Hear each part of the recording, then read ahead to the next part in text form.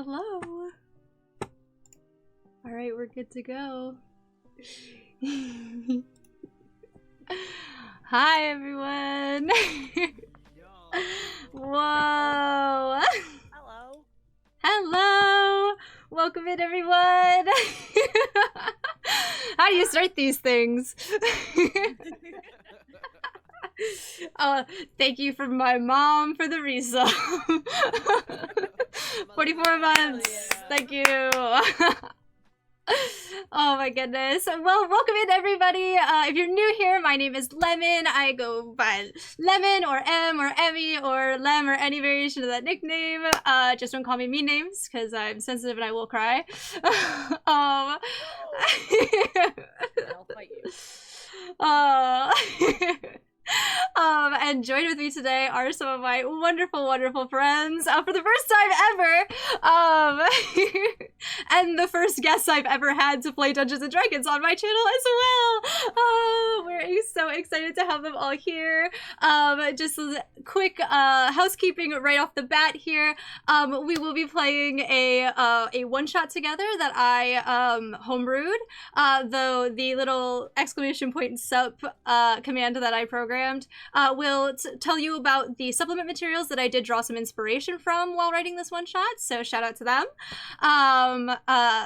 It is also a horror themed one shot, so please do keep that in mind. There's a little trigger warning command as well that talks about how there will be violence mentioned and graphic imagery as well as swearing and adult language, so if that is not your cup of tea, I would never do a swear. Yeah, who's gonna do it? Everyone bet now who will be the first to swear on stream. I'm betting me by accident. I know it's gonna be me. Oh, why is that's the wrong trigger warning. It didn't, excuse me, it's an update? Yes. The others are kind of quiet. Okay, I will up my Discord volume. Testing 1 2 3 1 2 3. Testing What? 1 2 7 8 9 10. The fitness gram paster test. Fuckity fuck. Oh, it was Whitney, and it was Whitney who placed bets on Whitney. Intentionally.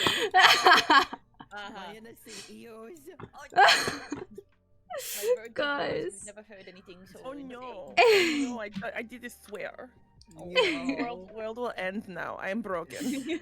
Oh my god. Thank you guys so much for the hype train. That's insane. I appreciate all the generosity that you guys showed at the start of stream. That's incredible. And welcome in all the new followers to the Lemon Tree. I hope you enjoy your stay. Second event and the other are very quiet. I just upped their volume, but let me see if I can... Wait, I could just be like real close to the mic. Just get all up on it. Oh, want. boy. Like, how ASMR do you want us to get? ASMR, where I break your bones. Oh my god. ASMR where I break your bones? Is that Just color 6, just... It's barbarian ASMR. I love that. That's actually a really good idea. You just Yeah. get like a melon and you just kind of take a hammer. It's like celery, or it's like like a bunch of pasta Dry being pasta. twisted. Exactly. Yeah. God. That's Yeah. actually really You did funny, it. and I think that could do really well. Write that down. Write that down.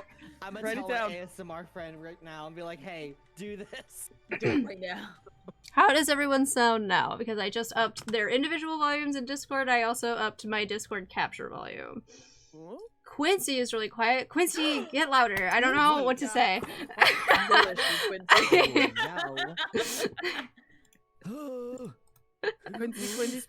Quincy spent too much time making sure their hair looked just so they didn't like up their own gain on their microphone. I can go so loud that it's gonna peak and everything, but that. I did just up the Discord capture, so hopefully, Heck yeah. It'd be Like- real funny if this person's computer was just real low. yeah. That would be so funny if it's Yeah, just check yourself. There's just one guy. Have you guys considering turning up your volumes? Have you considered? considered it's a you problem. It's not. Your Honor. Oh my god. Alright, if I could up the... Not one guy, it's everyone. Okay. Well, how do I resolve that? Because I have all the volumes up as peak as I can make them. Wait, can turn my gain up more. I can turn- Yeah, I can bump my it's gain because it's going too. through There's Discord, Whitney. It's like specific on Lemon's end, I think, right? Oh. Possibly? I've turned up and everyone is high but Quincy. Oh, but Quincy. Oh, now I'm like gain 200% high. All No, of it's you are just you. all of you are 200%. Ugh. Bye, Iggy. Quincy broke the game before it started. Well, Nah. it shouldn't be any type of Ogre. stream without it being scuffed. That's so nice. Thank you so much. Scuff stream. Hey, listen. This is my first time doing it. Yeah. Hey, it's Check in stream nothing for- wrong. Yeah, that's also at If the full stream isn't volume. scuff, it's not real. Let me see if I can put on the filters. I don't. Thank you so much to Smoking Glue Guns for the follow. I appreciate it. Wow. That's crazy. Look, You look, just point look. now. Just point. I don't got. Really Shut up. stranger from the outside. From the outside. Oh. I'm a bad friend. I'm a bad friend. Is my mic in a different input on OBS? Listen, my own partner didn't follow me on Twitch till like this year, so That's fucking funny. But also, like, I would expect nothing less from that person. from the fucking offbeat. I would expect nothing less from that troll of a human. I love it. Let's see. Input sensitivity is my. Alright guys, place your bets, chat, on who's gonna die first. Who has the most hit points? Wait, no. What am I saying? It's the sorcerer who's gonna die first. 18. You have 18? Pardon? 18 hit points. Are you just made of glass? I'm a Pardon. bunny. Dude, I got 40! I got 52. Oh, you got the most hit points! Okay, I got sorry. 52. Word. DM, I feel unsafe. Damn! Hospital. I got 52 and a pretty decent armor class, and then I can do a thing and make that armor class better. You got Armor shield, you class. bitch. I do not have What? shield. I do not have shield. Bet. I built my character for roleplay purposes. Oh, I did that as well. I just Well. also made her a tank. At least We my love that, guy though. is funny. My guy's there. Do we have a way of healing to bring back the dead bunny? Like, is that a thing that we do? No, none of us are a healer, so Guys, spoilers. Immediately. Shit. Suddenly shopping episode. Okay. How is this sounding for everyone? I've upped my input on Discord. I've upped or my output Yeah. on like my audio output on Discord. I've turned up my Discord like input. Like Emily, am being so deafened by my friends right now, but I will do it if it means Twitch Cat can hear you guys. I'm sorry. No, it's okay. It's totally fine. I just hope that everyone else can hear you guys okay. Also, like, maybe let me turn down, like, the music if that's possibly affecting. Where are we, audio? Where Quincy- are you? Quincy, And I'm Can so you hear sorry. us now? I cannot sleep. I cannot dream tonight. It's better now. They're definitely better now than before. Okay, we're gonna work with that. Bet. I can hear everyone. Sweet. We're sticking with it. Throwing your mics. We got this. we're gonna really lean into the vintageness of like the peakness, but Yeah, it's all right. It's fine. At First some point, one's- Lem's just gonna first have their pancake's headphones never like pretty, out it's to fine. here. Yeah, trying I'm gonna to be hear like, us. I'm like, it's great, guys. You're doing so good. I'll just have my headphones down here for the session. It's fine. I can hear you. I'll try to keep it. Wait, chat. Look at everyone else. Look at my over the garden wall earrings. They're little rock fact those are rocks. Precious. Because they're getting hidden under my headphones. Hydrate. Okay, I will hydrate. Hydrate or dihydrate. Lemon's I'm probably drinking the most cheer wine. You're not fascinating the DM. boss of me. I will not listen to you, Chad. I love cheer wine. Ooh. They have cheer wine 0. Like, Cheer wine 0. do I need to bring some with me this week? I'll bring a 12-pack, Quinn. Yes, please. I'll bring a whole 12-pack with me. Yes, please. All right. Well, now that we've resolved the technical issues that were to be expected, let's get a little bit into introducing who we are because did what? What? The neurodivergent spicy brained? I'm shocked. That's wild. So I'll just recap real quick. If you are new here, my name is Lemon, or Emily, or Em, or Lem, or Emmy. Any of those nicknames are fine. My pronouns are she, her, and I am going to be the dungeon master of this one shot. I homebrewed it myself. I've been working on it for a little while. I ran it for a home game, and I'm very excited to share it with my friends here today. You can find me everywhere else. My username is Lemony Emmy, so there's a little Y in between Lemon and Emmy. I just didn't want people mispronouncing it on Twitch as Lemon Yemmy, so Lemon yummy. So fair. Oh my word. well, welcome in. Thank you so much for joining us here today. This is a horror one-shot again, so if you're not comfortable with horror, please do keep in mind that there will be violence and graphic imagery described. Nothing visual, but like I will be describing it in graphic detail. And there will be plenty of adult language as well.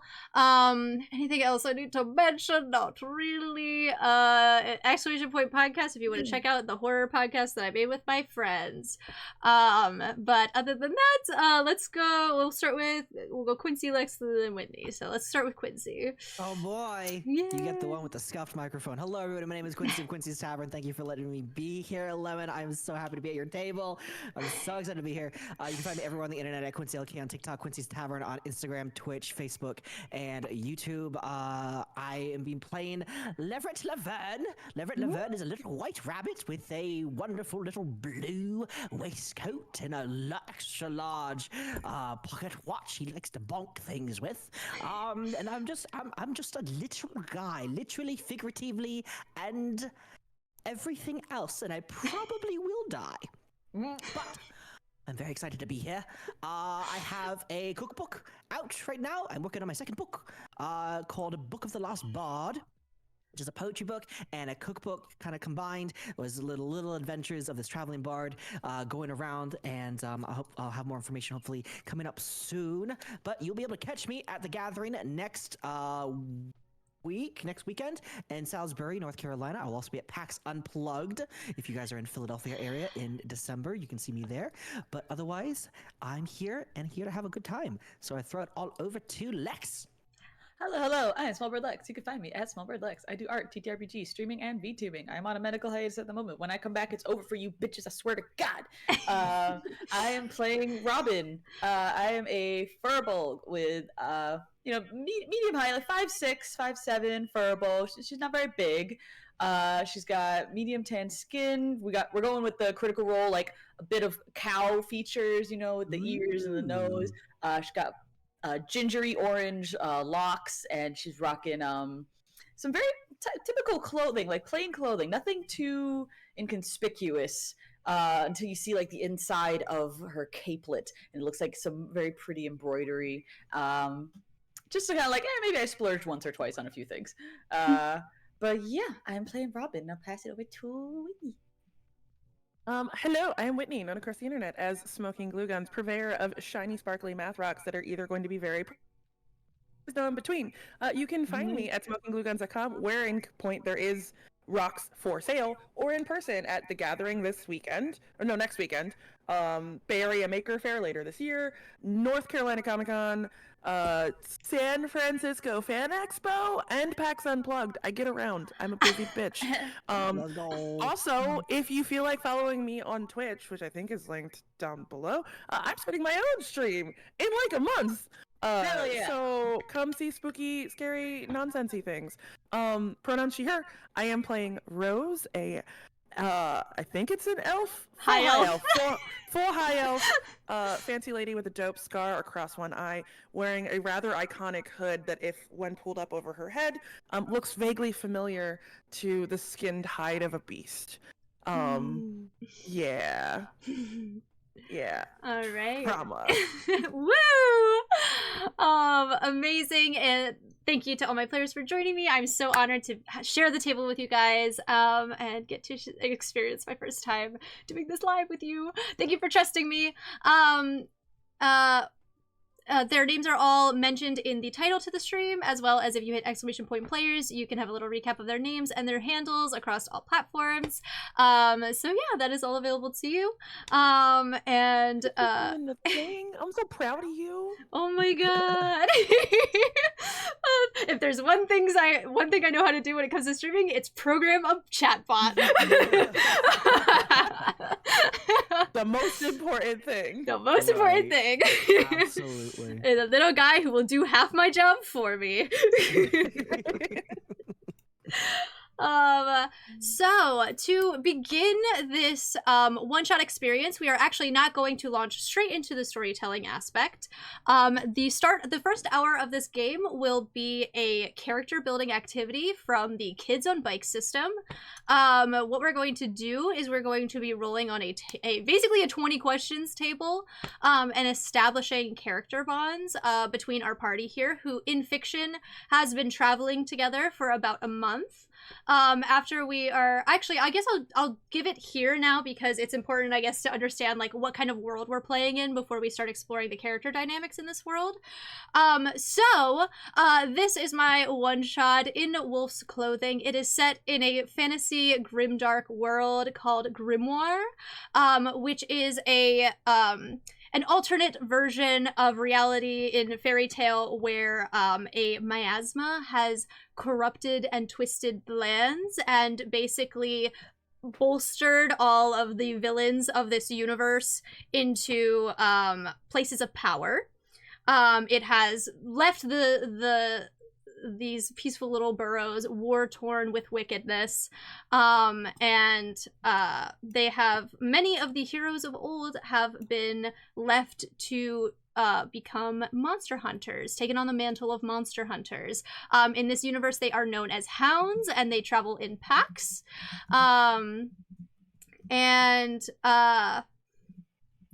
Additionally, these fairy tales come from all walks of life, so they are like classic Grimm Brothers fairy tales. They could be fables, they could be folklore, all types of creature of story live here, and are living under the heinous factional reign of different villains, such as the Wicked Fairy, or the Evil Queen, or the Queen of Hearts.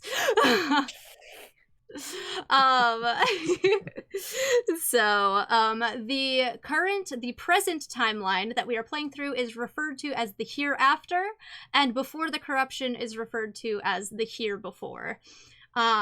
Everything else is kind of self-explanatory in a way. Like fairy tales, the way they work, everyone has taken a fairy tale as inspiration and has crafted that character into a character of their own, so it might represent several different iterations of those stories and the different ways that they've been told through time. And there are also maybe some creative liberties taken with some of them, as all of these creatures were in different basically places throughout their own story. Some of them have not seen the end of their story yet. Some of them are going beyond their happily ever after that maybe wasn't so happy. And so with that being said, I'm going to, the way that I did this originally is I assigned everybody a number on a d4 because I had 4 people in the party. Since we have 3 people in this party, I will be assigning everyone 2 numbers on a d6, and if I roll you, then you will be the starting person forming the bond, and then you will roll and then I will roll the d6 a second time to see who you are forming that bond with. And then the starting person will roll a d20 to see what type of bond we're exploring. We're going to do this until each of you has a bond with each other that is positive, and then we will do one more round of it to establish a bond between each of you that is negative. And these questions are what I will be taking from the Kids on Bikes introductory system. Ooh, interesting. That's a vibe. Yeah. So Quincy, you will be 1 and 2. Lex, you will be 3 and 4, and Whitney, you will be 5 and 6. So let's take our first roll. That's a 1. So Quincy, you are establishing a bond. Leverett is establishing a bond with Lex with Robin. So Leverett and Robin. So if you could do me the honor of rolling me a d20, Quincy, I will tell you what Boy. question. That is that's a 14. A 14. What is the bravest thing you've ever seen this character do? Oh. So this is from Leverett's perspective of what he's seen Robin do in the month that we have been traveling. Yes. Interesting. And this can be a discussion between the two of you. So, like, Lex, if Yeah, you have so- ideas that Robin might have done, like activities that Robin might have done that Leverett might have witnessed, you can be a back and forth conversation. So what do you think is some of Robin's, like... Is Robin a very impulsive person, do you think? A little bit. Definitely a little bit more versus like reserved. Yeah, definitely would pull the trigger versus like oh, this guy's gonna get me. Like, okay, bye. Okay. So I definitely look at Leverett is a very like fearful, kind of shy, very walking on eggshells type of person. Oh. He is he's a white rabbit and he doesn't want to get into trouble, and this whole adventuring thing with being called a hound or whatever this is, it's very new, it's very nerve-wracking, but I feel like he would often, in any scuffle or any encounter that the party would have, specifically with Robin, hiding behind your legs in particular, 'cause he's not very tall. He's not very tall at all. So I don't know, like, what are some, I mean, I would presume to assume that there was a time that Leverett got into some kind of trap or puzzle or scuffle or... The amount of times Robin might have grabbed you by the collar before hopping into a trap you didn't see or something. Just like, ah!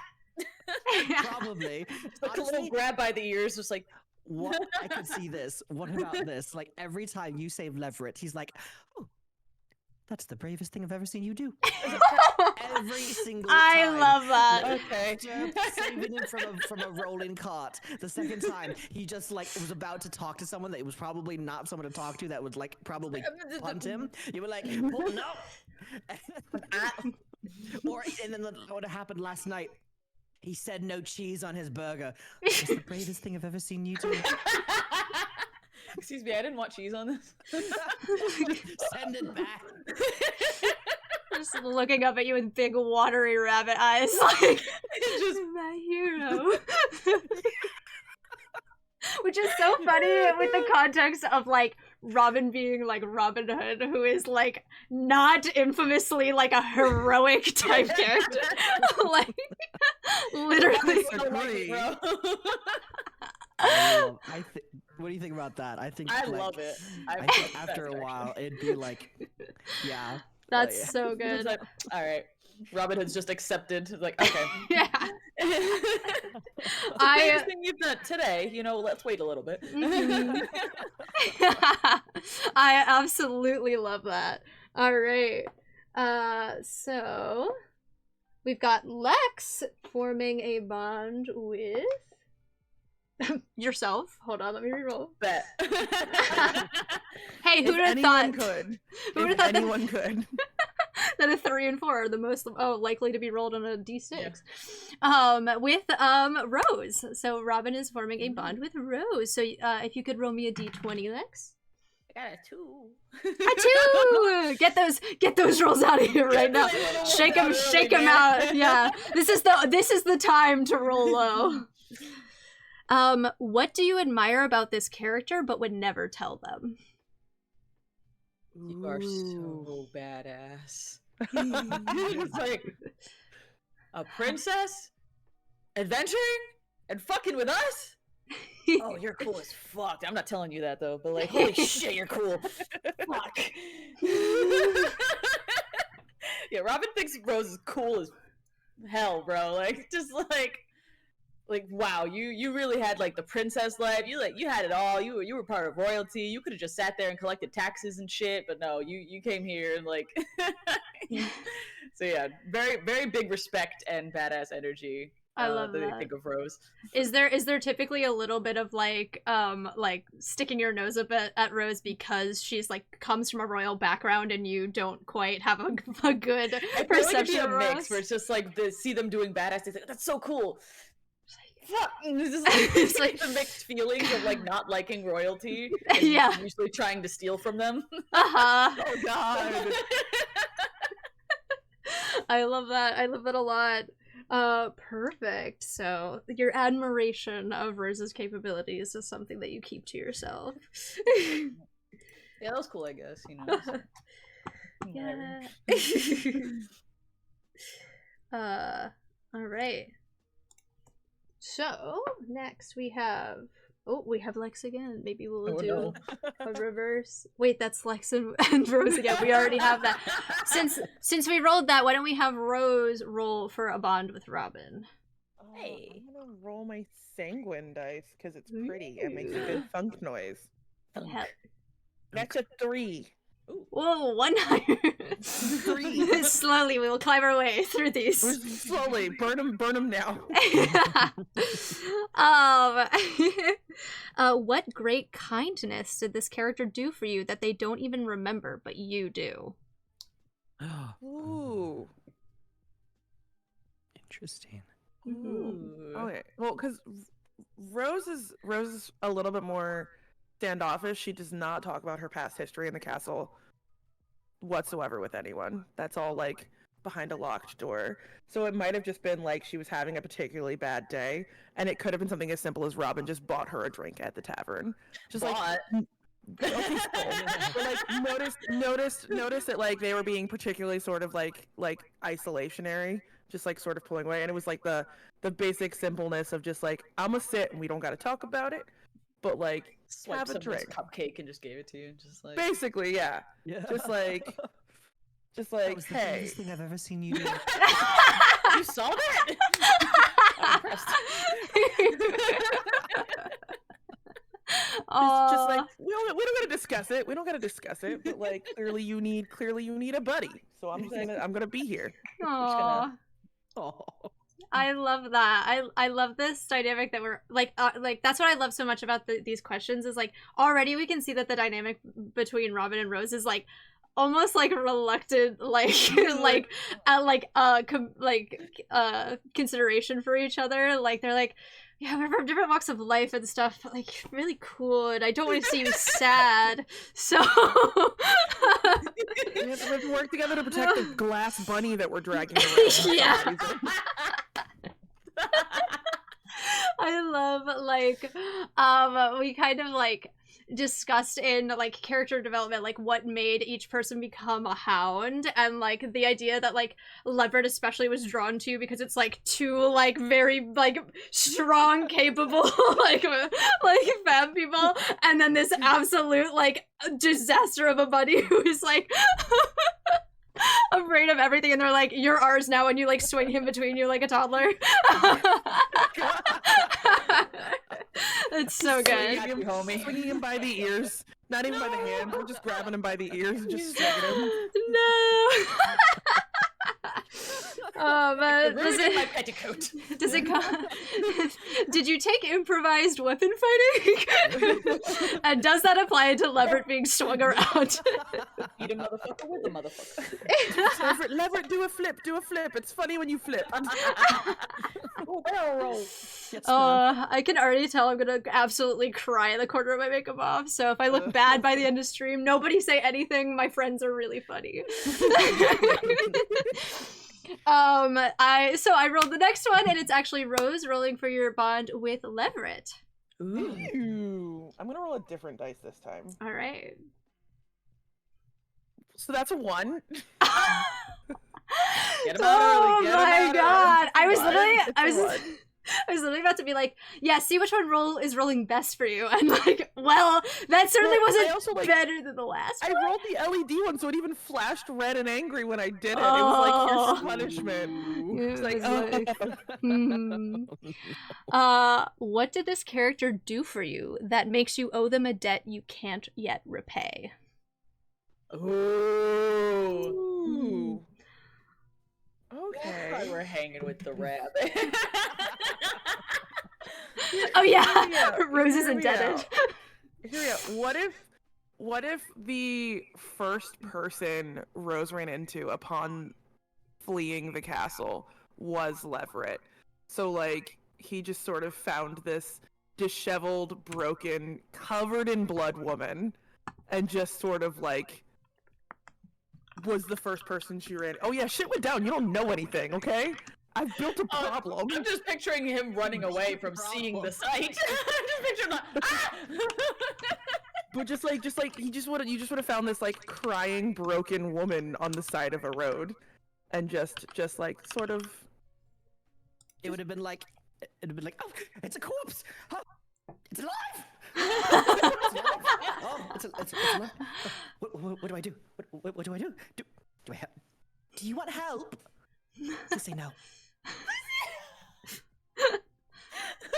Are you offering? Are you going to eat me? Do you have food and a place to get clean? Maybe. Then no, Please I don't won't eat you. I won't eat you. Why are you covered in blood? That's a question for another. You look very breakable. I am. How about this? I will keep an eye on you. Yeah. You give me food and a place to sleep. Oh. Okay. I might have lied about the place to sleep and to eat and the help. But here we are. So I'm just imagining Leverett like picking up Rose by the foot and like dragging her, like help us. kind of like just pluck you up by the ears and just like plop you on my shoulder. Don't worry. I will protect us. Yeah, absolutely. Hold tight. It's a little sticky up there. I'm still very wet. I can tell. Oh, it's bleeding into your fur. It is. Sorry. Oh. I'm sorry. You're painting the white rabbit red. Oh no! The rabbit red. Painting the rabbit red. Leverett starts having horrific flashbacks. You just kind of see him freeze. There's like PTSD. Just picturing Robin singing that every once in a while just for a reaction. he's like rocking.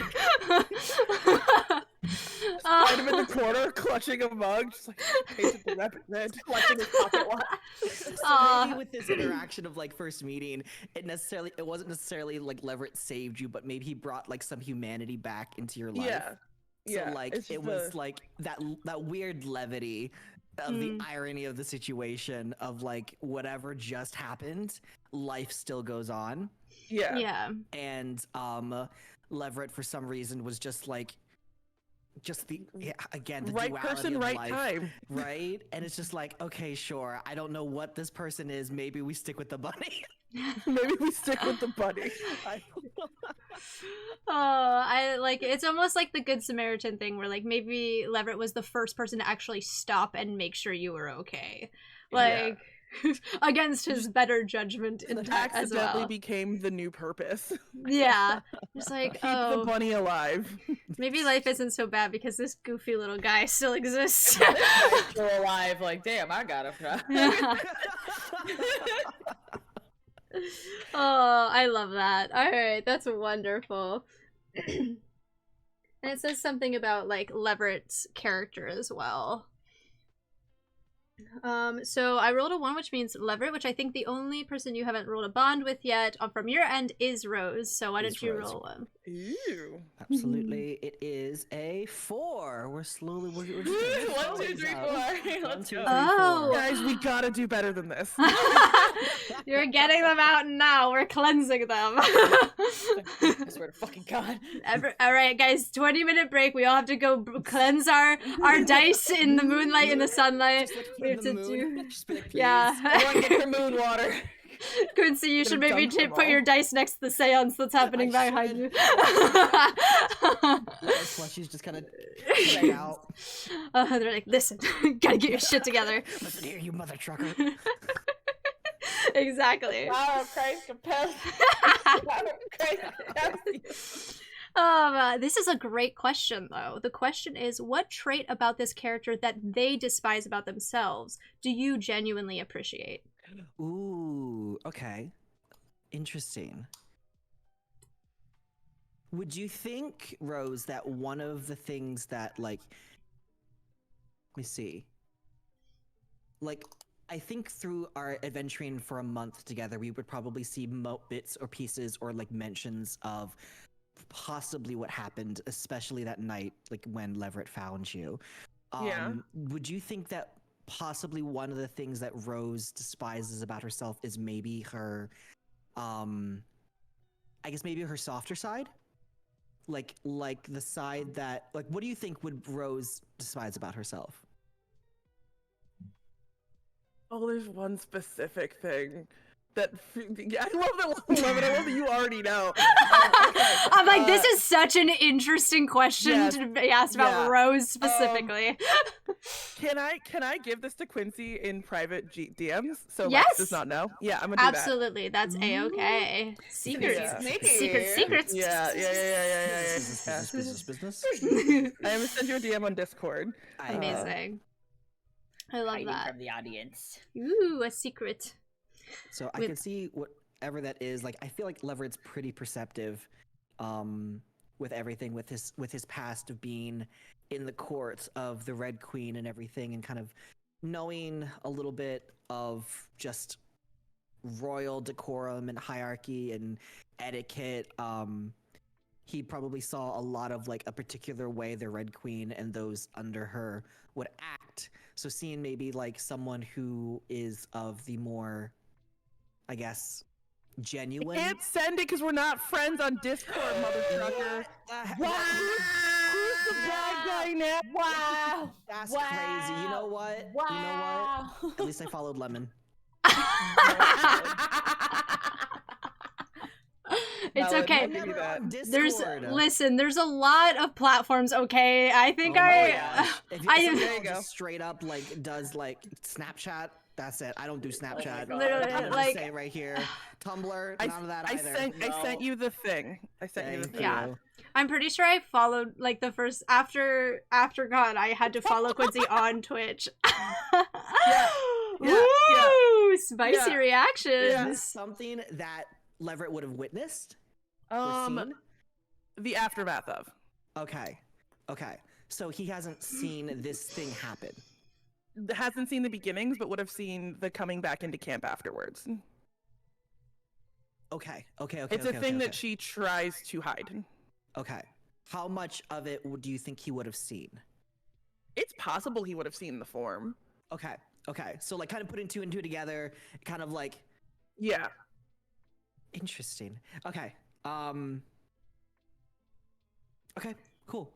I think you would have found that very fascinating. It would be very interesting, and kind of seeing your reaction of how, like, you despise that aspect of yourself.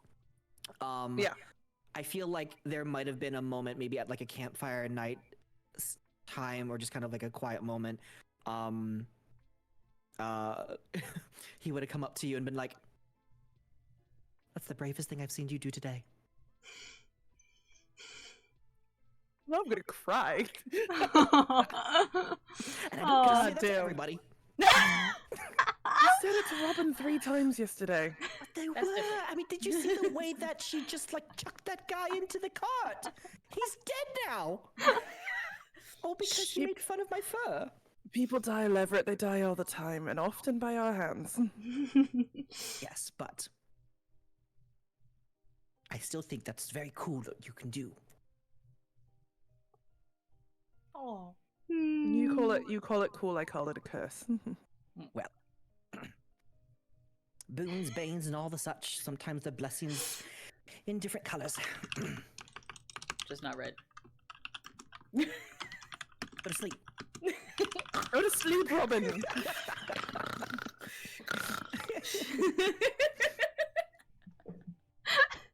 Just sleep talking, not even actually the conversation. It's red. It's like, oh, no. Fuck you, little John.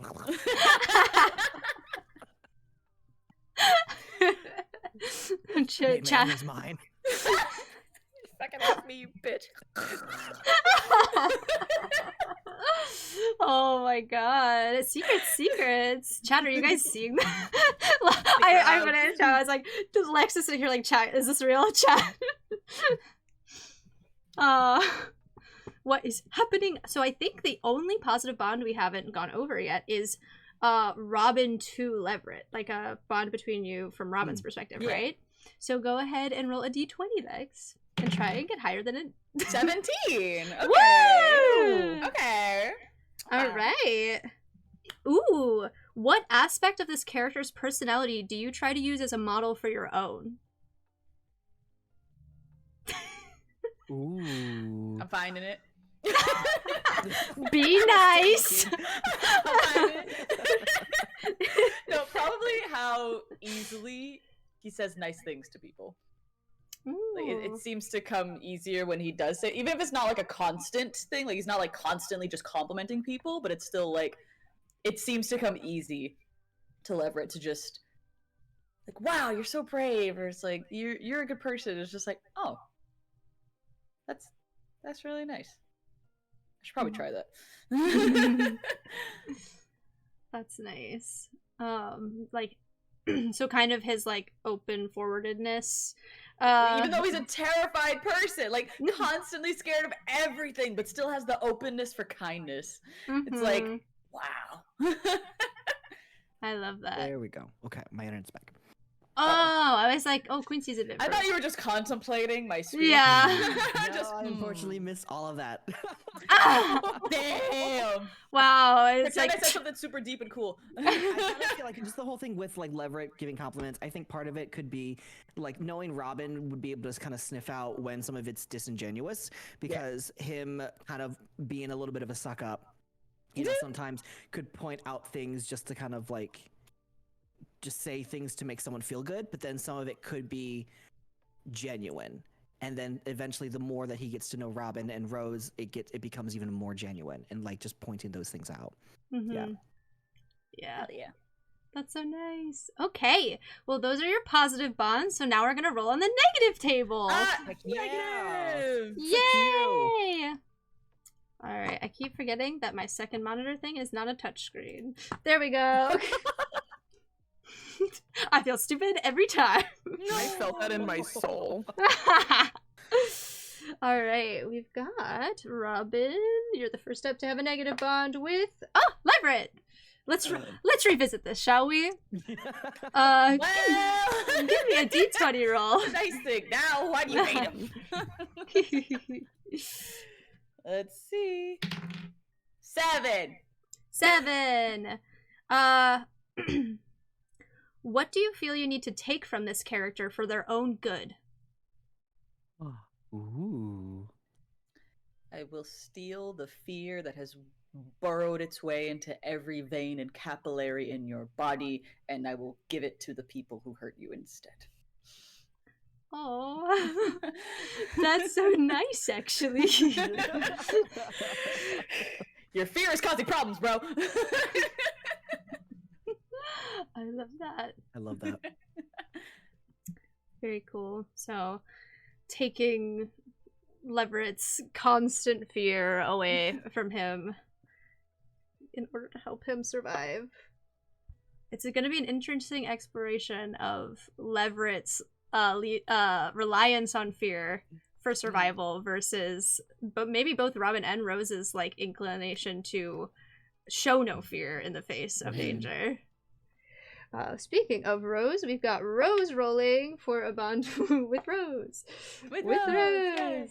Why are you mad at With yourself? Leverett. There's a lot of reasons. We got a list. Hold on. Let me We got a list. I prepared this PowerPoint for you. You are rolling for your bond with Leverett. Ew. Give me a good. It's another natural one. Oh.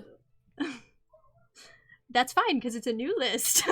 New list. It's a new list. New list. What? Who does? What did this character do in the past that you still resent them for? It's like the opposite. Now, it would come out through our travels that I did work for the Red Queen. Okay. who was known to like behead people, kind of went on a mad streak, is probably one of the bigger like adversaries probably happening right now, still in just like today in the world. Honestly, weirdly, that stuff wouldn't have bothered her.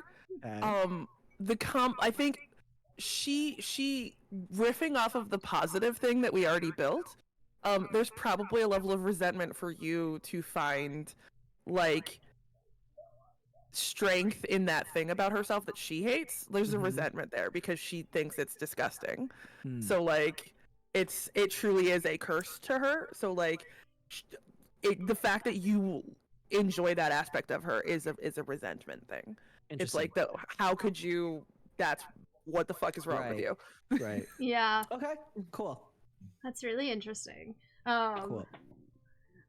For a footnote to expand on Quincy talking about the Red Queen, her domain is ruled by this like drive for order and like absolute control over how things are. So her whole domain is like this expansive hedge maze that people go into and don't often come out, and if they do, they're not usually themselves at the end of it. So she How the fuck did you get away from that bitch? yeah, they talk about her, the way that people talk about the Mad King in Game of Thrones is akin to the way that they talk about the Red Queen. Shit. She's a problem. Yeah. She is. You were like buddy with this bitch? You were like buddy with this bitch? It's more of a glorified alarm clock. Oh, let me roll. Right, I control that. That's cocked, and you gotta honor the cock. Honor the cock. Honor the cock. I rolled the same dynamic, so let's flip it and reverse it and have Leverett roll for a bond with Rose. Gotcha. 16. All right. Oh, what an interesting question. How far would you go to make this character suffer? Ooh, to suffer? Yeah. Let's see. Hello? That is a very interesting question. What did I do? The only way that I feel like Leverett would, and this is towards Rose, or is this towards Robin? This is towards Rose. It's towards Rose. What length? I don't think he would, unless obviously really provoked to do so. And that would probably be like, again, if his fear was still in control of him, if some way, shape, or form it was like a call for betrayal based on the order, under the order of the Red Queen, you know, kind of like that. If he was ever forced to really pick a side, kind of thing, he probably, out of safety, fear, and just I guess normalcy of what used to be his own life, would probably throw his friends under the bus. Oh, he would Bastard. turn you into the Red Queen. Interesting. Bastard. J'accuse. That's- Ooh, we get a little insight into like Leverett's kind of psychology there. That I guess. That's why I need to take that fear, man. What we Yeah. learned is Leverett is a little bitch. That's what we learned. I mean, if you didn't pick that out already, A narc. Oh Oh, no. oh, no. Oh, no. But it would definitely be from a selfish perspective. It wouldn't be anything like, oh, I'm gonna like reveal your secret, or I'm gonna tell people you did this. It would definitely be more of a self-preservation, at least from his perspective. Mm-hmm. Amazing. So that's Robin, have you rolled for both people? I did for Leverett. I don't think I did one for Rose yet. All right, then I rolled you first, so let's roll one from you to Rose. 6. 6. What is with these low rolls? Ooh, Burn what him is... now. Burn him now. Yeah. Yes.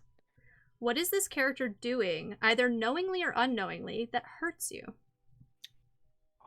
Ooh. Ooh.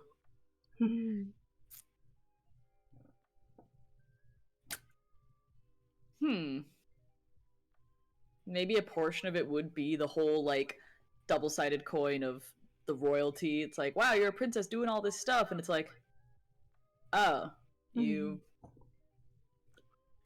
took away, like, you could have done something else with all that power of being royalty. You could have been elsewhere, and you could have helped in other places. You could have done something different.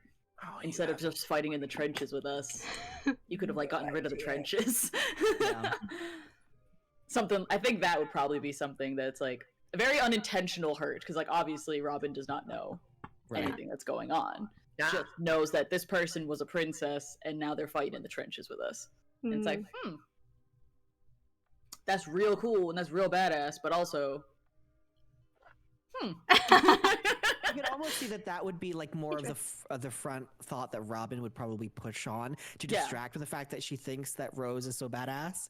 Yeah. And kind of like almost be like, well, I'm not gonna think about that, but like the fact that like you could have done this, right? Yeah. Like it's just back to the top. Yeah, it's like the one to keep you in check. Yeah. Interesting. Oh, interesting. Yee. I love this question. I love this question list. It really does provoke like really good thoughts about each other's relationships to each other. I rolled for Rose, so have you rolled both your perspectives, like one for Leverett and one for Robin yet? I think I did Leverett. I don't know if did I do Robin? I don't think you did. So I don't think I did. I don't think I did a negative for Robin. all right, go ahead and roll for Robin then. We're gonna not roll shit. A 13, I'll take it. Hey, Woo! above average. What part of this character's personality scares you? Ooh. Okay. Okay. So we already established that Robin's a dirty little thief. Maybe killed some people. Maybe killed some. That's fine. I killed some people too. That's not neither an here issue. nor there. It's not an issue. I don't know. What other traits does like Robin, or like personality traits does Robin like have? Like other than just like lackadaisical motherfucker. Well, like above table, it's all the basics of like disguise kits, hidden step. Like they could disappear in the blink of an eye, and you guys wouldn't even notice. Just like blend into a crowd. That could be something that's scary. But just and she constantly does. Like she'll dip to go and like steal something and come back and just be, hey guys, I grabbed us some food. It's like grabbed or bought? I said grabbed. Actually, that might actually, especially since we already said that Leverett and Rose found each other first, there's a level of you have the ability to just ditch us at any given moment, so like the trust is not fully there yet. It's you could leave. You have no, like in her head it's very much like a no emotional investment. You just keep vanishing on us. One day you're gonna vanish and you're just not gonna come back.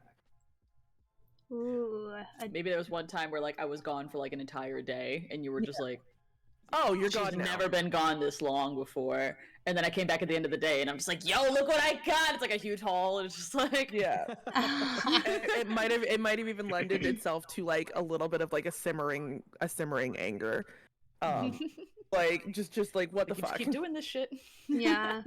Especially if like there was like if Rose found herself concerned for Robin's safety, just to have Robin like stroll back in and be like, "What's up?" And then it's like the world is so deadly and dangerous out there, and you without a word to us, your own. Yeah, Just like laugh. just fucked off. The fuck is wrong with you? Yeah. You're giving Rose gray hairs. I love that. I love that like little thread of distrust that we have there. So I think all we have left then is Leverett to roll. I think I don't have one for Robin yet. Robin, Like okay. like a negative to Robin. Yeah. 17. Oh. 17. Oh, why do you dislike this character when all other characters seem to love them? Oh, interesting. Okay. I That's think the so funny easiest when thing- most people don't like Robin. I think the easiest thing is probably that she's not royalty. Ooh. I think there would be that preference for Leverett because, again, his fear controls him more than anything. And if he thinks that Robin is not someone that can like promise or like protect or give him something, some kind of like modicum of like that like internalized, I guess, Classism. Basically that, like you can't give me protection, like you can't protect me, like what do you got? You got your arms and your bow and arrow, like what's that? Like, but You weren't complaining about that when I blocked an arrow for you. which is why he's a kiss up. That's the bravest thing I've ever seen you do. And is Ooh. probably much more like trying to get on the good graces of Rose after he learned that she's a princess. So it probably could be something that like it would be your lack of possibly decorum, etiquette, and things like that. It's like that's just very rude. Oh. It's like, oh, so you're gonna eat it or not? Very rude. Maybe. How I'll think barbaric. about it. Oh, wow, very interesting. How does everyone feel with these kind of connections that we've established here and discussed? I dig it. Like, I like it. let's say, like, Leverett, what would you say your perception of like Robin and Rose are? Like, where are you at the beginning of this, like a month into your relationship with each other? You've had minor encounters with danger, nothing that was entirely life-threatening, but were certainly dangerous. Right. And you've camped in the rain, you've struggled to find food, you've had like quite a few ups and downs with them so far. So how would you say Leverett is going into this with Robin and then Rose? I think with both of them, with Robin, he kind of like presumes that like it's a very hodgepodge put together party. Kind of like again, like we've discussed kind of like prior, it was like it felt like more of out of necessity, and it's just kind of like this is becoming the routine. I don't know if he finds them as like, well, he doesn't really look at anyone closely as like a friend. So he kind of feels that people are just familiar or like acquaintances, but also like I don't think he ever considers himself a friend to somebody else because he doesn't really have someone who cares about him genuinely. This is like out of necessity.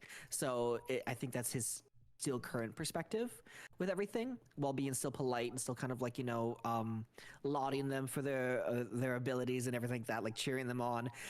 It still comes out of like that. This is needed. This is safety. This is like it, and for him, it's like let's try to keep this ring of safety around him as long as possible. Yeah.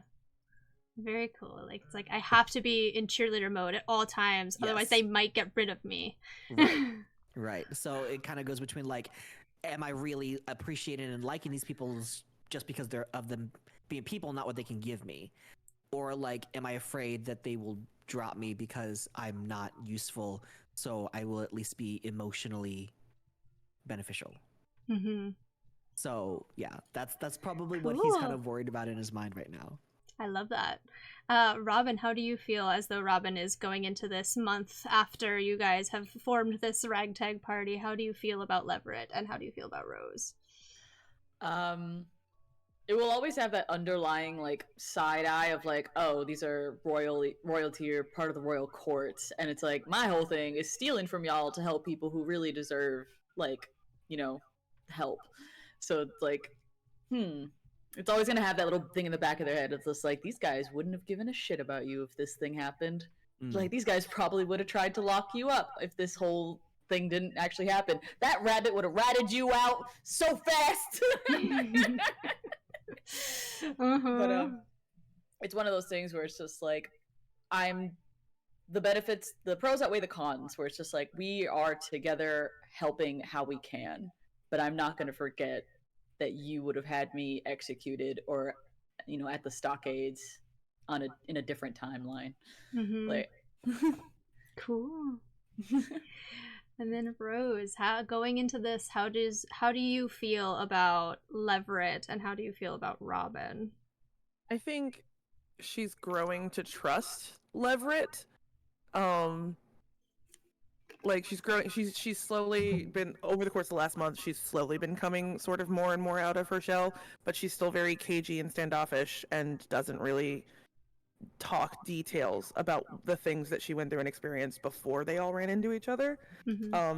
And with Robin, I think there's a level of almost frustration with the fact that, like, to a degree, she's a fancy, very gorgeous person and whimsical. Like, there's a level of, like, probably almost even attraction there, but, like, does not want to act upon it because we're still, like, deep in the throes of everything that went down. And then So it's, like, frustration that, like, you're even considering liking this person. oh, I like that. Is that like distrust you kind of talked about, like holding her back a little bit, where she's like, rein it in, like this person, don't get attached.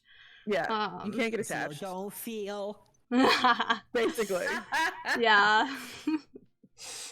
This is gonna go very Kingdom Hearts, where Mickey Mouse is gonna like come out of the shadows and be there.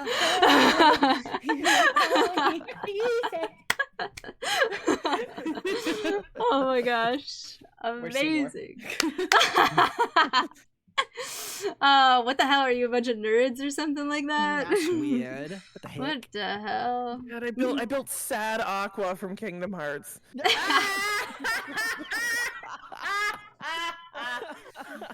I built Dark Aqua.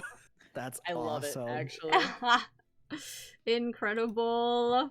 Oh my goodness. Well, that is the conclusion to our little introductory activity here, our bonding activity. Thanks again to the Kids on Bike system for having that, like, really insightful list of questions. I really like how it helps you guys, like, establish your connections to each other, your relationships to each other, and your perceptions without having to go through the whole rigmarole of, like, role-playing a session 0. And it sounds like you guys have some very interesting dynamics to start playing off with. We're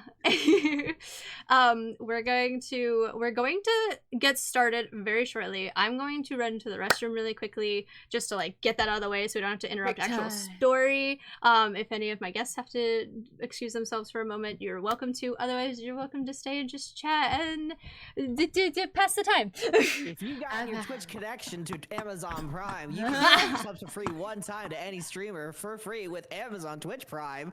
If you have any primers in chat, you can subscribe here to Lemony Emmy for 30 days of ad-free viewing plus amazing emotes. You should totally do that right Just now. remember that you need to re-up that manual subscription every month. Absolutely. And because it's it better does to not do it on auto-renew. PC. It's better to do that on PC than it is to do it on your phone because your phone costs too much. Your So phone do charges that extra now. because the iOS app is weird, Yes. stupid. Something about more fees. I don't know. Either way. But I am obsessed with all the squishmallows in the background of Lemon's frame. Absolutely. right? It looks like the coziest like pile I want to of go. fluff I want to ever. go. I want to go flump in it. Just But I saw a question earlier what cheerwine was. Cheerwine is a cherry soda that is started, I think, in Fucking the best is it's what the best fuck soda. it is. It is my favorite soda Here's ever. the thing. Here's the It thing. It's like you know how Dr Pepper is the superior to Coke and Pepsi. I will die on that hill. for sure, It- for sure. It is. It is. For It is. sure. You wanna know why? It's You wanna know gross. why? It's not. It's not. ugh, You it's just so- you it's just been so conditioned. sweet. It's You've been so conditioned sweet. by Big Soda to believe No. that cola is superior when really you gotta be going for fucking the other ones. But like Cheerwine's like a combination of like a birch and a cherry soda. It's Yeah. really good. No, you gotta try Cherry. it. You I gotta don't try like it. cherry. But like it's not cherry. It's not cherry. Cherry is forward. gross. Real cherries are great. Cherry flavor is awful. It's not cherry forward. It's like it's more of like a birchy with like underhints of I would like try this other soda, but fuck Dr. Pepper. I'm sorry. It tastes like licorice and cherry and cupcakes had a very sad baby. you are incorrect and so wrong, and I will not take this fucking slander. Too bad. You're taking it. You're gonna I send will your not. You picture of cannot make Whitney me. and I cheersy and cheer wine to you. Absolutely. So glad a really important discussion went on with Oh yeah, her. very important. Very serious. It started serious and then it sort of devolved. It devolved into just fucking Dr. Pepper hate from Lex. Because it's gross. You are incorrect. Look, you are gorgeous. You are stunning. You are Root right beer and about Dr. so many Pepper are in the things. same category. Nasty. Again, I repeat, you are gorgeous. You are stunning. You are correct about so many things. On Where's this, that on sheriff this, of Nottingham? you're allowed to be wrong. What's the sheriff? No! I can't believe before we even start playing, we're all gonna leave the stream because Lex said root beer is You gross. can't make me stay in a chat with this fucking root beer hater. What? Root beer is so nasty. It's You're like so licorice wrong. adjacent. No. It's okay. You're gorgeous. You're allowed to be wrong sometimes. You. Pretty people are allowed to have bad opinions. I'm being nice to myself. This is some bullshit. Too bad. Hello, DM. I love it. Hello. Hello. Hi. Are we ready to play some Dungeons and Dragons? Oh, play the Durgans and the Durgans. The Dragons and the Dragons. I'll have all of chat know that I would never slander root beer. I'm a root beer truther. I'm surrounded by incorrect. And I've simply never had cheerwine, so I don't have an opinion on it. It's so good. For my Brings them to the red I'll floor. have a cream soda float. I'm not having a root beer float.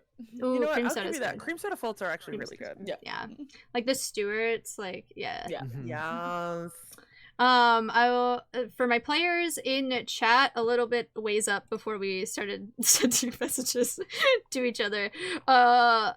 I posted 2 links to YouTube videos. The first one is a music, like one music number that I would like you to hit play on when I indicate for you to hit play on, so that you're hearing it while I narrate the opening scene. And then the second link is just some general spooky ambiance for you to keep on in the background if you'd like to be hearing what I'm hearing and what the stream is hearing.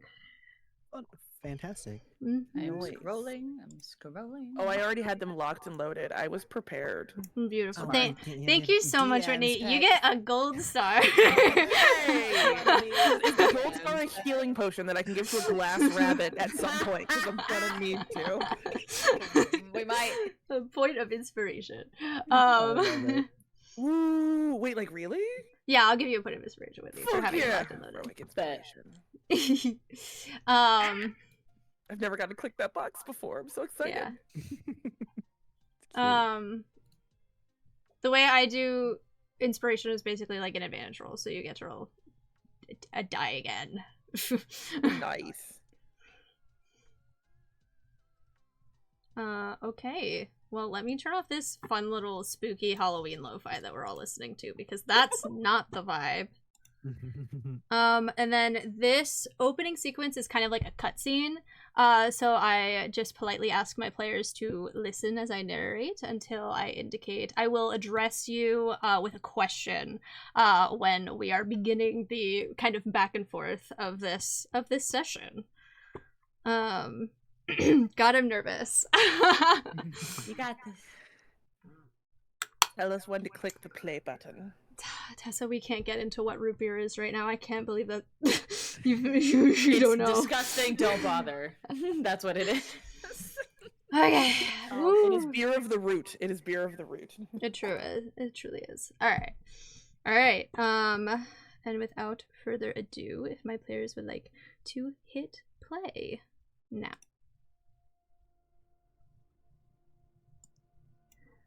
Once upon a time. It implies a story that took place any considerable amount of time ago. And lo, has the time long passed. It's been nearly a century since the arrival of the hereafter, since the disease of the miasma began poisoning all that was well and fair. A usurper's poison, one which does far more than send a princess into a long slumber. It gutted and asphyxiated and devoured this world with unforgiving, unyielding force. This, the world of Grimoire, once known for its tales of triumph over evil, good overcoming bad, and the promise of a happy ending. Now, heroes line coffins the way their riches once lined coffers. Upon their thrones, villains revel in their newfound reign, painting their roses red with the blood of fallen royals and feasting on beasts of fable. Yet you have remained, shrouded in the safety that so many like you sought desperately as their world of magic and merriment crumbled around them. Your party, your pack, those not courageous or mighty enough to hold blade to throat call you hounds. And you are survivors. At least, you were. Now here you lie, bathed in your own blood and viscera, an atrocity that only pure evil can manifest, screeching in such a way one might prefer the sound of nails on a chalkboard to this creature's horrid call. Rose, you glance to your left, and through the scarlet staining your vision, you see in time this creature's talon rip through the exposed flesh of your companion Leverett's stomach, and he collapses to the ground, motionless. As the edge of your eyesight clouds and you feel something primal stirred deep within your chest, you just manage to witness an arrow whiz past, glancing off the scaled feathers of your opponent with a defeated clatter.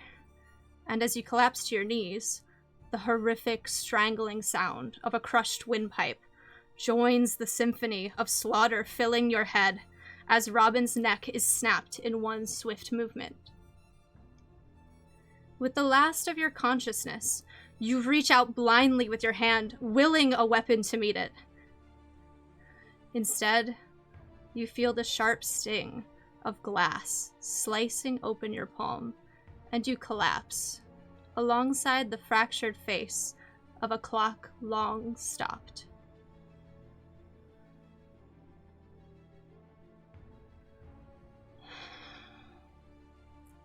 You see a light on the back of your eyelids, and with one final breath, you whisper for salvation, willing help to come, for the end to be met with open eyes and beating hearts, for it to not mean your deathbed.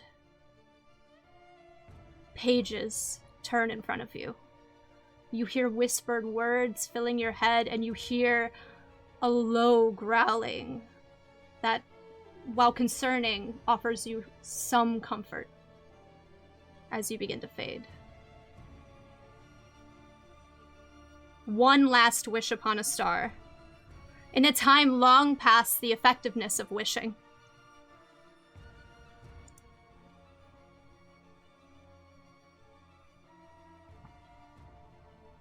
Except this time, someone heard you and sought to grant it.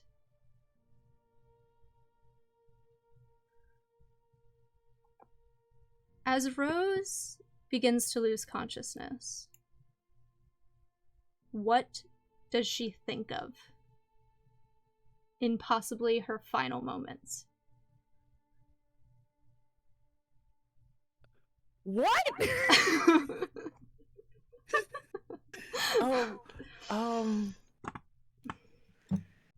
She would be thinking about her final moments with Adam.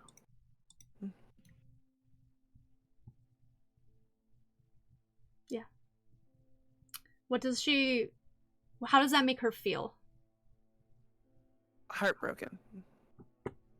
She's thinking about taking her blade and carving it through his body to stop him before it got out of control.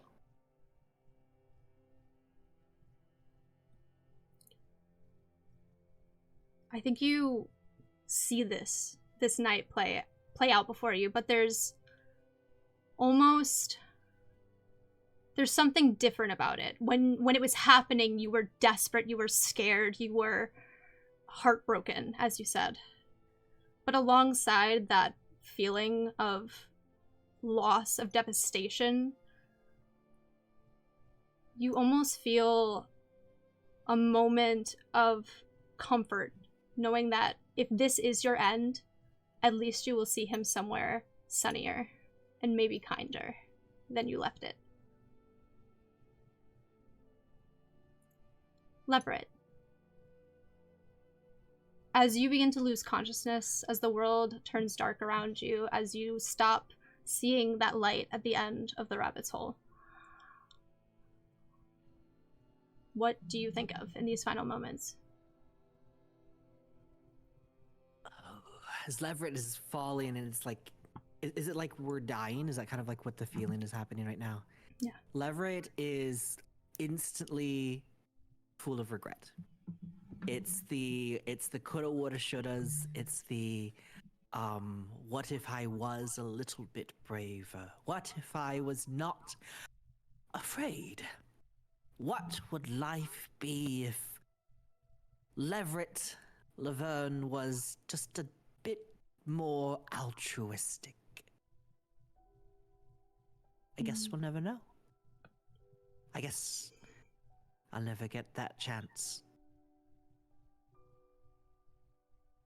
As you're running through these regrets in your memory, they're flashing before you like scenes from a picture book.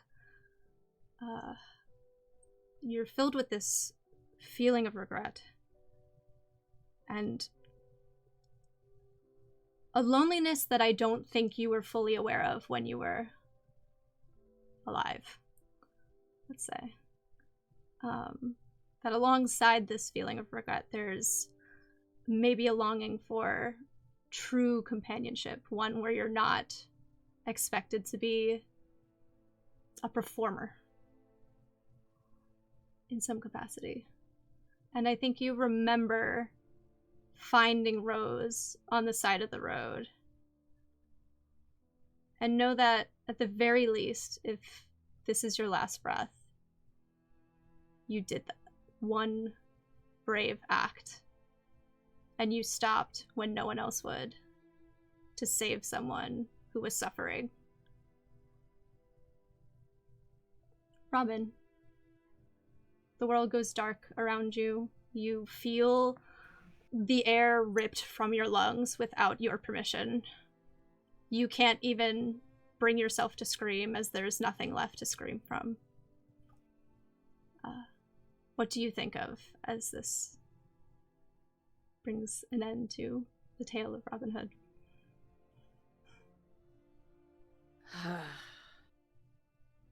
Sorry, Marion. We'll try the wedding next time. And just immediately thinks of Maid Marian and how she wanted to just spend the rest of her life with her. Thinks of the bards singing songs of Robin Hood and just all the people that she's helped, and just, damn, I can't help people anymore.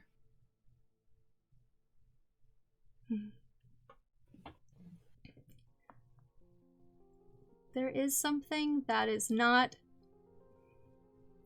entirely upsetting about this being your end. You know you've done good. You know you've served people well. You know that, as you said, you've left a legacy behind that is worthy of being told through song and story. That is not a small thing. That is something to be celebrated, especially in a world so full of loss and erasure and desperation. You made those people a little less desperate. But I think this regret that has burrowed into your heart like a thorn that's impossible to remove is not taking the one thing you wanted for yourself. And you guys slip into a quiet, warm, dark rest. Shortly after, you hear a scuffling. And I would like all of you to give me an initiative roll, but we're not entering combat here. I just want to see which one of you is going to wake up first. Like our normal like initiative rolls, like plus whatever and everything. Sure, why not? I have a feeling I know who it's going to be. So it's a 29. It's a 29. 11. Woo! Okay. Look, it's not my fault I have a plus 10. Okay, no, it is my fault. It is 100% your fault. You have a plus 10. At level 4. All right. Yeah, at level 4. We are, by the way, this is a level 4 one shot. So, I was a bit generous to them with when I said they could roll their stats and take away any ones and take the 3 highest. We Like, could have done point no, nine. no, I'm not a coward. I'm not a coward. I'm not a coward, Lex. I'll just kill you in the first 3 seconds of the game. It's fine. All right. So, Rose, you are the first to feel like a stir of your consciousness. And you, as you do so, not from around you, but inside, you hear this like crackling deep voice. And it just says, awake. And you feel yourself coming to. Like mechanically, am I like at a single hit point, fully healed? How fucked up am I? So, if you open your eyes and take in your surroundings, you will notice that you are no longer left to die on the floor of the forest that you were engaged in combat. Okay. You are in a warm, cozy cottage.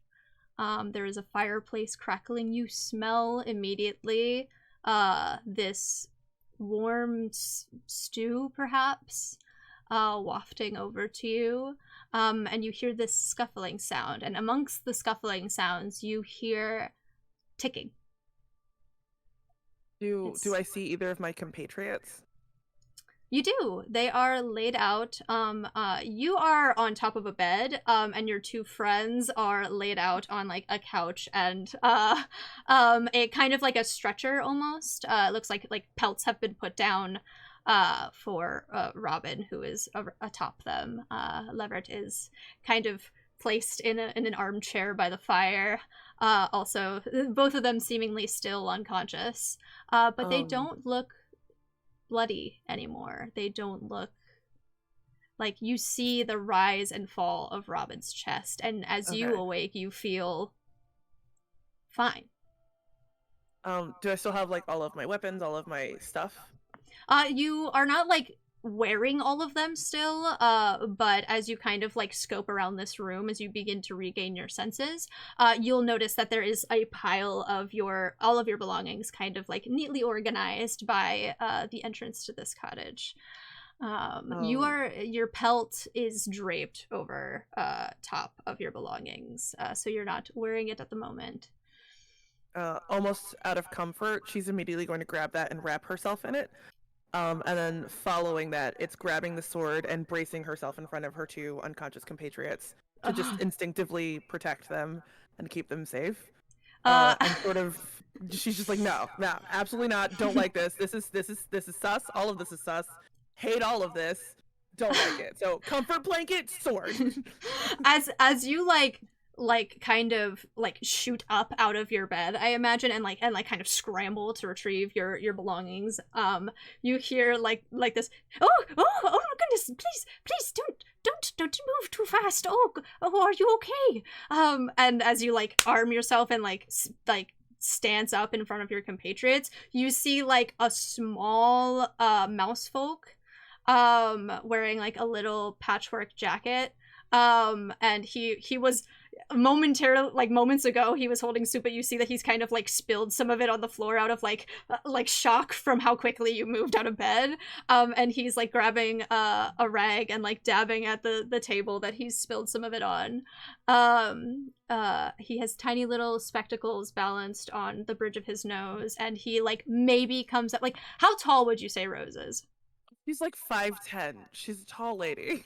Okay, so he probably comes out to like maybe your hips. He's closer to the size of Leverett. And he's kind of like hunched on himself as he talks. He's like, "Oh, I'm so sorry. I didn't mean to alarm you at all. Are you okay?"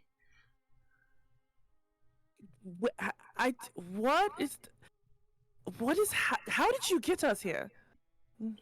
Oh, well, it was quite unfortunate that I found you the way I did, but maybe perhaps fortunate because, well, I was able to bring you here and nurse you back to health with the help of my companion. You were a bit much for me to move. I took the little one. But she served well in helping me carry you and your other companion, your other friend over there, back here. I should introduce myself. I am Dr. Hickory. Dr. Hickory Dickory. We were dead. We were dead. We were dead. I died. At least that's what it felt like. Well, in a sense, yes, you were. I saw the light fading from your eyes as I approached, but Grimoire is special in a way. And as I said, very fortunate and unfortunate that I found you. And like you, like, now that you're kind of standing up in this room and you still, like, you notice that the scuffling must have been Dr. Hickory, like, moving around and preparing these bowls for you all. The ticking, however, is coming from, you see a large grandfather clock stood kind of in the center of this house. It's odd almost that the way that everything is arranged here kind of centers around this large wooden grandfather clock. But as your gaze carries away from that, you notice that the walls are absolutely covered in other sorts of clocks, cuckoo clocks, and like ancient antique clocks, hourglasses, all sorts of timekeeping vessels. Can I roll an insight check on Hickory to Sure. see if he's like? I'd like to roll an insight check on Hickory. Please go right ahead. It's a 15. Okay. What are you Oh. trying to exactly glean? I'm trying to glean if he has any ill will towards us. You don't see any kind of ill will. He looks entirely earnest in his intention and his concern towards you. I'll also just give you that he is telling the truth when he says that he found and brought you back here and nursed you back to health. There is nothing about him that would incite any kind of, like, suspicion. He's just being honest. Rose is gonna relax a little, and sheath the sword, but her hand stays on its hilt. And she's just gonna look back at her friends and wait. Because if I woke up, it's only a matter of time before they do. Speaking of, I believe Robin was the next in our initiative roll. So, Robin, you come to feeling this warmth surrounding you, and it's not just the quiet of death anymore. You feel actual warmth. You hear the crackling of fire. You smell this delicious stew being prepared. And you hear rapid footsteps for a moment, and kind of a clattering sound and hushed conversation nearby. And you return to your consciousness. The second Robin feels any sort of regular consciousness, or at least old consciousness after the death one, she immediately, especially after hearing rapid footsteps, gets up, pulls out a dagger, and just starts looking around, just like, who? What? cake. Another one. Oh, another, because your friend is a rabbit, I see. Yes. Tiny folk. Yes, we are quite common in these woods. Yeah. Good people. Mhm. Just she's just like trying to like take the breath of like calming her heart from going like 120 per minute. Like Mhm. just okay. And after seeing Rose standing and Leverett sleep, it's like okay, we're safe. Clearly, we're okay. I'm gonna take a wild guess that was you. Yes, it was I that found you, and I brought you back here, and I nursed you back to health. Are you feeling well? Do you feel as though you are, have your wits about you, I should say?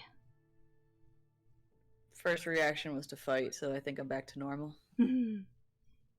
Yes, you and your friend share a similar instinct, and I do not blame you. It is a dangerous life for hounds out there, I hear. Yeah, you can die, apparently. Yes, and so often they do. But... Thank you. Yes, of course. Both of you are welcome to enjoy some stew. It is potato and lentil. I have just made it fresh in hopes that it would maybe do exactly as it has done and bring you back to life a bit. Yeah. Is there any meat in it, or is it just potatoes? Just potato and lentil. I am afraid. I am a vegetarian. I could use for like a good thick steak, honestly. The cow Verbolg.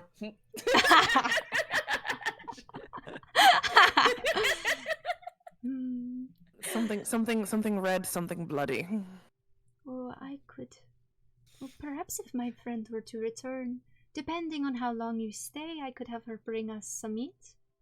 Maybe it depends on how long it takes Leverett to wake up. Well, if Robin it's probably starts poking him. if it's Heavy several sleeper. days, if it is quite a few days, then I shall have my companion bring back some hearty meat for you, and she could prepare it. She is quite good. As long as it's rare.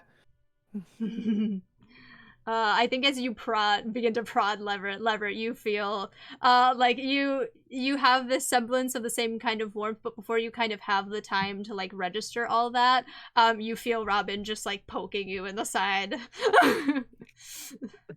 So Leverett would probably, gosh, let's see if it went into kind of like a sleep type of thing, the Predator would be like, 5 more minutes, please, 5 more minutes, and he would It's curl fine. up, and you would see kind of like as he rolls over, it very comfortable, kind of like maybe thinking it's all a bad dream, would drop his pocket watch that would drop, and it probably would like hit the ground, and that would wake him up. Mhm. Am I dead? Are you dead? You're dead. Not anymore. We're not dead, Leverett. Ah. But the soup. Ooh. Would Leverett know Dr. Dickory? I think you may have heard in Make a history check. passing, perhaps. Yeah, actually, you know what? Make a history check. Check. That's a stat that exists in Dungeons and Dragons. That's a thing. 8. Oh, Woo! I think maybe you had like in passing at one point mentioned like heard someone speak about him, but they almost don't talk about him as if he is like, they don't talk about him as if they've seen it's someone that they've met. They talk about him Right. as someone that they've heard about. Mhm. And I think that's about all you know regarding him. You've never met him personally. Right. Phew. Yes, D- me. Where are we? You are in my home. I hope it is of to your liking. And he gestures, and you notice just an obscene amount of clocks around. Yeah, Leverett checks the clocks and it's like mouse clock, mouse clock. Dr. Dickory? If I may That is my presume. name. Hello. But Leverett jumps down off of the chair and runs up to him and kind of like awkwardly kind of like does that whole like do a handshake thing, doing that, and then kind of like pleasure to meet you, Leverett Laverne. I've heard so much about you. Are you really as good at fixing clocks as people say? Oh, yes. In quite many ways, I am an expert at fixing clocks. First of all, well, my manners. Did you save us? I did. My companion and I found you in the woods, and we brought you back here so I could heal you. Nurse So you we back did to die. Congrats on your first. It is always quite shocking when it happens the first time. Oh, that's a good question. Is it all of our first time dying? It is all your first time dying. Cappy. Ah, I did not like it. no, it is often quite upsetting for the individuals. Yes. That's why I strive to have my home be as comforting as possible upon their awaking, if I am the one to find them, which sometimes I am, sometimes I'm not. I don't agree. Well, I don't. It wasn't upsetting. It was closure. Did you want to die, Rose? I don't think anyone wants to die, but there was comfort in it. There is She wanted to often... die. Dr. Hickory looks at you with like a compassionate understanding of what you're expressing. He reaches forward to like touch his hand to your hand that is like primed on your weapon, as like a show of comfort. You are welcome to pull away, but I don't think she pulls away. There is a noticeable flinch. It has been a very long time since she's had like contact, even from her friends. I don't think she makes a point of like touching or being close to people. yeah. So like the physical touch, like there's a flinch, but she lets it happen. As he touches your hand, you feel that same kind of sense of tranquility, of that closure that you're referencing. As his hand comes in contact with yours, that feeling is kind of stirred again. And he smiles at you before withdrawing his hand to not overstay his interaction. You have been through a lot, my friend. It is understanding to desire rest, but it is not time yet. You have a long story ahead of you. Do you know what that story is? Because I don't.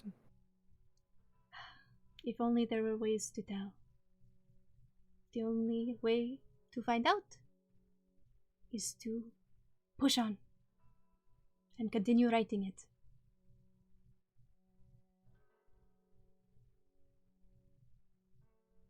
Please, though, everyone, help yourself to some stew. Your belongings. Potatoes and lentils. Robin's already got a bowl like halfway done, just like. I'm so glad. A handkerchief and be like, manners. I've had your belongings polished and kept clean and returned to the door here. Your clock, Leverett, I noticed the face of it was cracked. I was unable to fully restore it to time-telling capacity. But there's a chance. It's strange. As of now, I've repaired the face of it. It was shattered upon your impact. Oh, it's quite all right. I was going to inquire if you were able to repair it.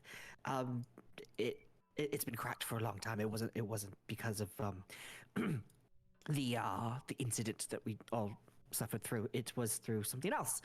But do you happen to know if it's like out of curiosity, if this is something that can be, what's the word, traced or tracked? Is there magic in it that is sending out some kind of signal? Your watch? Yes. Are you worried about misplacing it? No. I practically have it on me all the time. I don't really know why. It's just something I have with me. But if more so worried if someone else knows if it's misplaced. I see. You spent many years working alongside the Red Queen. You fear her return? Working alongside means kind of implies the fact that we were maybe more comrades and friends and acquaintances. No. I was just a I was just an alarm clock. I was just a scheduled keeper, if you will. Nothing alongsideness would count. My friend, sooner or later you will realize that your time belongs to you. As does that watch. So it can't be cracked. It can't be tracked. No, you are safe. Especially Okay. here, you are safe. Okay. Lovely soup. Yes. lovely soup. Thank you. Thank you. It is an old recipe. Third bowl. Leverett looks down and his bowl is gone. Pay attention.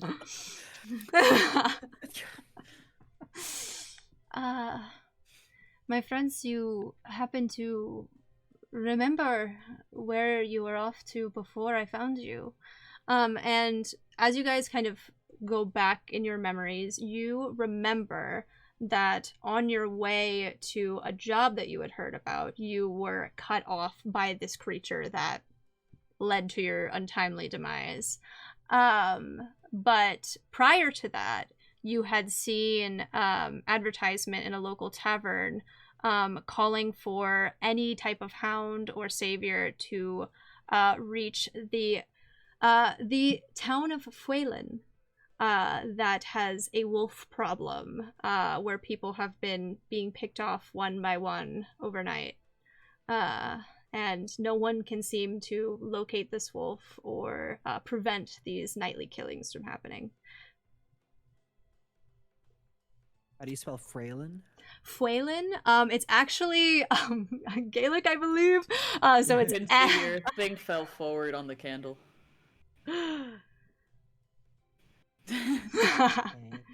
Don't burn the blushing. How do you spell Frailin again? So Fuelen is Faola with a little dink and N. I'll so glad French. you have them. Thank you, Lex. Yeah. Throw it in the chat for y'all. I saw him tip over and I was just like, is he trying to... He's trying to. The griffin is emulating. I was gonna say that's a little too seriously, buddy. It's okay. Oh. It's like That's that, very and then pretty. there's a little yeah, There's there a you little go. Little Then Little there's a boop. ding on the A in the latter half of that, but I'm not looking up the way to get that on my keyboard. No, No, that's a mood. That's a mood, and I Yeah. respect it. No, Yeah. Frailin. But yeah, it is pronounced like Fway, like way, but with an Fway. F. Fuelen. Frailin. Caitlin. We're going to deal with a wolf problem. We ran into a few more problems dealing with that one, didn't we? Oh, yes, the town of Fuelen. It's funny that you should mention that. I believe my companion was actually on her way to there. She had stopped by very briefly, and well, that's when. But really, I've been telling the story a bit wrong. She came across you. She contacted me. I came and helped, and this and this and that. It was kind of a quick happenstance. But she is the one who found you originally on her way, I believe, to the same location. Who is she? You may be familiar with her. I don't know how many hounds that you are sort of aware of outside of yourselves, but she's quite known for being one of the few lone hounds among here. Her name is Carmine. Carmine Chaucer. She oftentimes goes by Red, though. Ah.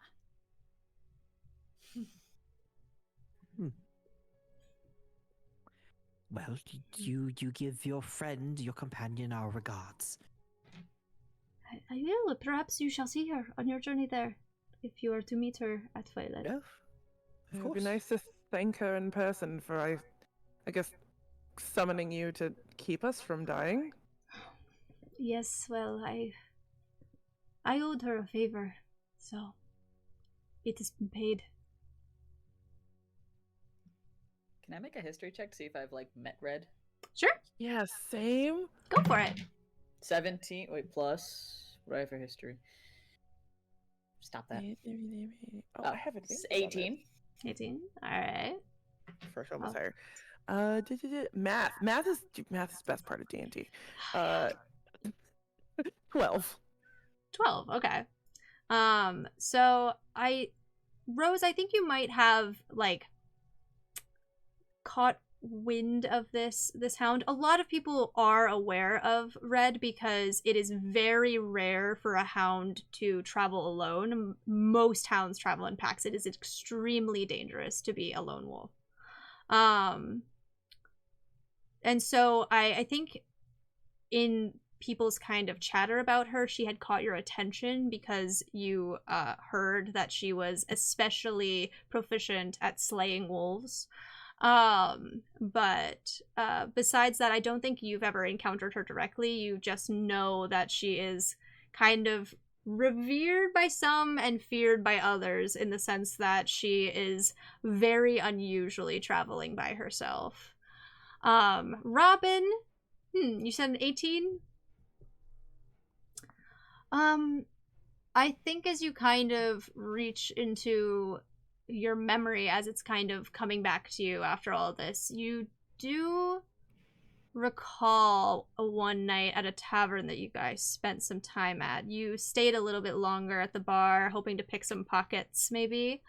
And you saw, entering through the back door, a figure cloaked in red, selling a wolf pelt to the tavern as a new rug for their fireplace. And putting two and two together now, you can kind of be like, oh, so that was right. Yeah, I have heard of this person, and I think I briefly spotted them one time, but they are quite aloof, so I don't think you've had a direct interaction with them. Good to know. Mm-hmm. Well, if everyone is feeling well, you are welcome to stay here for as long as you have to. I have, unfortunately, well, you were asleep in my bed, and you were asleep in my armchair, and I did not have a third place for you to rest, so I hope the belts treated you fine. So... I've slept in worse. It is not much that I can offer, but if you need some time, I understand. I've got plenty. It's a time joke. It is. I knew funny. you would get that leverage. Yeah. I guess apparently now we have time too, thanks to you. Yes. It is a gift. One must give with discretion. But Do we owe you something in return? no, this is a debt that I repaid to Red. But Okay.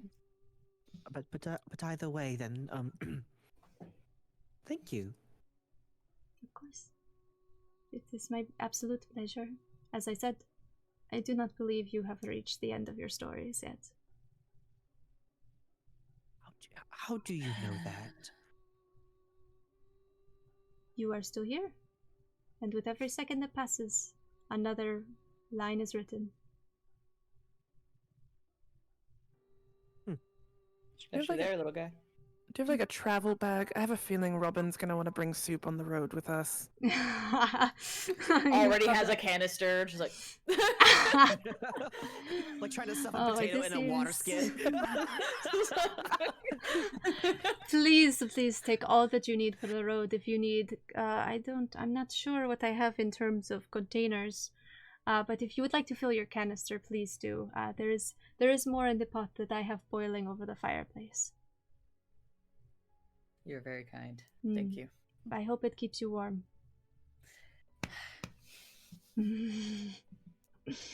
What was our original mission again? We were supposed to go to Phelan? Or... Yeah, so you were headed to Phelan to It was some wolves. investigate a wolf that has been picking off the villagers one by one. So kind of thinking in that realm of everything, and like I guess we have to just get back on track. Leverett would be like, how long were we out, Dr. Dickory? Oh, it is hard to tell. Not long. It was, well, a bit tricky to tell here, but you slept a good night's rest, I would say. Not long, not many days. About maybe 8 to 10 hours. Oh, so this is Leverett starts checking his body for like injuries and like lacerations and everything. Like a night. Looks at like goes up to Robin, kind of hops on the table and like very kind of like a little bit out of character, but out of curiosity, kind of takes your chin, lifts it up to kind of look at your neck. Do I see any injuries? Any type of like? You find what you're looking for? There is not even a trace of injury left on Robin's neck. Just some old scars. Nothing new. Looks at Rose. That's odd, right? It's weird. Yeah. No, it's. I'm just trying not to think too hard about it, and I guess be grateful. How far are we from Phelan right now? Not too far, I believe. I think it should be maybe a half a day's travel from here. Oh. We So are what do you think? still in the Wicked Forest. What time is it? Well, if you look on the wall. It's tricky. They're all like picking at different times, so how do you know which one's the actual time of day? Oh no, it's what they say: Tokyo, Detroit, Los Angeles. What are these places? London. Paraval over here. Yeah. Sierra Leone. One just says Shrek in the corner. Yeah. Shrek Swamp. This is waffle time. Yeah. One is just White that American. clock that has the birds that makes a different bird sound on every hour. It doesn't actually really tell you. He goes, "It is morning time, certainly." Certainly. Do you two want to relax for a day or immediately get back to it? Because I know what I would want to do. I mean, we were supposed to go after that wolf. I mean, we did also just die, so I feel like we earned a night. True. Robin just keeps looking at the kitchen, just like. Get another bowl, Robin. You know you want to. It's not even like a kitchen, it's just a pot over a hearth. This is like a one-room studio apartment that he has crammed all of you in.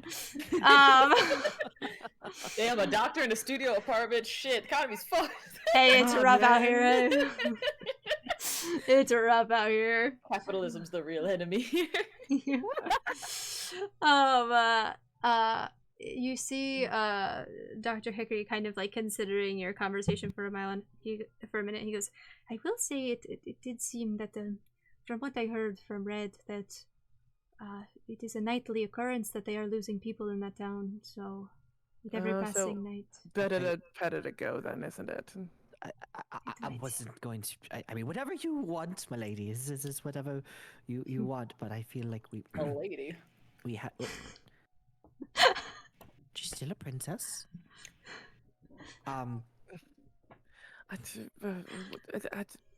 Rose is fine. We've had this conversation. Oh, okay, fine. Lady Rose. Whatever you think is best. Wait, why am I in charge?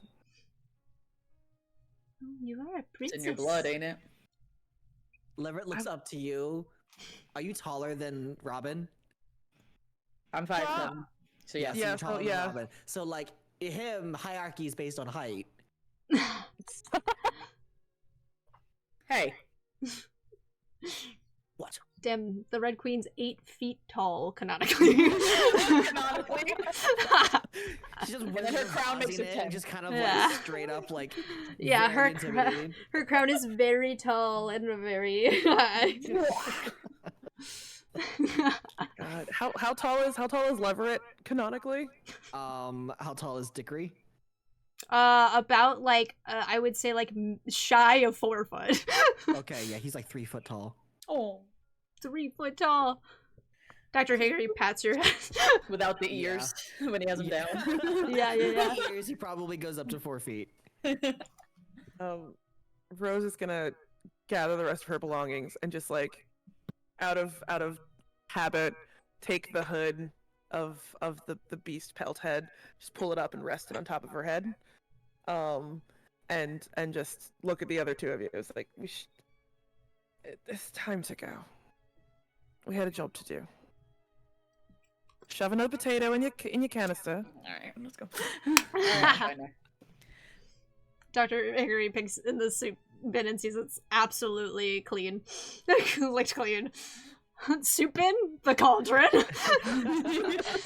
He just keeps it. You know how people make like jungle juice in storage containers in college? Oh It's my like God. Oh my Beautiful. That's what he's serving soup out of. Oh no. No. Then he kind of like stands there very like politely and looks up at all of you and he goes, I bid you well, my friends. Thank you for waking up, for your company, for your time. Well, thank you, Dr. Dickory, for a place to wake up. And we will be sure to say thank you to Chaucer? Yes. Carmine. When we see them. Please Ooh. do give her my best wishes. DM. Mhm. How many petals do I have today? Trying to decide what maybe your starting number was, and then go from there. Let's say you have 15 petals. 15 petals. Okay. I'm gonna open a almost terrarium kind of style roundish necklace piece that she's wearing. She's gonna pluck a single petal from this little like terrarium necklace and pass it to Hickory. I just go, don't have money, I don't have much, but if you have need of it, use it to keep you safe. I know this must be very cherished by you, and I will cherish it the same. Single use. And then she'll just turn to head towards the door.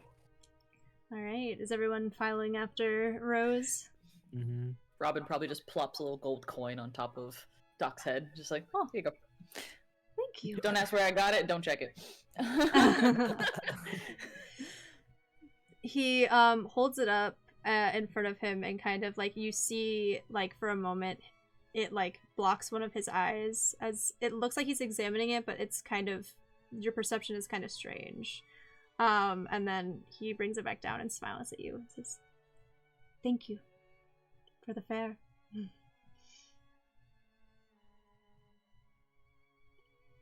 He looks at Leverett.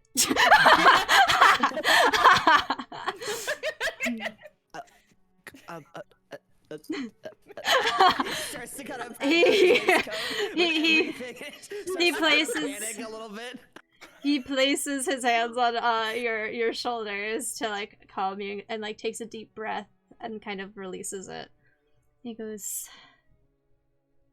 "Take with you peace of mind and safe travel through these woods." I don't have anything to give you in return, but It's thank you. Oh, can I use message really quickly? yeah. I want to send a message to Leverett, so Leverett will hear only in their head. Have you done this before? Yeah, I would have done this Okay, before. okay. It's not a you would know I can do this. Leverett's I just learning that he's telepathic. very quietly in the back of Leverett's head, he's just gonna hear, "Leave the watch. We'll get you another." And Leverett immediately is like, almost instinctively, kind of like clutches the watch, pockets it, and then just, thank you very much, Dr. Dickory. We hope to see you soon. Yes. And I like, take your gratitude. thank you. And leaves clutching that watch closer to him. All right. Would either of us have noticed that? He puts it back. He puts it in his pocket, but you see the chain connected to him. Okay. On no way. So, you guys shuffle out this door, leaving behind the crackling warmth of Dr. Hickory's hearth, and the kind, soft hands that mended you. And as you pass through the threshold, you turn to look ahead of you. Again, always marching ahead. And you feel that warmth kind of sit in your chest the same way the soup traveled down and warmed your stomach. And you carry that with you as you turn and notice that you're just kind of in the middle of a path. Around, look, is the hut still there? No, the hut is not there. Yeah, call that.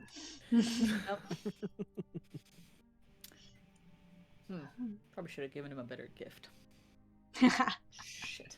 Just look at Leverett, just like, yes. You probably should have. Leverett's kind of like passively looking at the clock, at the watch, and be like, what?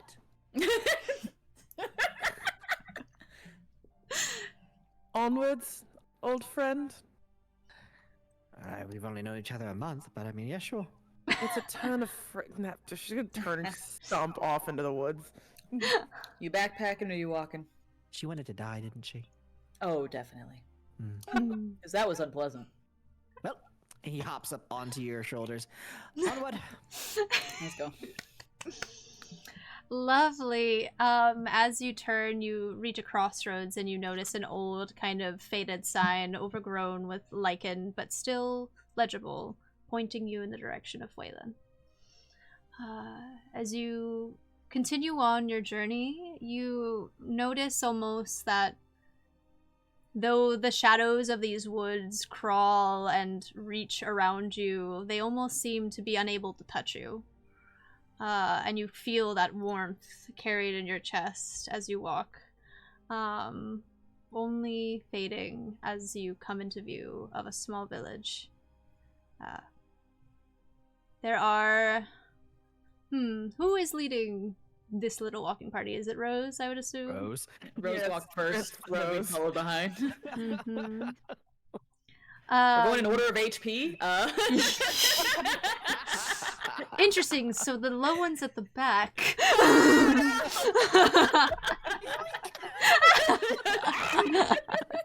And not only is the hut no longer there, but also... I mean, it's Rose isn't far ahead of them, just a Yeah. few paces, and like the head is on a swivel. Like just because like we are alive again does not mean she's not. The hackles, for lack of a better word, are quite raised. Mm-hmm. Um, Alright. as you approach, the town of Whalen comes into view. It is not the most impressive village you've ever seen, especially being so far out here in the woods. It's a bit unusual, really. They clearly were living in a bit of isolation, which is maybe one of the reasons that it's been so difficult for them to find help. They are surrounded by a rotting, ramshackle sort of fence. It's made of logs, so it's not the most pathetic attempt at defense, but you can see that there are parts that have been completely blown away, clawed at. You see deep claw marks marking the bark of some of these logs. And within the town gate being really more of an archway that leads you into town, behind something that is almost comparable to a garden gate. And no one's... Ooh. Weirdest question. Of course. Can Rose run her fingers across the claw marks Mm-hmm. and compare them to what I would know Sure. to gauge the size of this beast? Sure. Why don't you give me either... Give me either nature or survival. Survival's higher. That's a slutty little 20. Ooh, a nat? Oh, It's a slutty, just it's a little slutty, dirty. naughty, little dirty little 20. dirty 20. A sticky 20. Sticky 20. It's a moist critical. Get some. Oh my god. All right. We gave you the warnings at the beginning. You knew what this was. We did. 20. No! I'm leaving. Goodbye.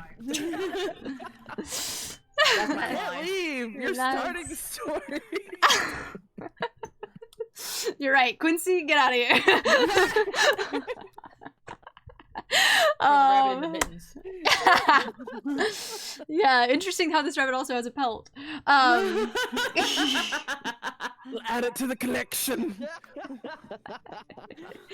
I'd love to think of that as like a way that Robin and Rose like taunt Lever. It's like, careful, or you end up as like as my next like As a it's my pal, next this will be you cloak. next on my shoulder. Yeah.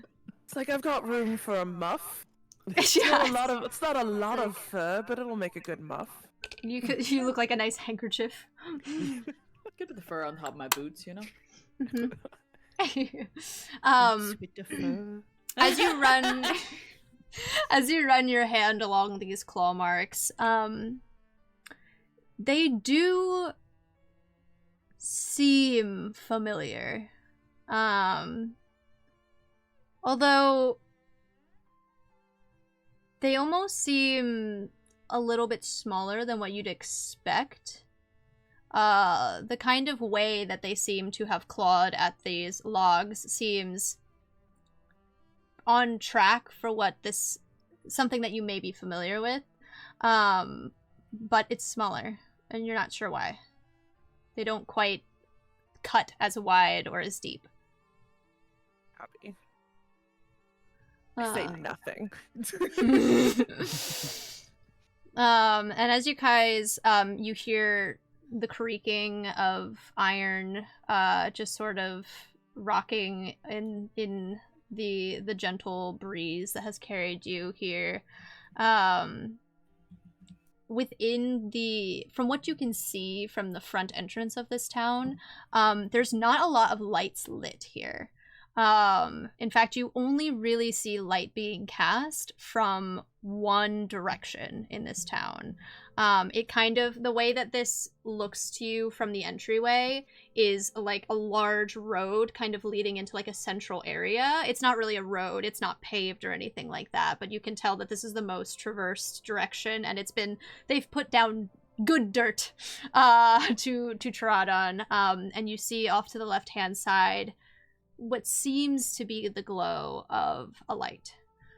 But before any of you, Leverett, give Yes. me a perception check. Oh boy.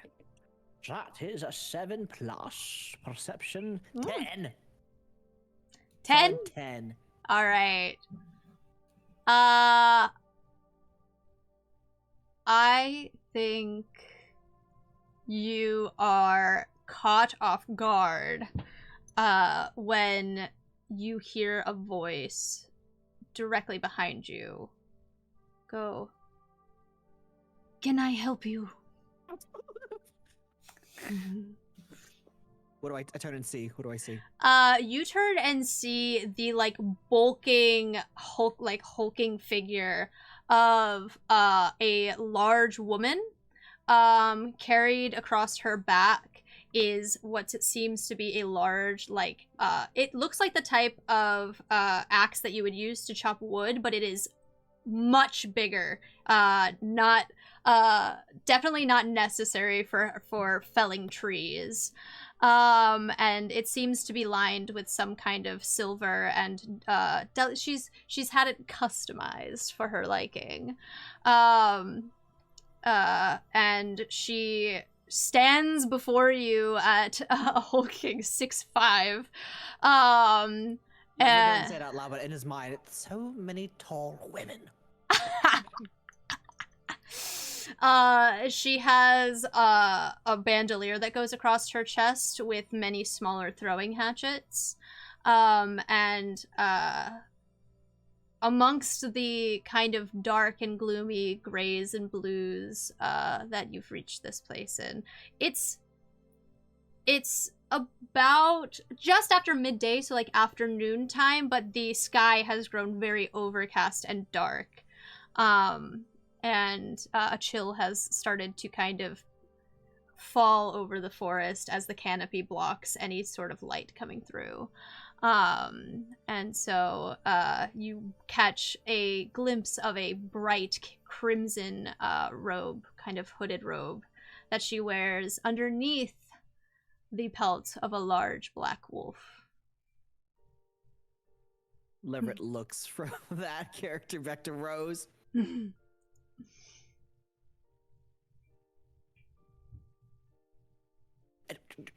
How may we help you?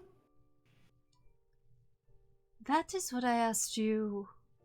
Of course you did. Mm. Lady Rose? Lady Rose? Help! Help! Mm. Leverett, not all tall women wearing pelts are meant to be feared. Mm. You show me one that I should not be fearful of, and I will not be fearful of them. Leverett You're- runs and hides behind Rose. Mm. He's got a point. He's got a point. You're that funny little rabbit I found bleeding to death in the woods. Your companions. I recognize you now. Hard to without all the blood on your face. You're Carmine. Carmine. That is one of my names. Most people call me Red. Then you are the one that we should be thinking for the Samaritanian safe. Yes, well, The mouse Being did not. very brave. The mouse did not enact a price, but I'm assuming you have one. for Nobody saving does you. No one does anything in this world without a cost. I'm right here. Hmm. Why have you come to this town? To help. We were told of a beast problem. Yes. They said a wolf. I assume you saw the flyer. Yes. Yes, it's very fearful, very scary, very. We Good saw attempt. we saw the claw marks too. Then you know. this wolf, they claim. It is not just an ordinary wolf. No, that was evident.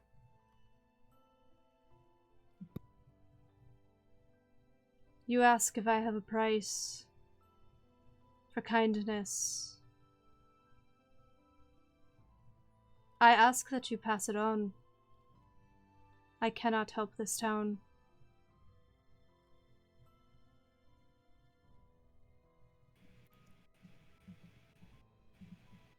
Is this a willing thing or a busy doing other things thing?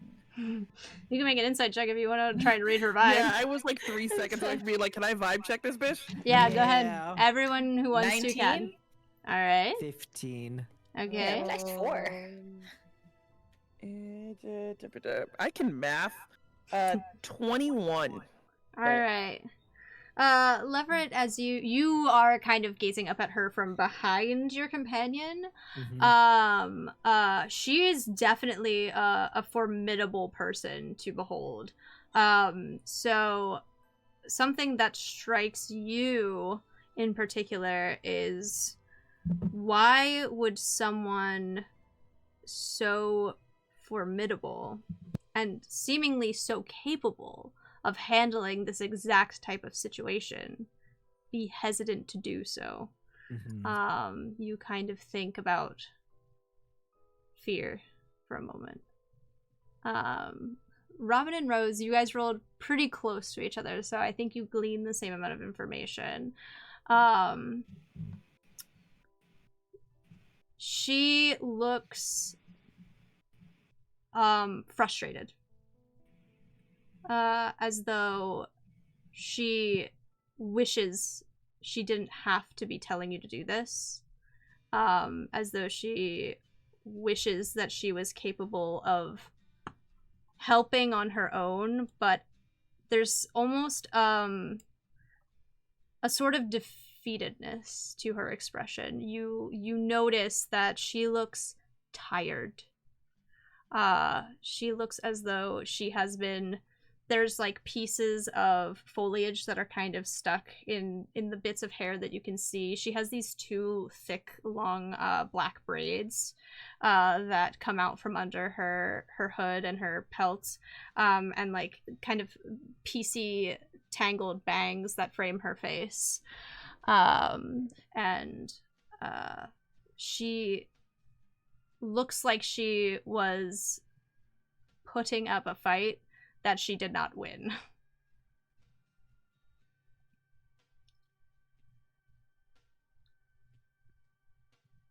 So you're saying that you do you know where this beast is? Have you seen it? That's the thing. No. I arrived here 2 nights ago, and I've been out every night searching for it. I hear the townsfolk cry at its appearance, but I never see anything. I am a wolf hunter. I can't kill Shadow. Would you like to help us kill this wolf? You're asking me to join you. Yes. We have soup. Am I not see that? Robin has soup. Yeah. I have Potato soup, and but- lentil. Yes. I'd much prefer meat in my broth. You and I both. Have you ever had wolf? I'd like to try.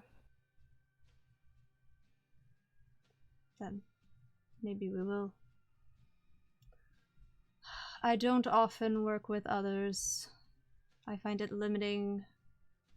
Quarrels and petty bullshit. That will happen. Yeah, that requires a bit of kinship. We don't have any yet, so we don't have any problems. Rose is just glaring daggers at Robin from behind him. Just She eyes the two, like, she, like, kind of looks amongst all of you, and you can tell that she definitely called, like, that's not the case here.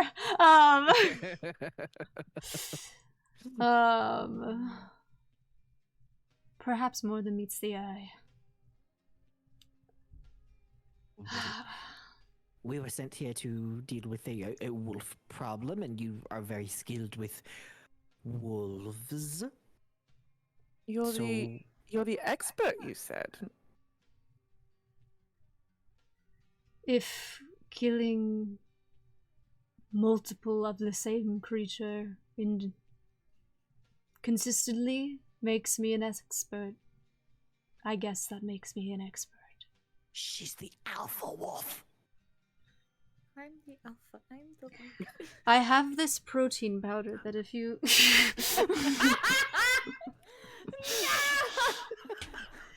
you could join for only a monthly payment of $9.99. What size is or it? What shape is this? I just want to know what shape is it. you could, if you wanted, take a couple samples and sell it to other folk and then be your own boss. I'm in. Use code RED for 5%.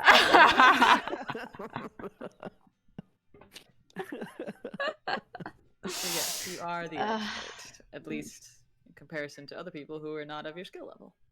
So, Well, wolves and I don't Congrats. tend to get along.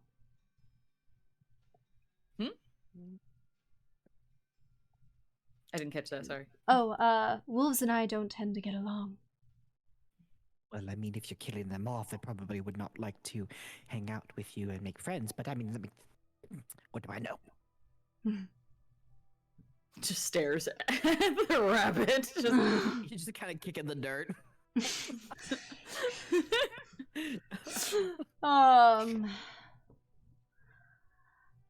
I can offer no guidance in this situation. I am not a detective. I don't think we're after your guidance, we're after your claws, if it were. We want to use you for your body. Lever it. There's a better way of... He was raised around queens and stuff, so The queen's... It's one specific queen is the problem.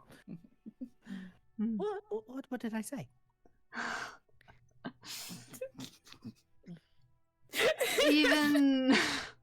Even with that,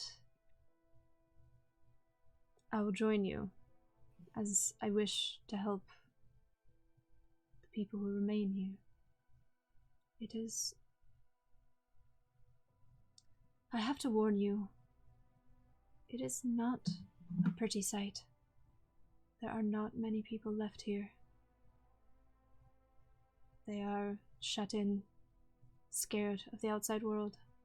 Maybe they should go. Go where? Do you think there are better places? Marginally so. she was a princess, so she's. Yes. Well, moving is expensive. Uprooting your life is emotionally taxing for many. They've lived their whole lives here, so have their ancestors. And the graveyard is filled with those they love. It is hard to leave that behind. Yeah.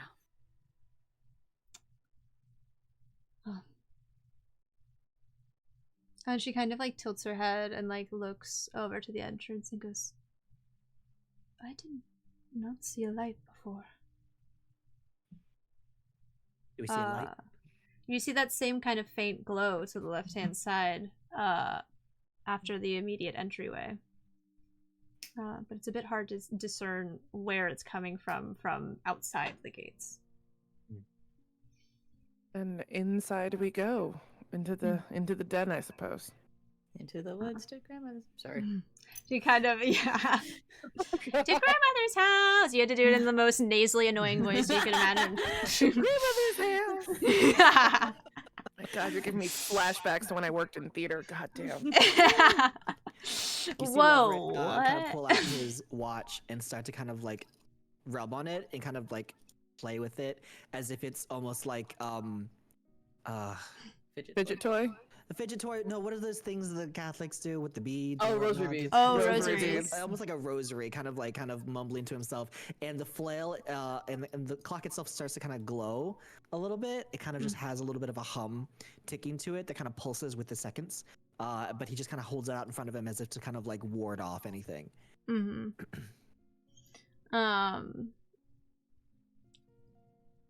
So actually, can you give me a quick investigation check? Everybody? As you Leverett, as you fiddle with your watch. 11. 11? Okay. It wasn't a difficult check because you are holding it in your hand.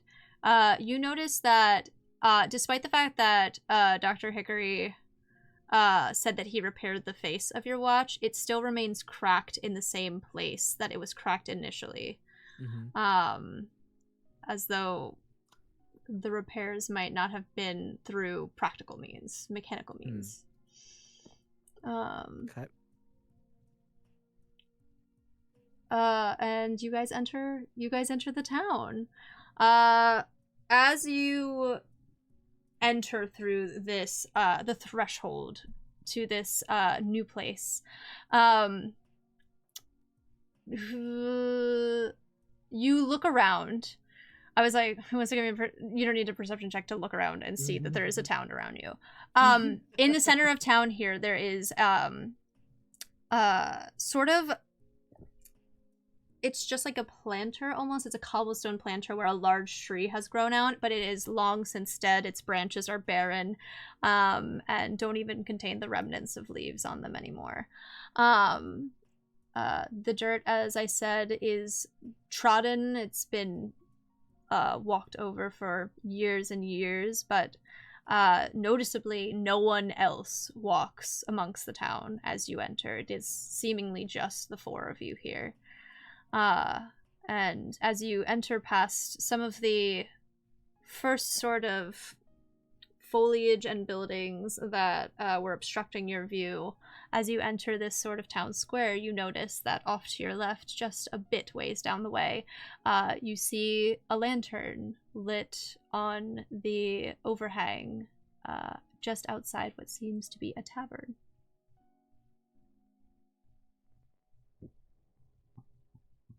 Robin's probably going to walk towards it just to see if there's anybody there or if it's just something that was magically turned on.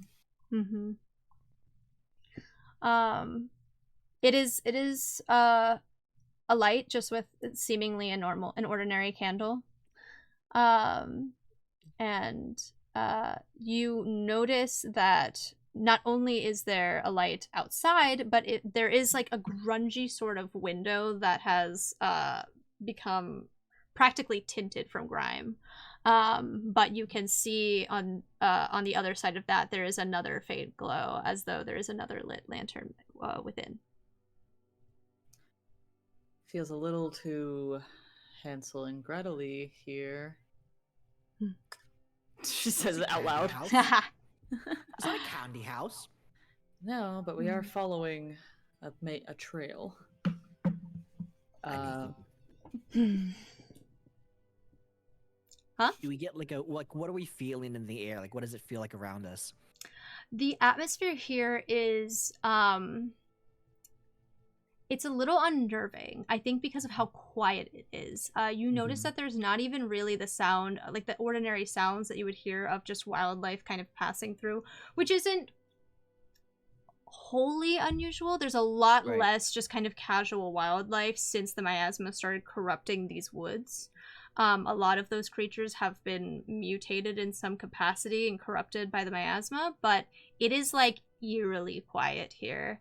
And you feel like the way that like whiskey draws flavor from a barrel, this town has almost absorbed this kind of like dire hopelessness from the people who remain in it, and you feel that kind of hang in the air as you walk through. As Robin walks in, she kind of like does a bit of a flare, and you notice little sparks from her fingertips as she could cast Detect Magic to see if there's anything funky Okay. going on in the area, Yeah. like in the tavern. I let me think if there is anything funky going on in the tavern.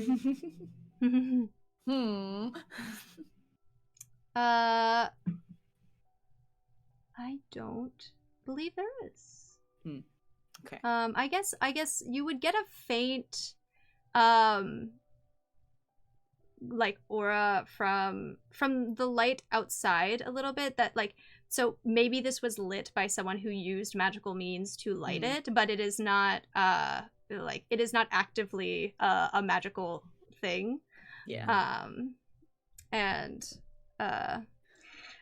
nothing inside really like catches your eye in terms of magic detection, but you see as you enter this tavern, it is almost entirely barren, aside from a hunched over figure, where you can see like the back of his head is, it almost looks like long unkempt hair. It's kind of this reddish coppery color, but the color has sort of faded with gray that's interspersed with the mane. And he wears heavy plate armor that looks like it's been just absolutely like battered to hell. Like, it's rusted, it's dented, there are claw marks at it. It looks like it has definitely seen its time, either on the battlefield or wherever he accrued these markings. And he kind of like groggily jumps up at your you also notice that leaning next to him is like a large longsword, but it is also kind of showing like damage to it. It's rusted, there are like chips out of it and stuff like that. It is not a very formidable weapon. I forgot to just say, as you enter this, there's a sign hanging beside that just says "The Wizards" outside, and this figure jumps up and looks at you, goes, "Who is it? Who goes there? Please don't hurt us. Just take what you like. Fuck, there's bandits. That's what you're here for, aren't you?" And he, like, looks at Robin over. Hey. Not today. Oh. Robin. Oh. What happened? There's Mickey. You just hear kind of just that very faint voice hiding from Rose, kind of peeking out, like, what did happen? What happened? Curtis, you're not here to hurt us or steal from us. Do you want us to? Not today. He like turns towards you more so that you can really take in his appearance, and you see as he does so, like, he kind of like, his elbow kind of knocks into a couple glasses, and you see that there's like empty bottles kind of strewn in front of him. And it's a lionin, I think is what they're called in D&D, but it is like a large masculine lion figure in front of you. He looks absolutely like withered, not with age, but just with like exhaustion. He's also kind of like teetering in his chair as he turns, and like he's trying to like find his footing again. And he like takes in the sight of you and like sees Red behind you as well, and goes, you were here the past few nights, right? But not all of you. Who are you? Why have you come here? We're trying to help. Leverett's gonna prod Rose to be like, "You're the one in charge." There was a flyer about a wolf. A flyer. Oh. Amen. I've told that child time and time again, this town is hopeless, helpless. Only helpless if you refuse to accept help.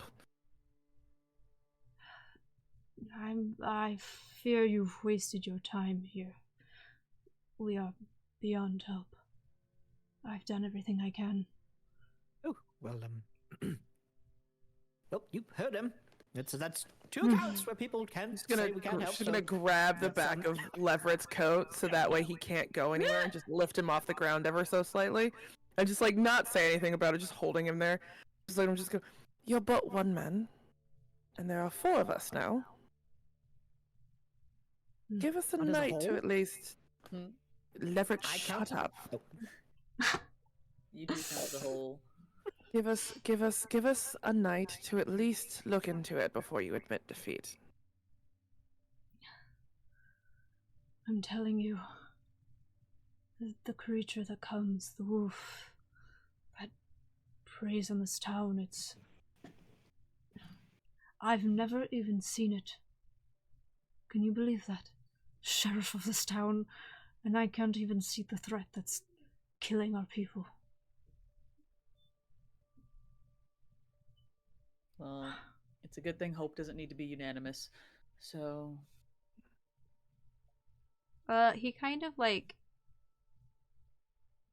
considers that for a moment, and he, like, you see his like shoulders kind of like almost relax a little bit, like as he realizes that at the very least you are not here to cause any further harm to the town. Like he's starting to trust your words a bit with that sentiment.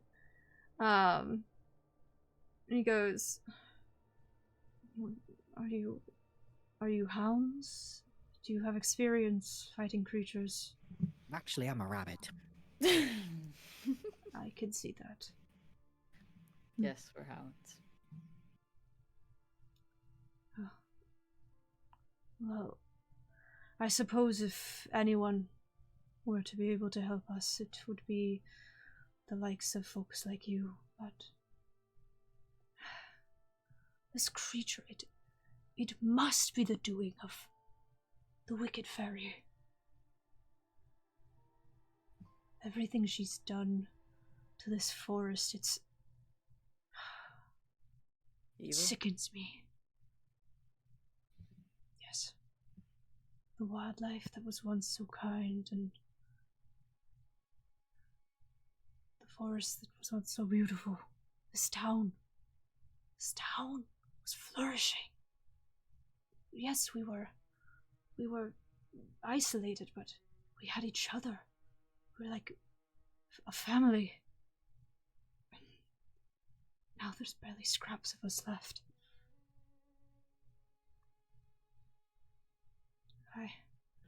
I am happy to see you, though, if that is the emotion I can still experience. It's been so long. But I've heard the hounds are mostly honorable people. The only shred of chivalry that still stands. And he kind of like straightens himself up a little bit when he says that, trying to like hold himself with high regard. You see like this kind of like emblem of a lion attached to the like little capelet that he has hanging over one shoulder, fastened at his chest.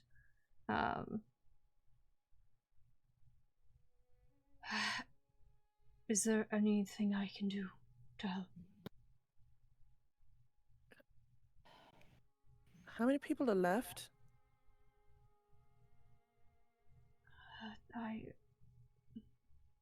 I can't be entirely certain, as many people here do not leave their homes anymore. So it's hard to say. You're the sheriff. You should be certain. As I've said, I've spent so much time trying to hunt this creature, trying to fend it off, unable to prevent its destruction. I try and do what I can, but it's not like grieving families are ready to start tallying up for the census. Yeah, exactly. I don't see most people nowadays. What is your name, good sir? He kind of, he like downs the rest of his drink and like lets it kind of fall to the bar, and he kind of goes, ooh, and like clearly didn't mean to like let go and let it go, but he is definitely heavily intoxicated at this point. He goes, and he straightens up again and he goes, I am Sir Lionel Page. Sir feels generous nowadays, but I am the last remaining authority in this town. Everyone else is gone. I will stand true, though. To my dying breath, I will stay here, do what I can for these people. Would it be better to try and group everyone here, board up the windows, put up protection spells, something, just try and make a bit of a fort in this? Magics are not entirely something that is commonly come by here. And I think many fear that gathering ourselves in one cluster is only to lead to a slaughter, as opposed to scattering and just letting one victim be taken. Sadly true. Does the wolf seem to come at the same time every night? Is it sporadic? It's sporadic, but its behavior is odd. A few weeks ago, when there was a no moon in the sky, it was the only day of peace that we've known for months. Well, not months, weeks. Cast a shadow. But it was odd. Yes, not predictable always at night, but not at any particular point of the night. I will say, as troublesome as that child is, Amon does somehow always catch wind of when it's about to begin its slaughter. He warns us. He comes crying. Boy who cries wolf. Could be. I mean, it certainly gives us enough of a head start to at least try and hide. Where is Eamon? Well, I don't rightly know. I apologize. I've been in here for quite some night. He could be asleep at his home. I do recall he told me at some point he was planning on visiting the pastor of this town. Father Reckoning, he resides in the chapel just on the hill. Perhaps he's there, or perhaps the father could offer you some kind of guidance. All right. To the church. And Leverett tries to spin himself, still being held.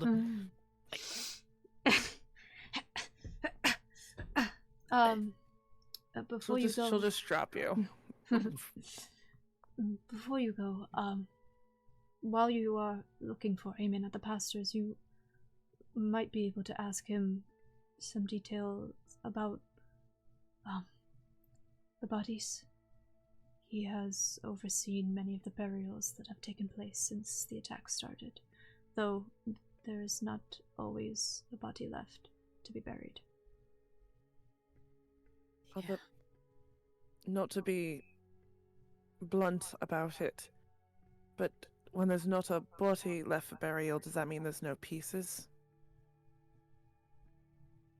Well, it varies from circumstance to circumstance. Oftentimes, if there are pieces left, they are cremated.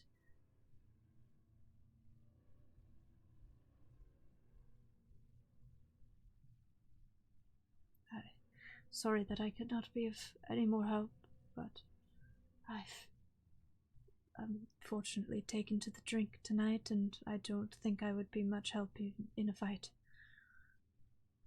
As he says this, he kind of like leans against the bar to like stabilize himself, and you see his eyelids like heavily blinking.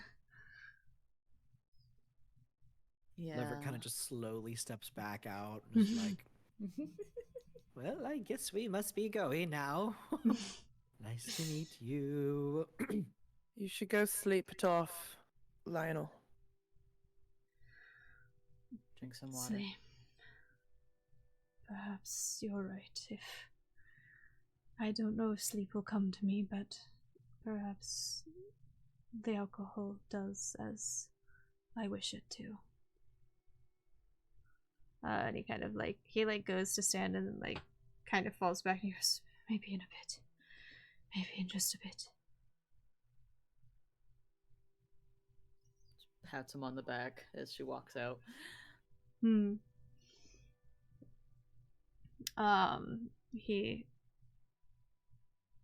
He kind of like nods in acknowledgement before like kind of hanging his head over the bar again, looking like he's deep in thought, but also he almost has like a look of mourning on his face. And you guys exit the tavern. He did indicate to you that the chapel where the pastor would be, the father would be located, is just up on a hill. And Red kind of turns to all of you and goes, I think I know what he's referring to when he speaks of the chapel. There's only really one hilled area here. Lead the way. Strange. Yes. And she kind of like looks over your shoulder for a bit and like shakes her head and starts walking towards the direction of the chapel. What was that? You glance over your shoulder, Robin, picking up on her kind of confused look, and you notice that the light has been doused behind you in the tavern.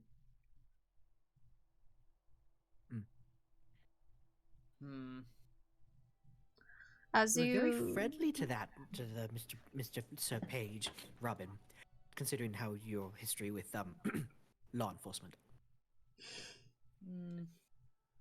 Circumstances can change people, and Ain't that's that not the a truth? law, man. Ain't that the truth? Rose is gonna give Robin just a look, and then just very quietly, only to Robin, just say, "No sticky fingers while we're here. They've lost enough." Everett drops. Gives something. you a gold bag. Just- You pickpocketed him after you patted him comfortingly on the back. You just get the badge here. He's like, here's his badge. Yeah, it's literally like his like. What? He's not a lawman anymore. Robin, Oh No my s- god. they've lost enough. That is a soldier. That is not a lawman. They've lost enough. No sticky fingers.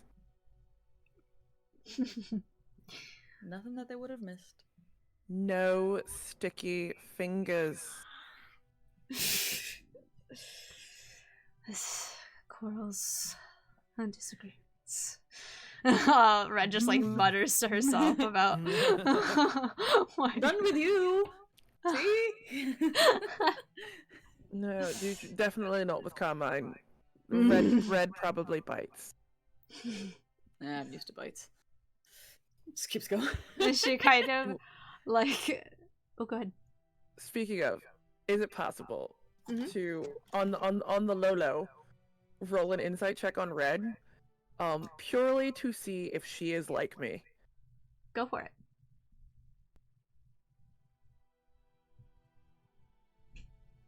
Just 22. Whoa! You do not seem to register that same kind of energy from her. Like when you walk, you feel almost like a second presence within you that is alert to many things that is it's kind of passively alert to, and it does not seem to be reacting in any sort of particular way towards Red, which you would kind of glean if she was like you, if she was like Adam, there would be a feeling of kinship in a way, and there is none here. Happy. All right, you all make your way towards the chapel. Going to the chapel.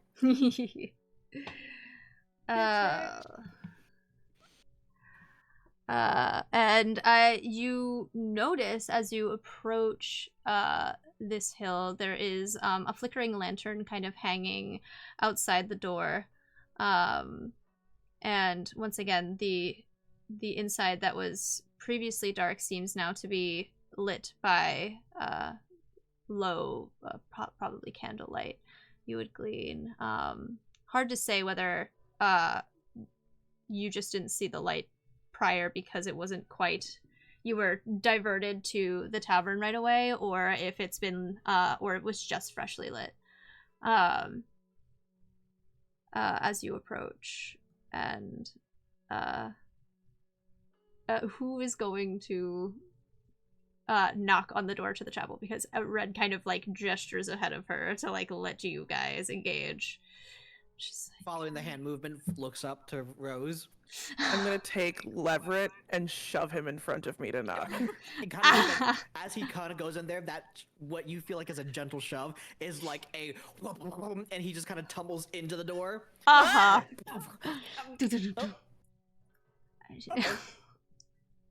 want to make a joke so bad, but I Do it. Type it.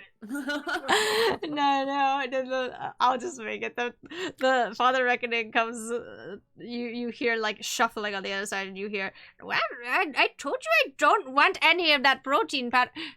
Oh, I see. You're not from here. Oh, what gave that away? I've never seen your faces before. And as he says this, anyone give me an insight check. Oh boy. I got a +4. Natural 1. You're on fire, Quincy. I got 12. Too Gotta bad get you new rocks. Leverett's face is in the dirt. That's why he If you can't want tell. new rocks, go to smokingglue.com. 18. I got 12. All right, Rose. Having been like directly behind Leverett as you approached, he says like, I have never seen your faces before, and you notice that like his eyes are very like, they're almost like a bit bugged out of his skull, and like they're super like fogged over, as one might be when they are blind. Happy. What do you want? Why do you come here to disturb me? We're here to talk about dead bodies. Subtlety. Leverett. Are you the one that hit my door? I am a hound. I'm a dog. You're a rabbit. Adventurer. Accepting it now. Okay. You kind of look like a hare to me. Oh, no, rabbit. No, he's definitely a bunny over a hare. Much too small. Yes. But anyways. When Lever comes to and kind of opens his eyes, what is Father reckoning like humanoid or? Yeah, so as you take in his figure, he is this small, like seemingly just human older man. He is like he's smaller, so he's shorter than Robin and Rose, probably around like 5'4", 5'5". And he's like hunched in on himself as well, which is making him seem much smaller. He has these like tattered robes that were probably once white, but are kind of like grayed with age and dirt and just various kind of, they haven't been very well kept, especially recently. And it doesn't seem as though there's any like particular like imagery on them either. They're very plain. And he leans on this like knobbly cane as he approaches you, and like when he indicated you, he like stuck it out in your direction to point. They had questions about dead people.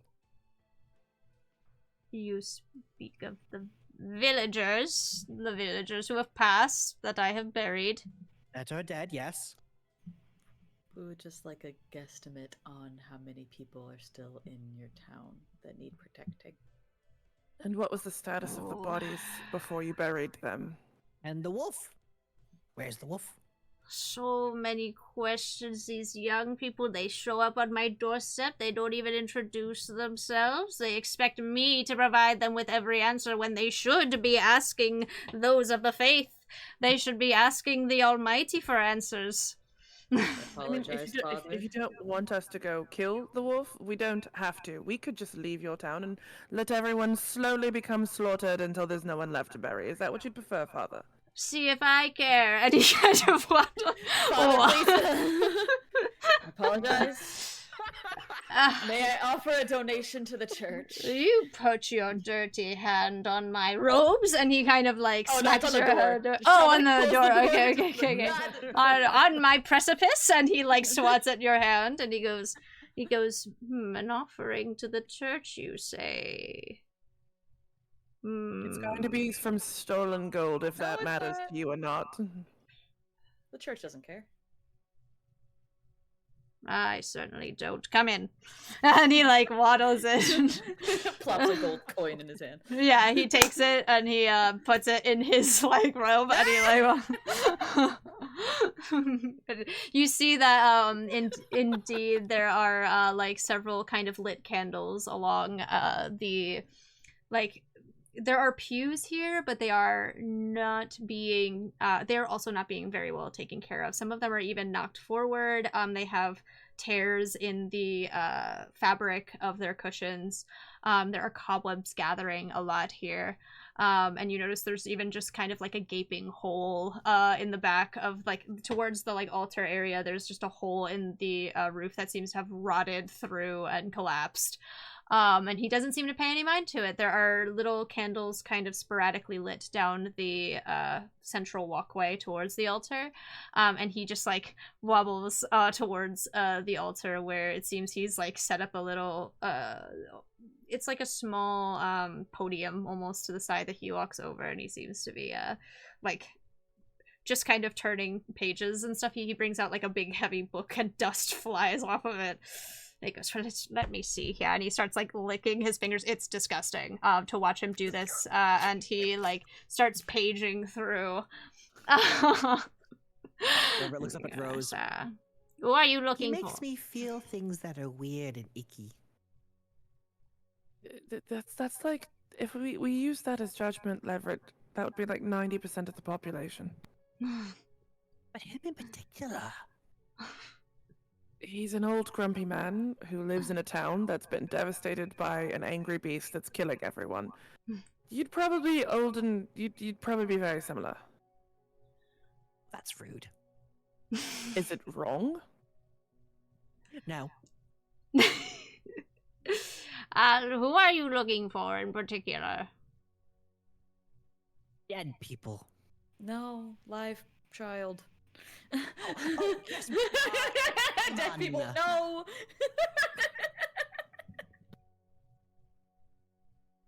Oh. A child, you say? Not many of those left. What is their name? Adler? What are we looking No. Hey man, that's who you're looking for. He slams his book shut and more dust flies up and he kind of like, he goes and like starts like coughing like up his lung for a Lever good takes a big step back. 2 minutes. The one they say who cries wolf. He swipes like the like chalice that would maybe be used in like a mass to like give people, and he like takes a swig of it to clear his throat. And Everybody he goes, here drinks. I wonder why. He nods at Robin's response. And he goes, look, that kid, he came by, he bothered me earlier, I sent him along. I hate when they show up on my doorstep. Children, they never want to sit quietly and listen to my sermons or anything like that. They come here and they expect me to be giving them something. Well, when have they given to the faith of, or, yeah, he goes, what, are you raising your hand? What? Where are they? Damon? Yes. I don't know. I sent him home. I didn't want him loitering around here asking me questions, telling me that, oh, the wolf is going to come back, oh, he's coming here. Well, look, I'm still standing, aren't I? And I give to the faith. I pray every single day. And I'm still here. Wait, did he tell you specifically that the wolf was coming for you? No, he just said it was coming. Just in general? Yes. Every night. Where's this kid? Where's this child's house?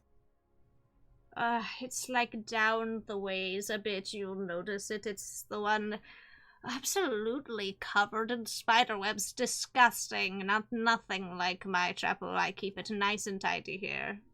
I mean, your cushions look rather battered.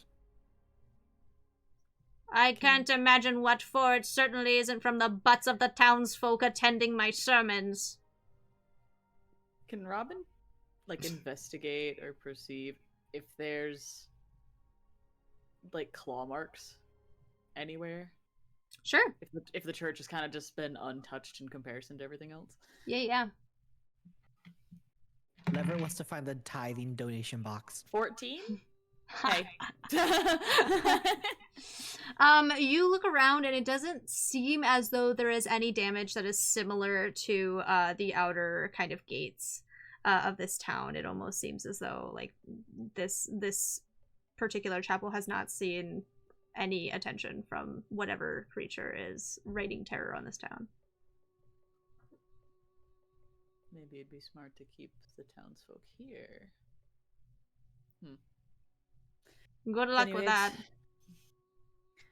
Yeah, I can see a few reasons why they wouldn't want to. But Father, I appreciate your efforts.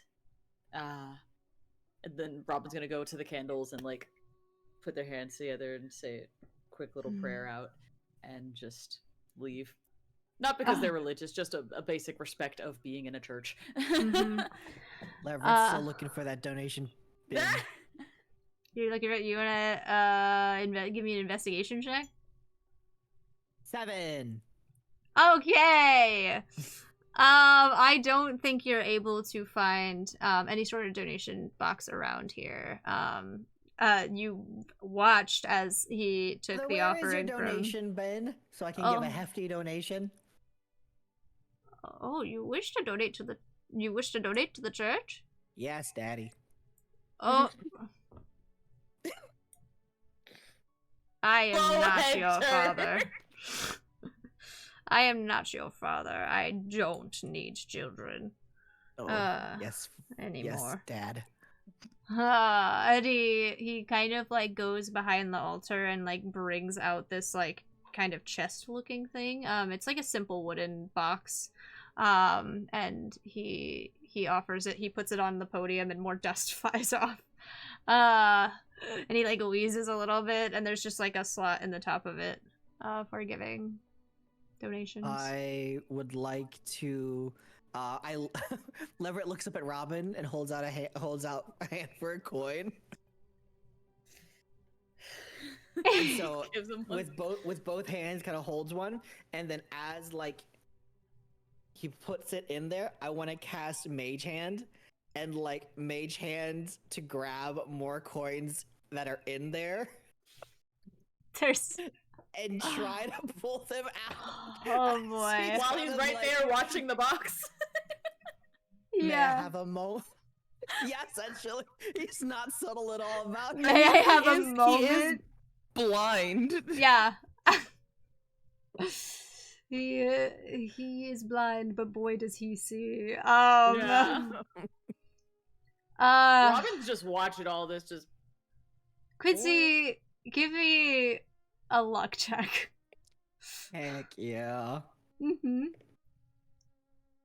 Do I add anything to that? Because it's No. not gonna change. It's a 3. Jesus Christ. New dice. new dice from Smoking Glue Gun. As you go to reach your hand in, and you start to cast this magic, you see what does Leverett's mage hand look like? Leverett's mage hand looks like probably. Let's see here. Ooh, that's interesting. Like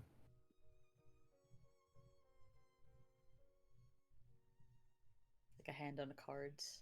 I'm trying Drawings, like...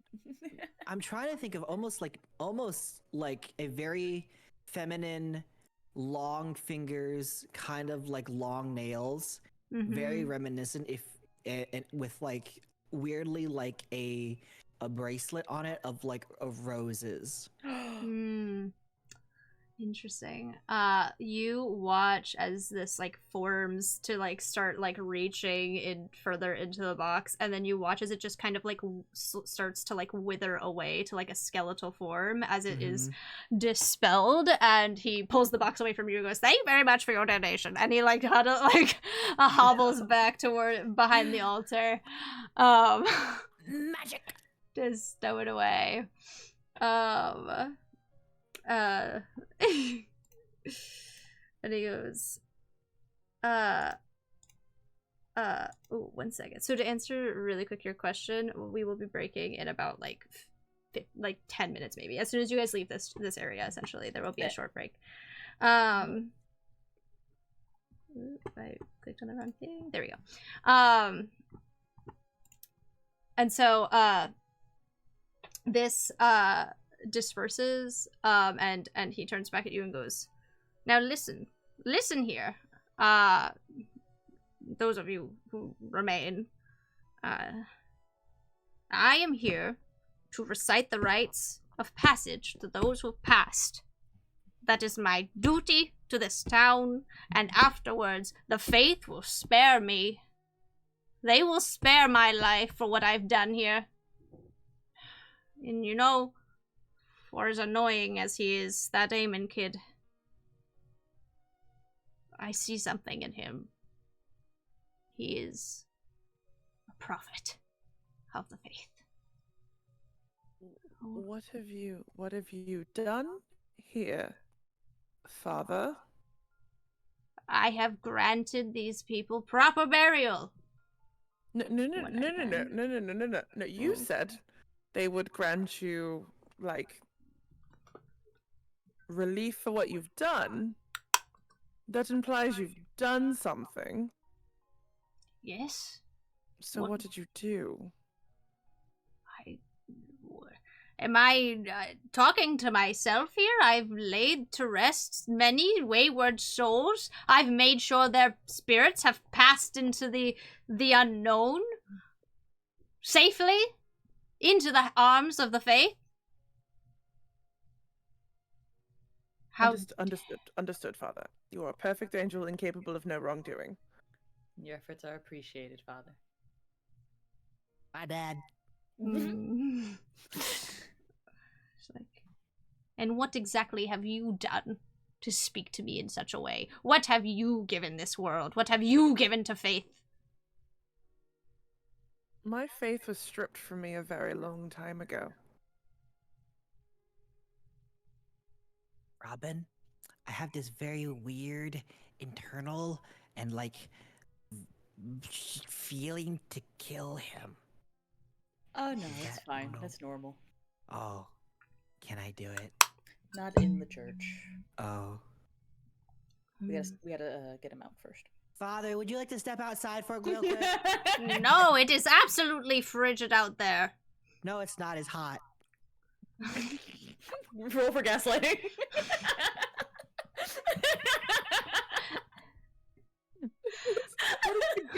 What is the gaslight skill?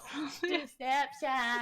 Roll me a persuasion check, and you have to hit a nat 20. Friends. Did you say, can I cast friends? Friends? Oh my gosh. Isn't that a wisdom save?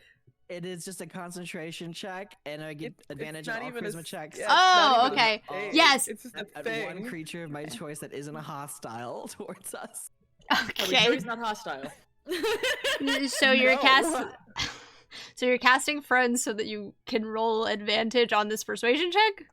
On this persuasion check to make it walk outside. Alright. Cast friends and advantage your way into a nat 20.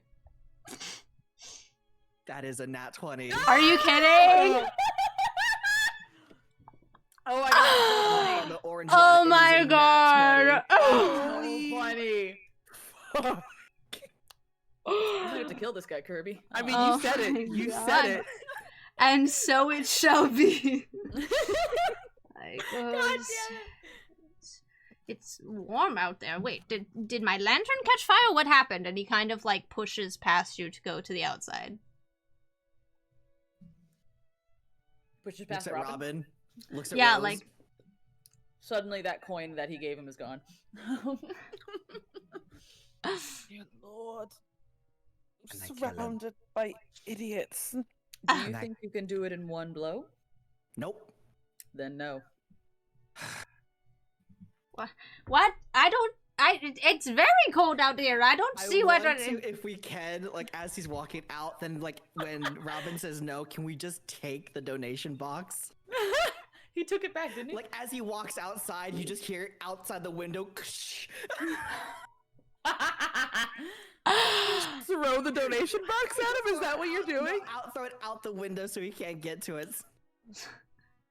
What was that? What was that? Is it the wolf? Is he coming? Is it the wolf? Quick, board up your doors, and then we just run out. He runs inside and he slams the door behind you. Where did you throw that box? Over there.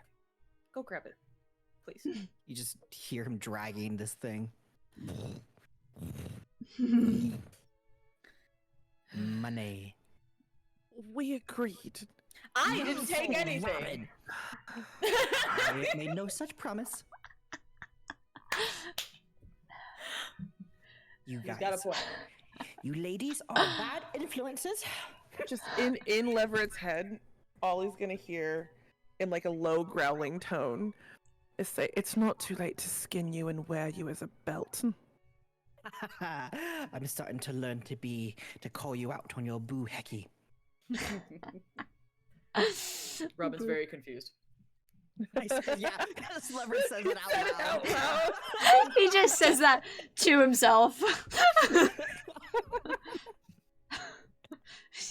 Anyways. Anyway, with that, you guys exit the chapel. We are going to take a brief break here, probably about 15-ish minutes. Let's say, yeah, we'll call it like, let's give it a nice even 20. So there's going to be a little bit of a break here, so that people can get food, people can go to the bathroom, take a little screen Bio break and breaks. stuff like that. And we Make will. a BLT. Yeah. Yay. Okay. Thank you so much. Thank you everyone in chat. Yes, we did just fleece that old man. No, what are you talking about? Dude, It's nothing. At least an old Vibes. man.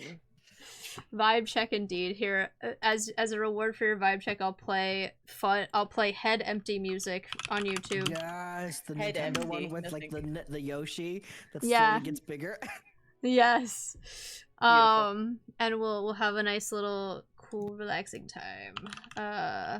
Head empty Nintendo music. Thank you. It was already autofilling in my thing. Pause this.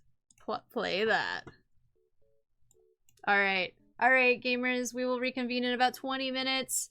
See you then. I'm just gonna throw up this starting soon screen in the meantime and put a little be right back on it. So, gamers in the Discord, mute your microphones, but... As Yep, they can yep, hear meow. us. Alright. We'll be back! We'll be back! Goodbye.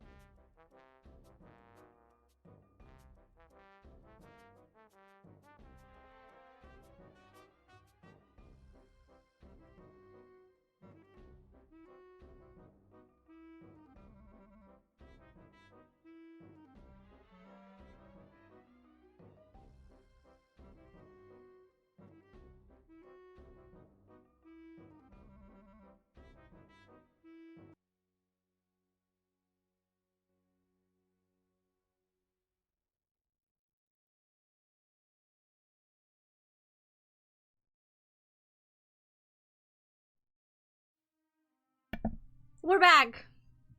Wow. And that's why Wow. you're banned from all Wow. Costco's in the Pacific Northwest. It was such a good story, Quincy. Yeah. Like a personal It's problem. imagine it's what you can do with IKEA furniture and 3 glizzies.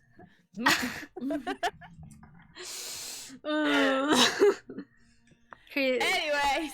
I hope you guys liked having Quincy on the stream because after his confession, the confession of his crimes, I will no longer be able to associate with him. Yeah, we can't like. Can't legally what be did you say? associated. It was like 4 countries. 4 countries you're on a watch list for. Yeah. No minor countries. I mean, like they're about the size of states, so it's fine. Who's counting? Mhm. Oh my gosh. You stick a ice cream cone in someone's pocket, and suddenly you're banned for life. Hey, you know, it Canada's was crazy. a prime. It was a prime Canada's minister. crazy. The prime minister's mother-in-law. Correct. Oh, my apologies, Quincy. Thank you. Yes. Yes. Yes. yes. All right, well, welcome back, everybody. I hope you had a good break, because we're gonna get back in it, and our priest is still alive, for now. I mean, do you want us to kill him? We can. We still can. I don't know. I feel like the energy was like the I murder really hobo wanted was to. clawing its way up through Leverett. 2 of the 3. 66% of the party said no. I'm like, okay. Okay. I never said If you no. could just bonk him in one go, bet. I never said no. By all means, go be stupid, bunny. Yeah. Rose never said no, and Robin only explicitly asked if you could knock him out in one hit. I like to think Just it was, easier. it was Leverett's own voice of reason that was like, it's not a good idea. Maybe next time. Maybe next time. We'll find you something to kill. Thank you. All right. Well, with that being said, also thank you to everyone who said nice things in the chat. That's amazing, and your generosity has been insane. Thank you. So anyways, I start bonking. Oh my god, Lemon, it's almost like you're talented or something and you're good at this. It's crazy. Thank you, Whitney. Thank you, everyone. That tea is way too hot to be drinking. And you know what's not too hot to be drinking? This nice cold can of Dr. Pepper. Dr. Pepper. We went from True Wine to Dr. Pepper. This is and the I next specifically grabbed a Dr. Pepper just to spite Lex. I had more cheer wine in the fridge. Next It's on the docket fine. is I a root didn't know beer. our friendship was not that important. It's okay. It hangs in the fragile balance of what It's fine. No big deal. soft drinks we partake in. Alright, so you guys have just left the chapel. You've left Father Reckoning behind, grumbling to himself in the Grumble. hallowed halls of his chapel that he Ogre, you're so nice, thank you. Grumbling to himself in the hallowed halls of his house that has okay, Lex. Wait, did the Offbeat Outlaw just bring you like handmade home cooked dinner? The Offbeat Outlaw just gave me a Oh my BLT with a God. donut, a Coke, and a Timmy's tea. Dude, Oh. I also had a BLT. I had a turkey Literally, BLT for the dinner. second you said it, I was like, I need one right now. So he ordered it for me. We had that thick cut bacon, and then my dad put it on butter bread, like lightly toasted butter bread. Beautiful. That Ghibli bacon. Oh Yeah, my man, it was like that God. Ghibli. It was that cow bacon, man. Oof, beautiful. Mwah. Oh yeah, Plus says Anyways. Timmy's goaded. All my Canadian viewers just lost it. Presentation. I have never Timmy's had meant to- Timmy's. Me neither. I've only had it good. once, and I had it in Maine, not in Canada. I had my first Timmy's in America, and I can promise you, it's Not the not s- as good as in Canada. I That prefer somehow Dunkin' feels correct. coffee, but tea, Timmy's, bro. Timmy's tea. Anyways, Amazing. All right. Red kind of looks at all of you and the shenanigans that just kind of unfolded before her.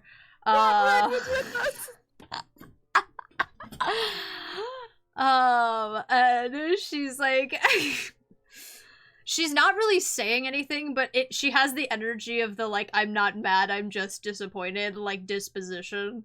You want something from the chest? He says it kicks it open and just poof. No. There's, like, barely anything in this chest as well. Like, there are, like, it's not even, like, gold. There are, like, coppers in there, and, like, a weird button. someone left an IOU note.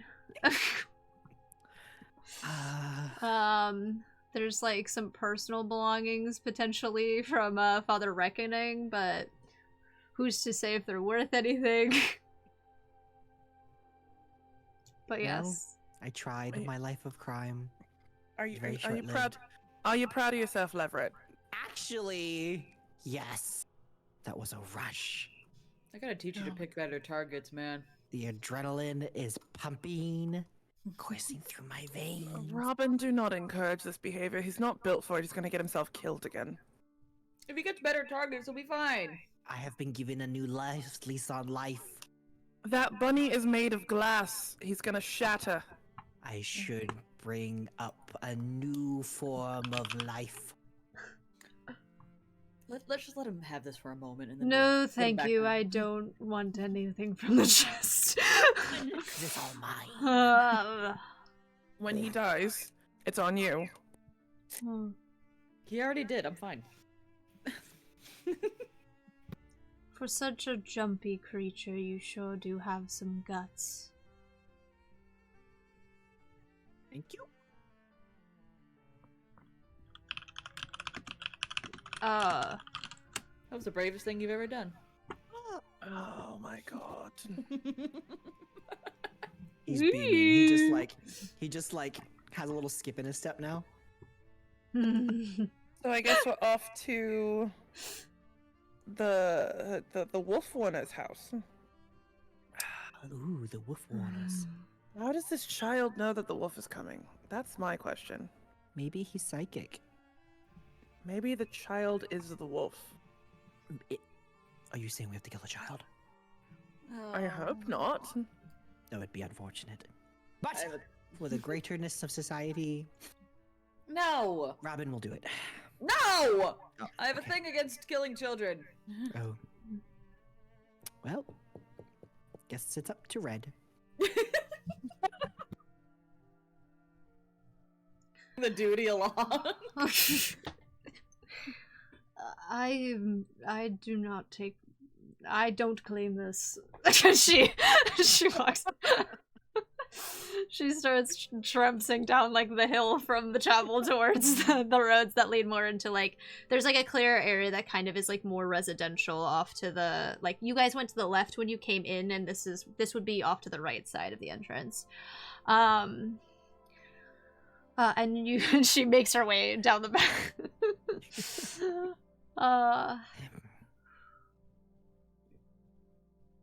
As you kind of follow, you guys gave me just like cursory perception checks as you enter the kind of residential area here. Where is my character sheet? 22.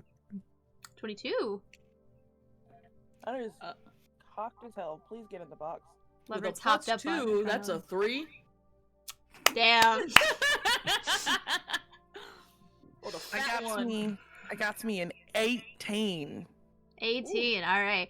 Robin's counting coins in the palm of her hand that she has lifted from Leverett's box.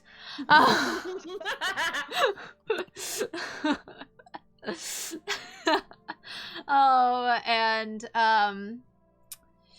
Rose, as you Rose and Leverett, you both see this. Leverett, I'll give you a little bit more after I describe this. But as you kind of enter the more residential area of this town, you notice that there are a considerable amount of houses that look like they are boarded up, somewhat in like desperate attempts to ward off the threat that was just encroaching on this town. You see signs of destruction as well. You notice that some of these boards have been torn apart. You notice broken windows. You notice dried blood gathered in some of these by the sides of the street even. This particular part of town has very much been like laid away. No one is really taking care of it anymore. You don't see any sort of movement. You don't see any sort of, you don't hear any sound. You just hear your footsteps echoing kind of down this corridor-like street. And that kind of oppressive feeling of hopelessness surrounds you and makes it feel smaller. Leverett, to you, there's something almost akin to being in a burrow navigating this, and it's also a little unsettling. It reminds you of the towering walls of the hedge maze a little bit, which sets you on edge, which is why you are the first to notice a faint light just at the end of the street. This one is much dimmer than the previous ones, and as you kind of steer your party in that direction, noting it, you notice that the reason it's so dim is that the lantern that it is lit is absolutely enwreathed with spiderweb.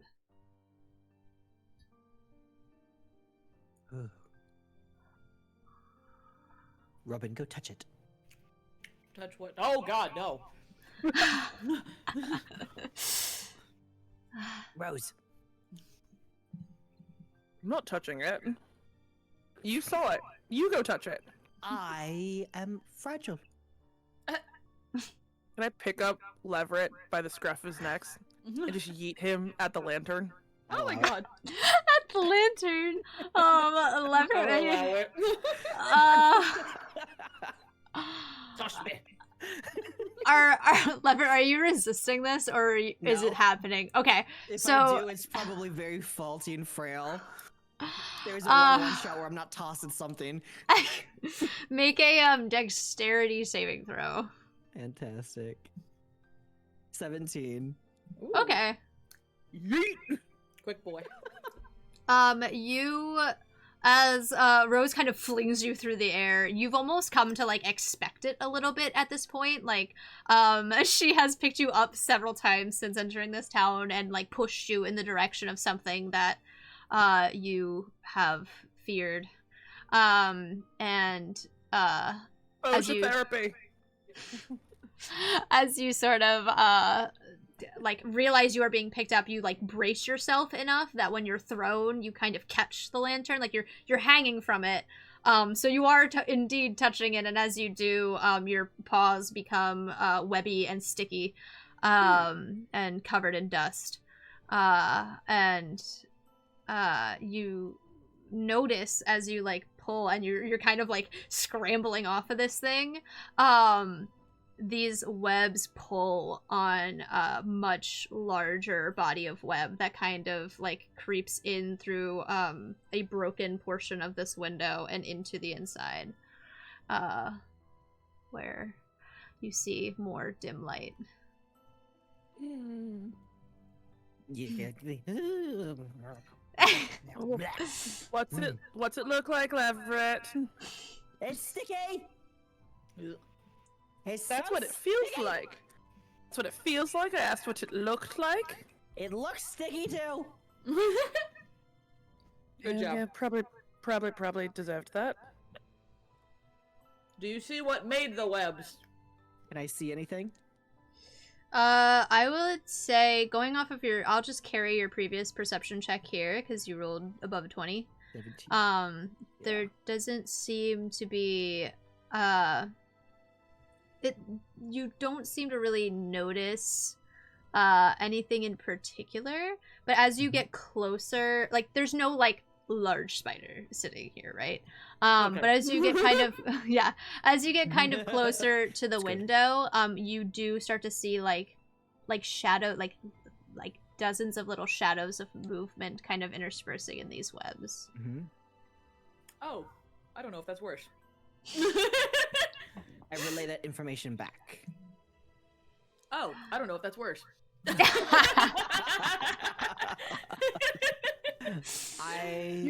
You do magic. Ken should do something with like fire and burn the webs. Oh, that's a good idea. I cast prestidigitation and light a fire. Uh-oh. Wait. This is a home. What if somebody's inside? Hello? We're not gonna burn the house down. We're just gonna burn the web.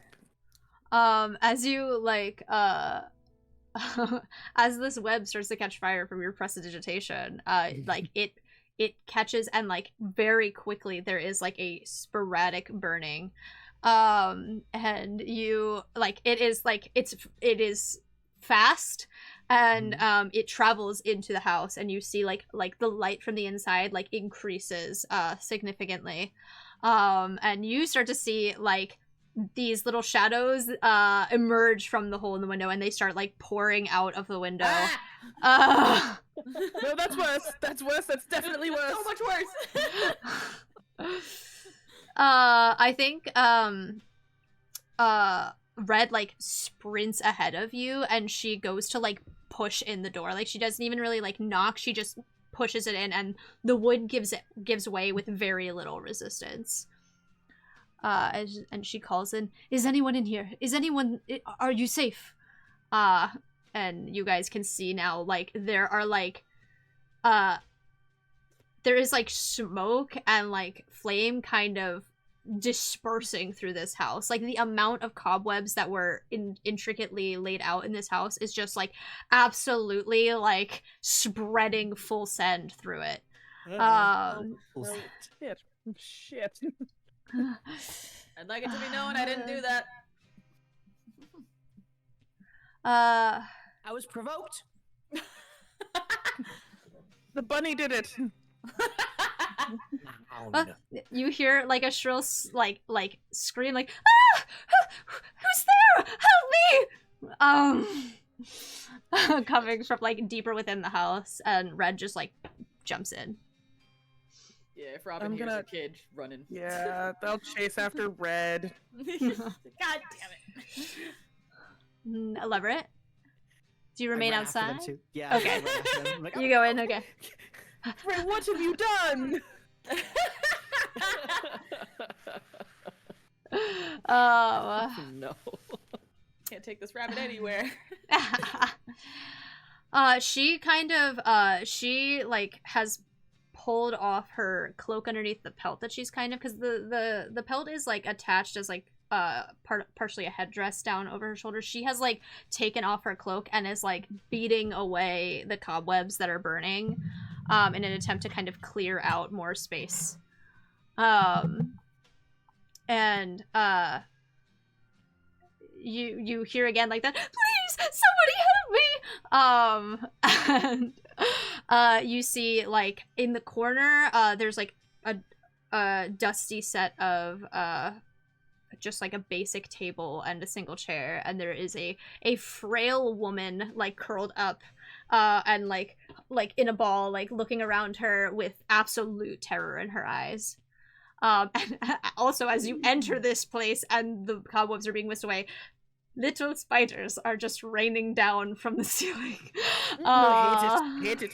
I hate it here. I hate it here so much. Oh my god. Oh god. Oh god. Robin's probably fine. Lex is not. What have you done? Are you burning my home? We're Exterminators? What if we, sweet old lady, what if we have this conversation outside of the burning building, and can I just like scoop her up and carry her outside? I mean, she does not like she goes, "No, unhand me, please." And Would you like to die, darling? Because if you stay, you're going to die. But my home, no, I have to stay in my home. My husband will be home very soon.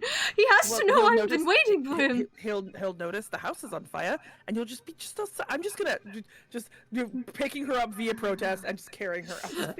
Leverett, could you do that again, but in reverse? Can we turn the fire off? He tries to prestidigitation again, and it coughs more fire. All right, so you legitimately set fire to this woman's house, and Rose, you carry her out, and she is like, this woman is like a bag of bones. Like she is so malnourished and so just withered from whatever condition she's been living in. It is literally like picking up a bundle of sticks. While I'm carrying her, can I vibe check them bones? Sure. You give it a little insight check. I'd like to do a little insight check while I'm being the hero and ushering her to safety. So 22. 22. All right. You as you carry her, you start to feel like you start to carry her out of her house, and you have not quite made it out of the home yet, but you are crossing the threshold.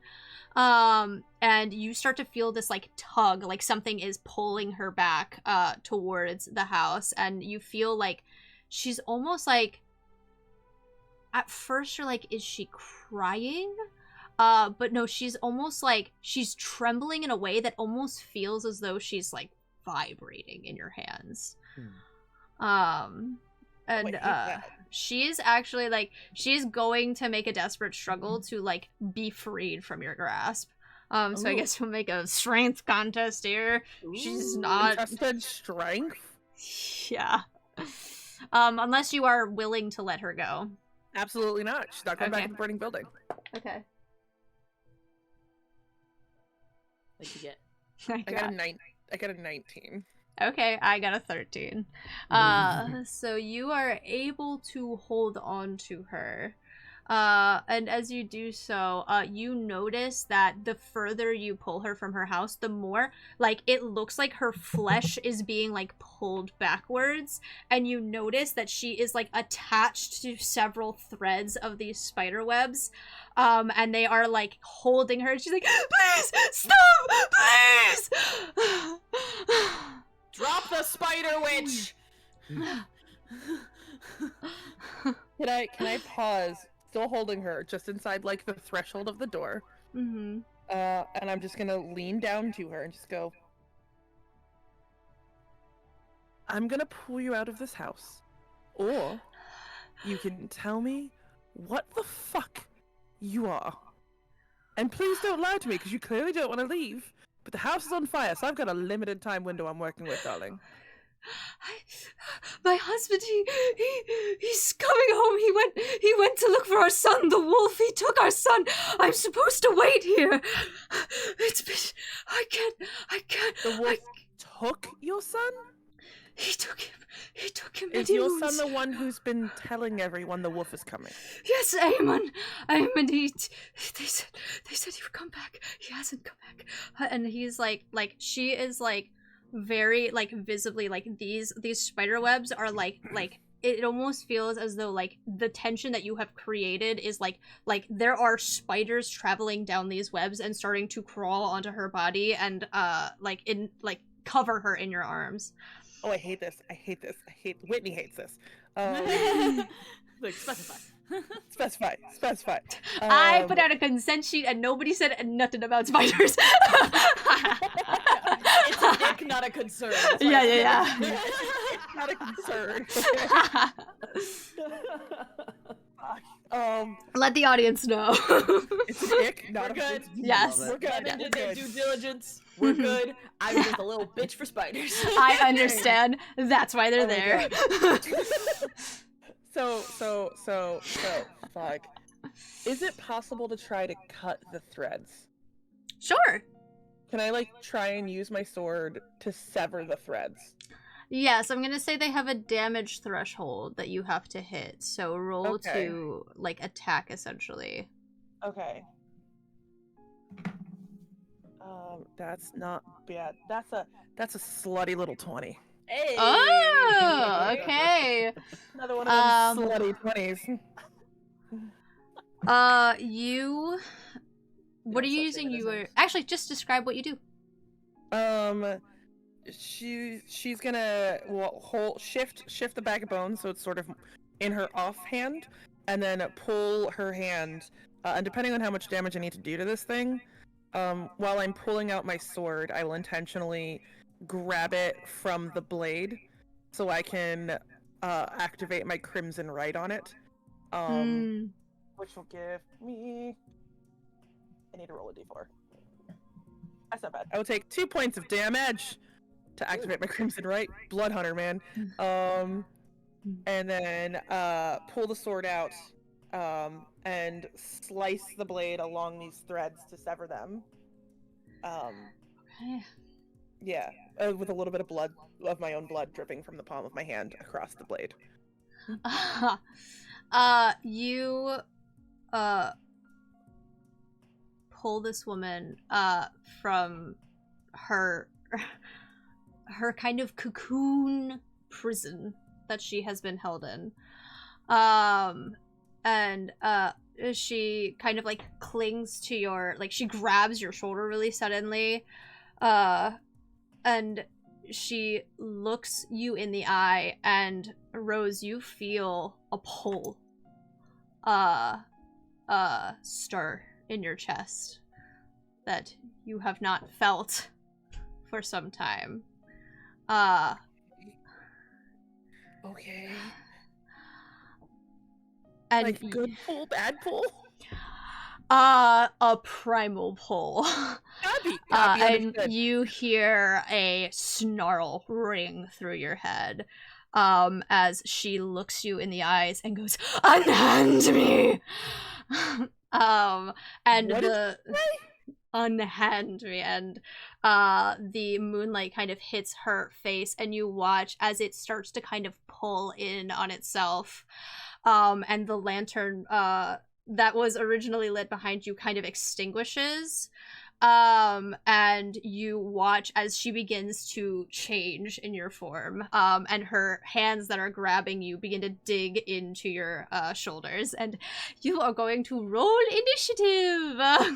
That's great. That's great. I am all up on this. Right. +5. Okay. Got a crisp 15. Crisp.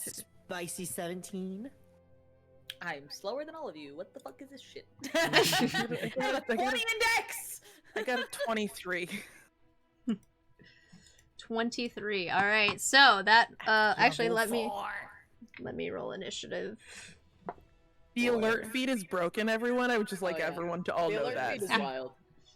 Well, especially when you stack it on fact of already having a dex of 20, like that's not. Yeah. It's just All right. stupid. We are theater of the minding this because it is not a huge battlefield, so we're not too concerned about like how far away things are. They're never gonna be fully out of reach of you unless you have a range that is shorter than like if you have a 10-foot range, maybe we need to talk about how far away you are. But like, it is a very close quarters as you kind of like.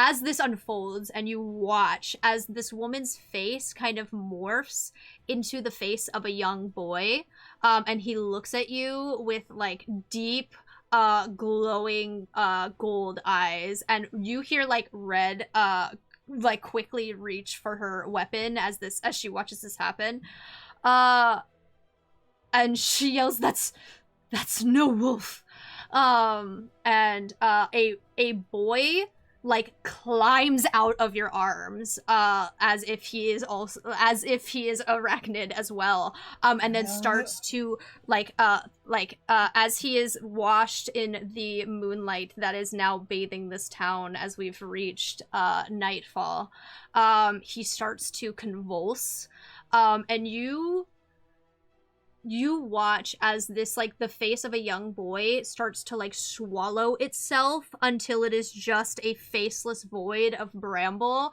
and his form gets... You watch as the boy's body becomes impaled with bracken and thorn and twisted branch, and he expands, like lurching and twitching, and he becomes a hulking, almost bear-like creature, and you feel this immediate recognition, Rose, upon laying your eyes on it, as its face disappears into itself and is replaced by razor sharp thorn, and it roars this like. Actually, everyone make a Constitution saving throw for me. Saving throw. Mm. What the heck? Saving throw. Drop the dice. 19. Me too. 22. All right, perfect. So all of you, as this screech rings out, you act fast enough to cover your ears to not take any sort of physical harm from it, but the sound is like glass being ripped through like a meat grinder. It is shrill and it at the same time somehow deep and harrowing, and it chills you to your core. Okay, so give me 1 second. Give me your initiative rolls one more time, if everybody can recall. 19. 23. 17. No, that was my concept. I rolled a 15. And what was yours, Leverett? 17. 17. Okay, so Leverett. And you rolled a 15, Robin? Yeah, I was slower than everybody with my high dex. I'm like, what is this bullshit? I have to roll for red. Forgot about that. Ooh, red rolled pretty well. Not a dexterous lady, though, so... Beefy. And then... Oh, okay. What's your dexterity modifier, Leverett? It's a +3. I'm 16. Okay. A dexterous little bunny. Yeah. Got them hops. How are you always late?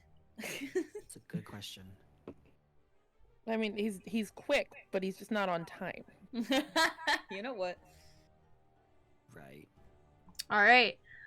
So first up in our initiative is Rose. The creature that like shambles before you. He only escaped your grasp enough to move away maybe like 5 feet as he began to shift.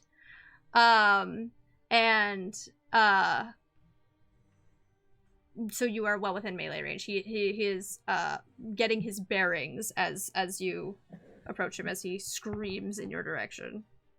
Copy. It's going to be immediate shift into an attack position.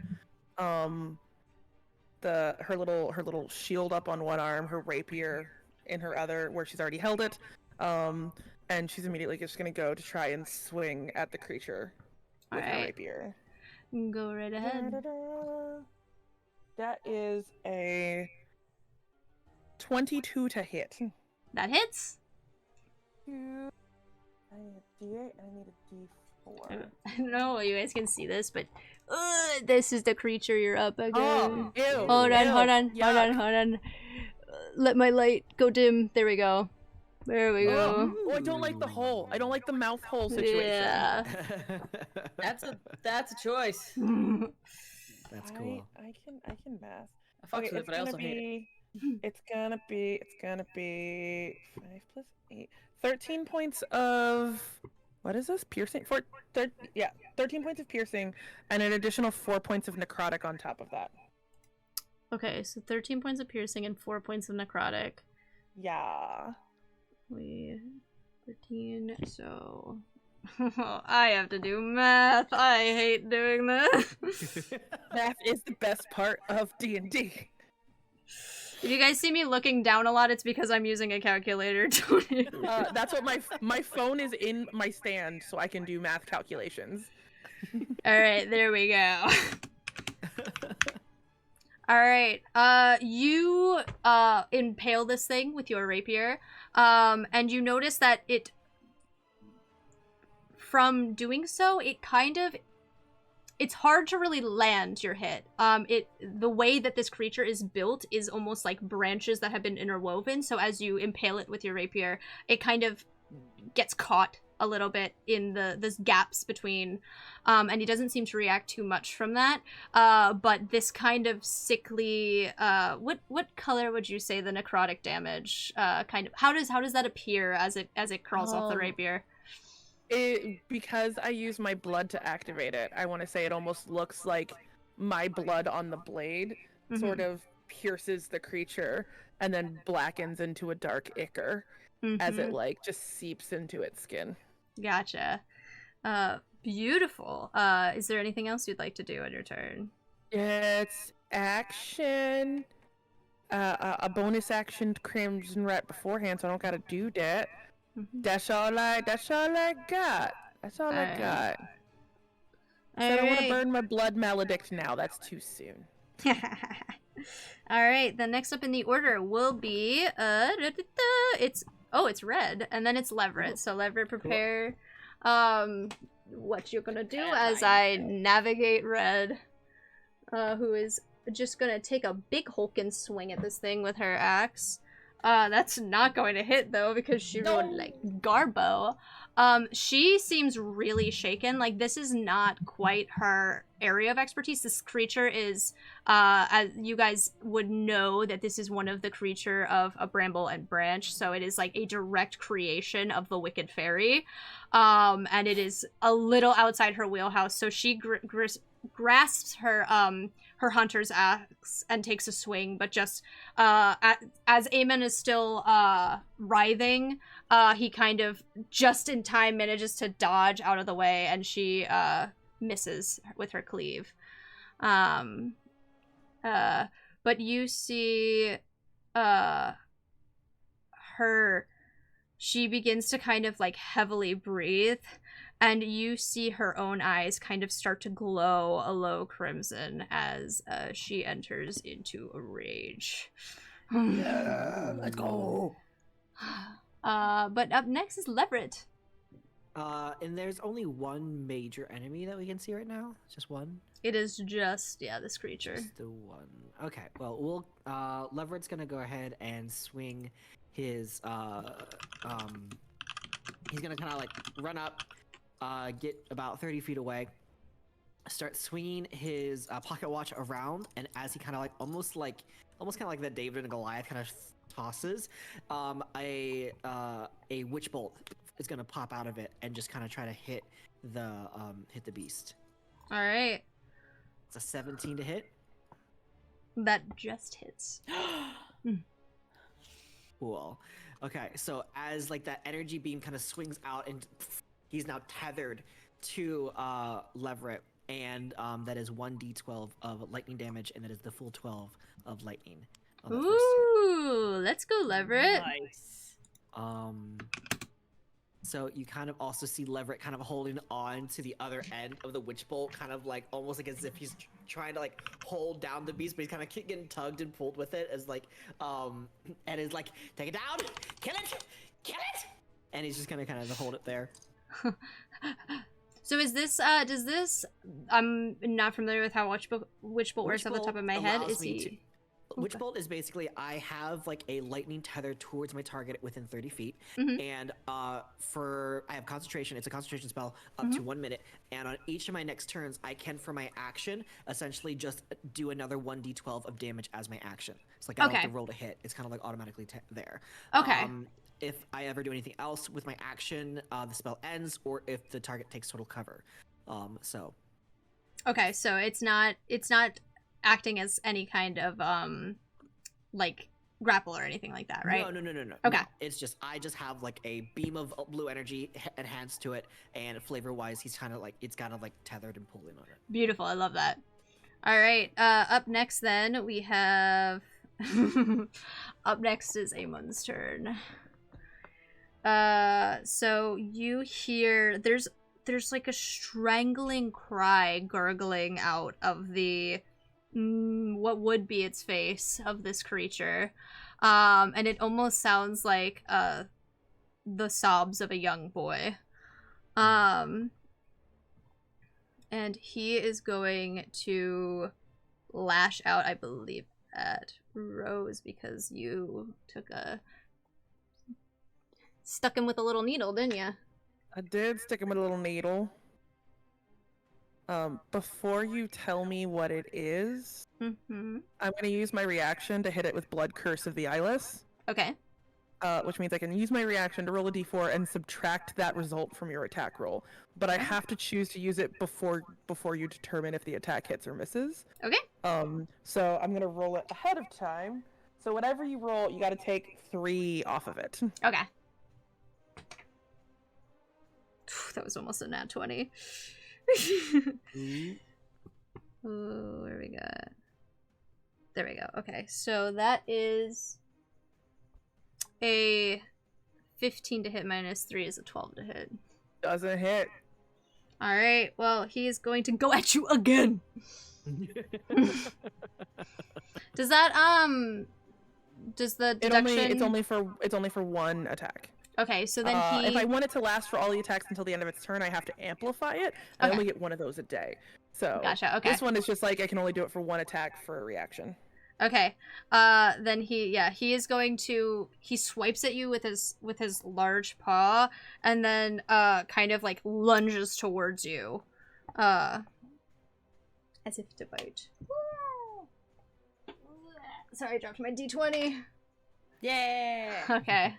Well, that is a 24 to hit. Oh. That is in fact going to hit. All right. That's so beef. I need you to make a dexterity saving throw. Oh, if only I was good at those. Oh wait. That's 22. Okay. You let me roll damage on this. Oh, hold on. Sorry, I need one more d10. Which one are d10s? That one. I always grab d8s when I'm looking for d10s for some reason. Alright. It's because they're similarly shaped. Yeah. Okay. That is going to be 12 points of piercing damage. Ow. Oh, and also give me a Constitution saving throw. Cool. 22 again. Okay, you're fine. He lunges at you and just kind of like sinks branch into your flesh towards the hand that was impaling him with your rapier. I'm just gonna like stare him in the face and growl back at him. Up next then is Robin with Rose on deck. Alright, so I clearly see all this crazy stuff going down. Like, fuck. And then, very super cool and cinematic, like, Robin's going to reach in and pull out both of their crossbows. It's like, I gave up the bow and arrow. We're trying this instead. And I'm going to use my action surge to do 2 attacks instead of 1. It's 13 and 16 plus 4, because I'm doing sharpshooter, so that's -5. So instead of 9, it's 4. So 13, so yeah, 17, 16, and dirty 20. Bet. They both hit. Bet! And because they hit, I'm going to expend a superiority die where you need to make a DC 15 strength saving throw or be knocked prone, please. Okay. Then I'll roll the damage. It's 2d6 plus 10.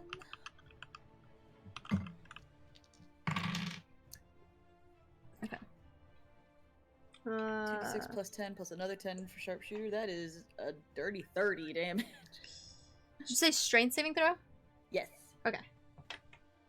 15, please. It's an 18 strength saving throw. He's fine. But it does take 30 damage. 30 damage. Nice. Damn. I rolled 2 5s, plus 5 for each hit, plus 10 because I did sharpshooter where I take -5 to the attack roll, plus 10 for damage. Fucking sharpshooter again, broken. Wow. Alright. Just pow, pow. Oh my god. Hit keys on my keyboard. What did I do? Oh, I added a table. That also was action surge, so I can only do that like once. Okay. Woo. Alright, as you embed these arrows into this creature, you hear that like caterwauling shriek again. And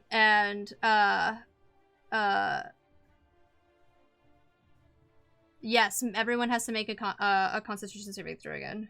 No! I'm gonna It's okay. roll the one that's been rolling good. +5? That's better. 17? 19. Okay. 17. Hey, twinsies. Okay, you guys are good. No worries. I was trying to I was like, he has to top it around. Yeah, he took a turn. Okay. So now it is Rose's turn. I'm going to pull out the blade and then just stab it in again. All right. It's going to be an 18 to hit. That hits. And then it's going to be 11 points of PSN. And where's my D4? Another 3 points of necrotic. 3 points of piercing, 3 points of necrotic. Okay. There should be 11 points of piercing and 3 points of necrotic. 11 points of piercing. Sorry, I don't know. I heard 3 for both. Math. Okay. I got it. That's all I got. That's just I'm a stab. There's almost like a growing blackened stain that's kind of growing where you are repeatedly jabbing at this creature. And it is not happy about that. It's freaking Red's turn again, so let's see if she can smack him this time. Also, I forgot to add another 10. Oh, you at Oh yeah, because it's sharpshooter on for both both. attacks. I only did 10 for one of the attacks, so it's another. Gotcha. I will take off another 10. No worries. God damn. Action surge is great. Sharpshooter gets real bad when you have guns, because the damage dies are higher. Yeah. It's disgusting. Where's my thing for her? Where's your plus to attack, rather? Oh. Ugh. There we go. Okay.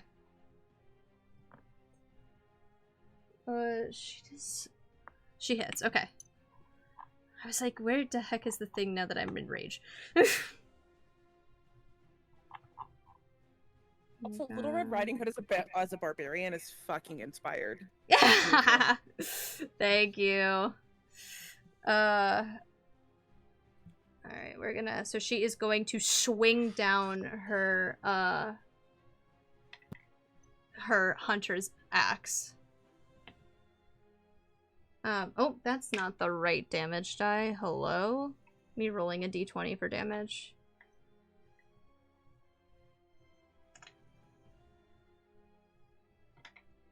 Alright, that is going to be 8 points of slashing damage. There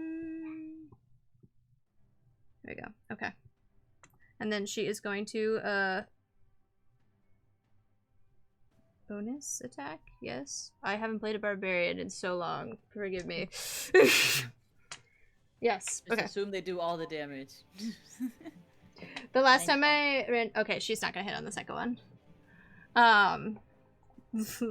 Okay, so she like, heaves this axe towards this creature and takes out like a chunk of its shoulder, and you see like splinters fly backwards from it, and it whimpers almost underneath this swing, and that echoey sound of a young boy sobbing pours from its orifice. Don't like that word. Leverett, you are up. We're gonna zap it again with Witch Bolt. Since it's already tethered, I just go ahead and roll a d12. Sounds good. That's just 4 lightning damage. All right. Anything else from you? That's it. Alrighty. He like twinges from your attack, and like someone being prodded with a cattle rod. And then is going to once again try and bat Rose away from it. Same thing as last time. Blood Curse of the Eyeless. You're gonna subtract 4 from your attack roll. Alright. There's one small issue is I hit a nat 20, so that's a nat 20. Well, Yeah. what? But like technically, But that's like, a 16. Minus but like 4 a is a nat one. 16. But a nat 1 is a nat 1 and a nat 20 is a nat 20. But I subtracted 4 from it. We respect the crit in this house. If you do the same God thing, no matter what's damn inflicted it. on you, you will get your crit. Can I Alright. move my 4 to the second attack? You sort of crit. You're sort of smush me. It's okay. You're fine. Look at your HP. No. I'm looking at my HP. I also know there's a thing that happens when I get below a certain threshold. And don't you want to see what happens when that happens?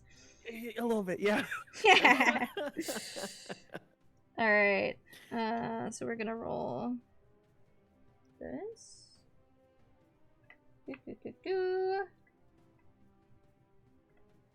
Oh, hello. Thank you. Sorry, I have so many sheets going on that I'm adding stuff to.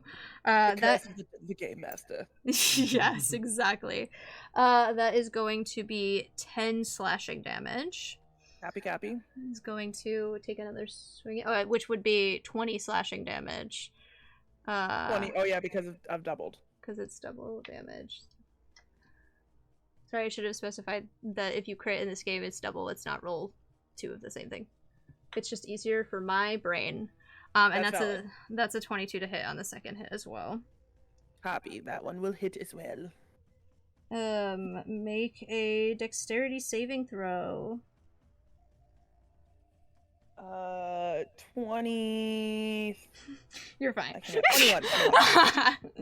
All right, so it this time instead of going to bite you, it grabs you with both of its hands again, like the same way it did when you were holding it in your arms, except this time it tries to start pulling you apart as it digs its splintery hands into you, and it's going to take one more attack as a result of landing both of its attacks.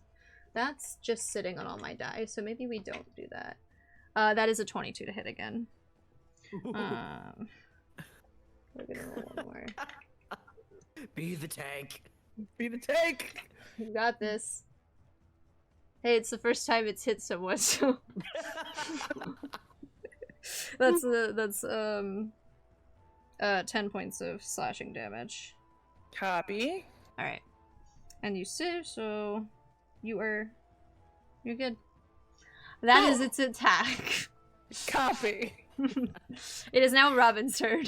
Yeah. You are watching this creature try and physically render your friend apart. Stop that. Shoot. Alright, 19 plus 4, 23. You certainly hit. It's my sharpshooter, so I get a plus 10, so it's a d6 plus 15. 17 damage. Alright. This is piercing damage, right? Yes. Okay. And then bonus action, you see Robin just put up her hood, and as it goes over her head, she just slowly disappears. As I cast Hidden Step. Love it. Alright. Hold on, I'm doing math. There we go. Alrighty. Is that the end of your turn then, Robin? Yes. Cool. Then that would be top of the order again. We're back at Rose. Rose, you are currently... You're not grappled, but you can also feel when it's trying to tear you apart. You can feel, like, brambles climbing off of its hands and trying to wrap around you. But you've managed to, like, break them apart so that they're not quite able to do so both times that you have encountered this. Fun facts, because of where my HP currently is, I need to do a wisdom saving throw. The DC is pretty low, so it's only an 8, so I have to beat an 8, otherwise weird shit. Well, great, that's great. That's a natural 1. So, who am I physically closer to, the beast or Red? You are, I would say, the beast because you are actively being like held by it, Okay. whereas Red is kind of standing off to the side of it. So Red would notice that Rose's eyes sort of flash red, and I will attack the beast again. Okay. It's gonna be a 22 to hit. Nice.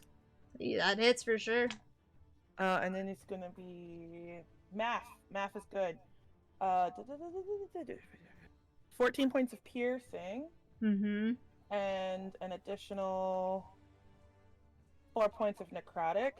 Okay. And then while Rose has like this deep red flash in her eyes, she just starts to growl as her entire body just starts smoking. And then the limbs just elongate. And the instead of it being pierced into this like half elven thin framed woman, the creature is piercing its fingers into what looks like a feral twisted bramble bear. As where your friend Rose once stood is this large fucking hulking bear of a creature. And I get some fucking extra HP. Jesus Christ. HP, and my AC is now fucking 20. Let's Suck it. go.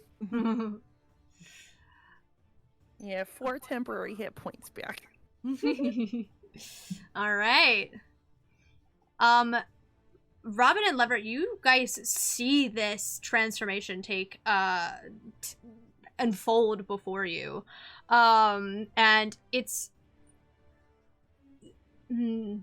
Leverett, you are absolutely struck with just immediate fear, like to your bones, because now it almost appears as though there are two of these creatures locked in combat in front of you. And Robin, how do you feel about this transformation?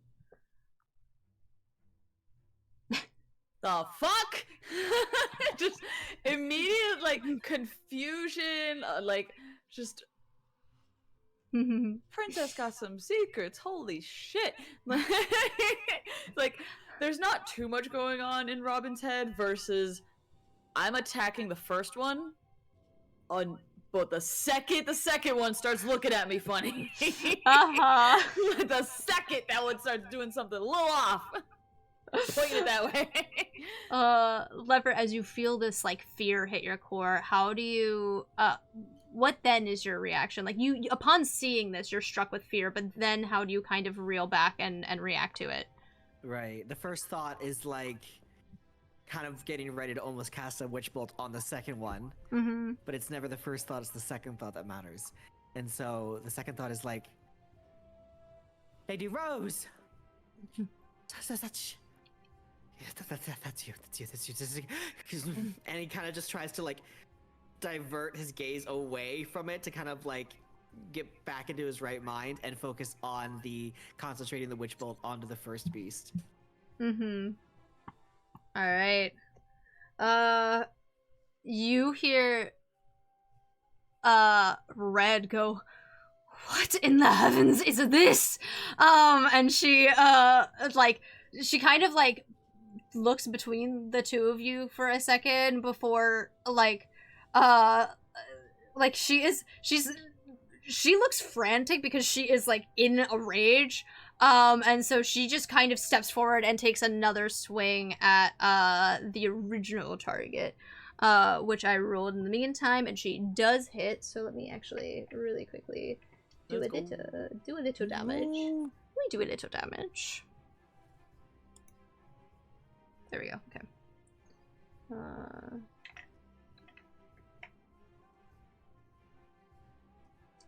Okay. And she's going to inflict. That is literally another 10 points of slashing damage. Nice.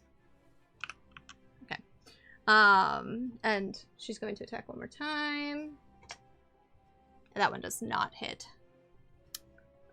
So again, though, you see her like pull back this great axe and just like it's like she is chopping down a tree. And you see like her body like pulse with muscle as she does so. Like, hey, yo. And after that, it is Leverett's turn. We're gonna do another zap.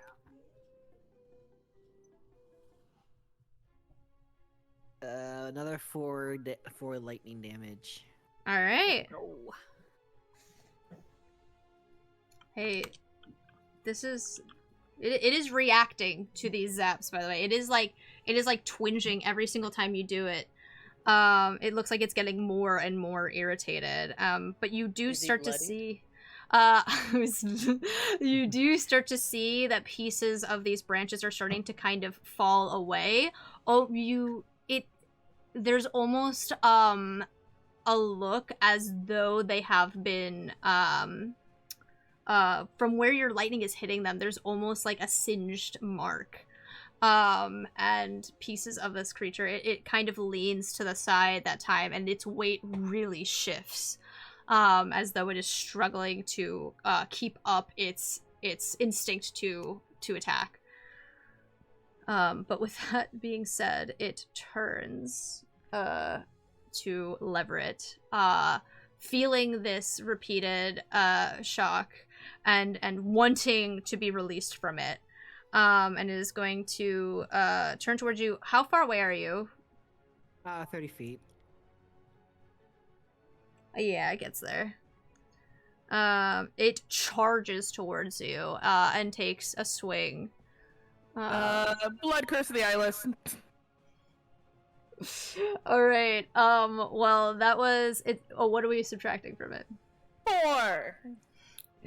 Okay, so that is only a 20 to hit, a dirty 20 to hit. That hits. It's okay. It'll be fine. It'll be fine! It's only... With his 18 whole hit points? Yeah, it'll be great. It's only 5 slashing damage. 5 slashing, and I need to make a constitution check. Yes, please make a constitution saving throw.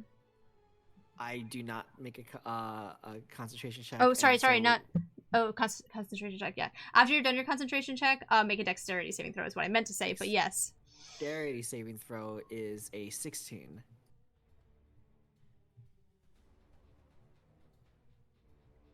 That saves. Okay. Oh, Okay. I was like, Concentration drops on which bolt, so which bolt is gone. okay. Oh. Okay. All right. Moonbeam. Feeling this creature is now looking like a cornered animal. So feeling that it has been released from this, it's going to turn and wheel itself just blindly in a direction. So let's see where it decides to go. I'm gonna roll a nice little d4. Let me look at that. Good enough for you? Bring it on! Come on! You just hear a shush invisibly behind you. Shut up! Oh my god. Well, the dice do decide. You provoke it, and it it goes in after having its claws kind of dug into you. It like pulls you toward it to try and bite you. Okay, that's only a 10 to hit. What big teeth you have. That misses. Okay. Because it doesn't have a mouth, you just kind of like feel like splinters being like spit in your face as this thing like heaves towards you. Almost as if it's the equivalent almost of this thing coughing up blood in your face. As it rains you with splinters and a couple spiders.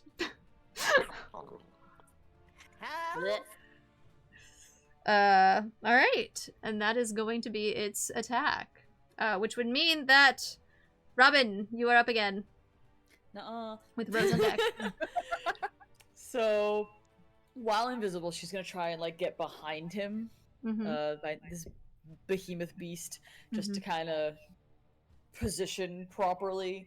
So, like, let me see if I can get a better shot over here, and lets another one fly. So, +4. That misses. Oh, All right. I rolled a 9 and then +4, so Yeah, no. 14. All right. Is that your turn?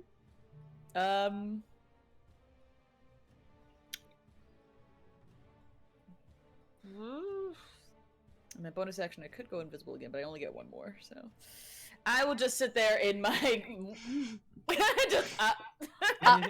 You like make eye contact with Leverett, who is literally being held by this thing. I'm sorry. You watch it just like it like whizzes overhead, and like you like Leverett, you hear it like thunk into the ground, kind of behind you. I'm sorry. Rose, it is your turn. Cool. I have to do another wisdom save. Cool. So I'm assuming red's closer, right? Yes, now red is closer to you. Yeah. Oh, fuck me. That's gonna be a 23 to hit red. What? That does hit her. What the pope? Bloodlust, baby. Oh, we gotta kill 2 of them. It's gonna be. Oh, this is nasty. Wait. 14 points of piercing. Okay. And 1 point of necrotic. And Rose's eyes are gonna flash. Keep in mind, this is a bear with a sword. Because she gets to keep all of her armor and shit, so it's bear on 2 legs with sword. And like the eyes are like fully like engulfed in red. The body's still kind of smoking. And it's just gonna turn on red and growl and just carve into it with her rapier. All right. You hear like red shriek as this lands on her. I don't think, yeah. Closure. I've got to beat an 8 on the wisdom save. I have a +2 to wisdom. So like realistically, Wow. I have to roll like a 6 or no, a 5 or lower on the die to fail, and I've rolled a 1 and a 2. Oh. Well. And I got to do it at the top of every turn, man. Yeah, she shrieks, but like she kind of takes it, right? Like it doesn't fully incapacitate her or anything, but like this is the first time she's been hit in this fight, and it was by someone that she thought was an ally. And she goes, "This is why I travel alone." It wasn't me. And after It wasn't me either. it is her turn though, so she is going to swing her axe at you. That's valid. That's valid. No. Don't worry, she misses. But she is going to attack again to try and get you off of her. That's 10. Blood Curse of the Eyeless. Okay. -4. It is not going to hit you. DC's fucking 20. Yeah. Nope, definitely not enough. She is like, you've kind of hit the arm that she is holding her axe in, so she can't quite turn her body properly to hit you. And so after that, she just kind of like you see her like heavy breathing, and I don't. Anyone here familiar with barbarians? Just out of curiosity. Yes, a little bit. Do I don't have to make some kind of save to hold rage, do I? No, in this as instant? long as you attack or are attacked, you get to hold rage, and then all your shit's halved. So like the bulk of that piercing I did would have been halved to you. Yes, that I did do. Okay, perfect. That's good to know. Thank you. I wasn't sure if it was similar to like a concentration thing. Ooh, All right, cool. I just realized I was not having my own damage, and I didn't do the math on that. So Are like, you bear totem? no, I just did because of fucking bullshit and blood hunter shit. So I'm gonna 52 health, and then I can also have damage that comes in. I don't know. Because I'm assuming it would have been slashing. So since I don't know what it is, are you okay if I give myself 10 health? Yeah, that's Because fine. I should have been resistance, and I don't know what it was. So that still keeps me under my. A little average. Yeah. That's A-okay with me. Leverett, it is New your class. turn. Who dis? I am going to use a Let's see. I'm kind of like grappled by like. You're not actually grappled. Like you could try and run. You will get an opportunity attack on you unless you have a way of avoiding that. Yeah. No, I'm gonna. But you are like it is in melee. It is in melee combat with you. Yeah. Fantastic. Okay, we're gonna do bonus action, rabbit's hop, which I am able to bonus action jump 10 feet without provoking opportunity attacks. There you And go. I'll use this trait if my speed is greater than 0. So I'm gonna just kind of like hop out of the way. So you see me kind of like leap up, big rabbit's foot on both sides of the orifice there, and kind of just push away, kind of like flip back. Hell and then yeah. As he like flips back, not quite sure, seeing how Rose straight up just attacked Red. He's gonna go ahead and meta magic twin spell. Ooh. And twin spell witch bolt and shoot both of them. Ooh, with a all witch right. bolt. Let's Or fucking try go. to do that. For the one that he already attacked is a dirty 20, That the original one. gets it for sure. and then the second one is a natural 20. All on right. Lady Rose. All So, right. Oh, it's the almost light- poetic. Your connection to her is stronger. Yeah, it kind of is. That is 17 damage to Lady Rose. That was 2d12s. It just doubled the dice on D&D Beyond. And then big. That's right. for the other one, it was just 2 Okay. points of damage to the other one. And then he's gonna yell out to Red and be like, "I'm sorry! It's not normally like this!"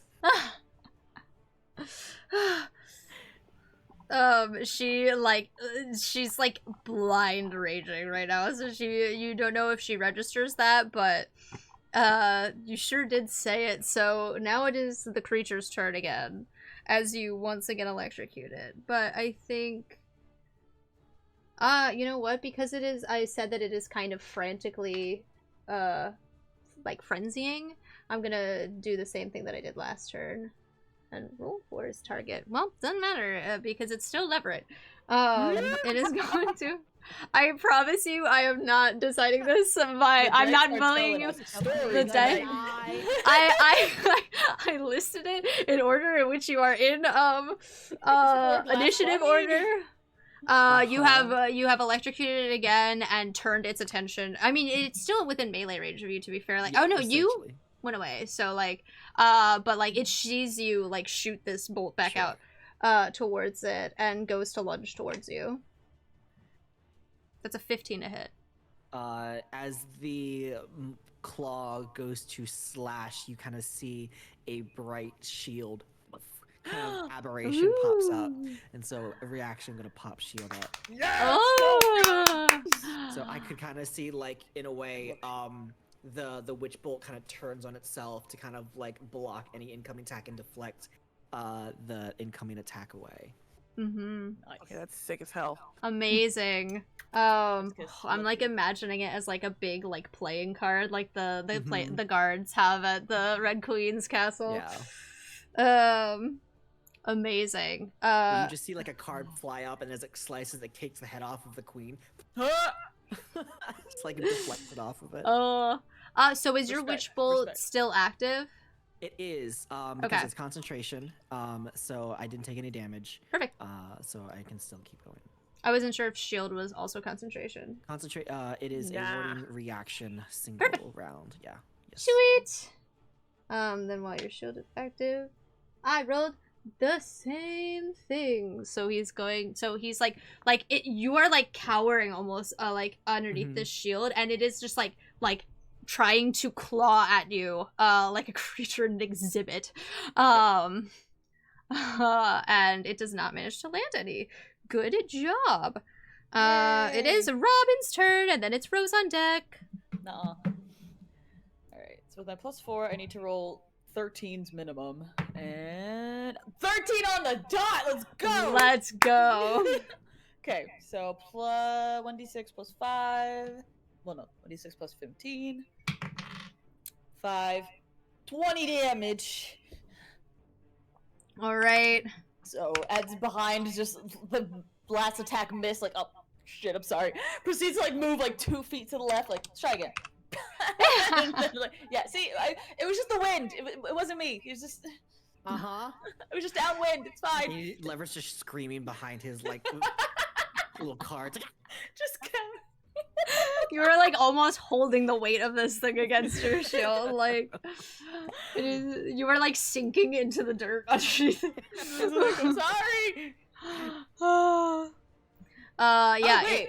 I'm gonna expend a superiority die actually to make a DC 15 strength throw. Nice. I did hit.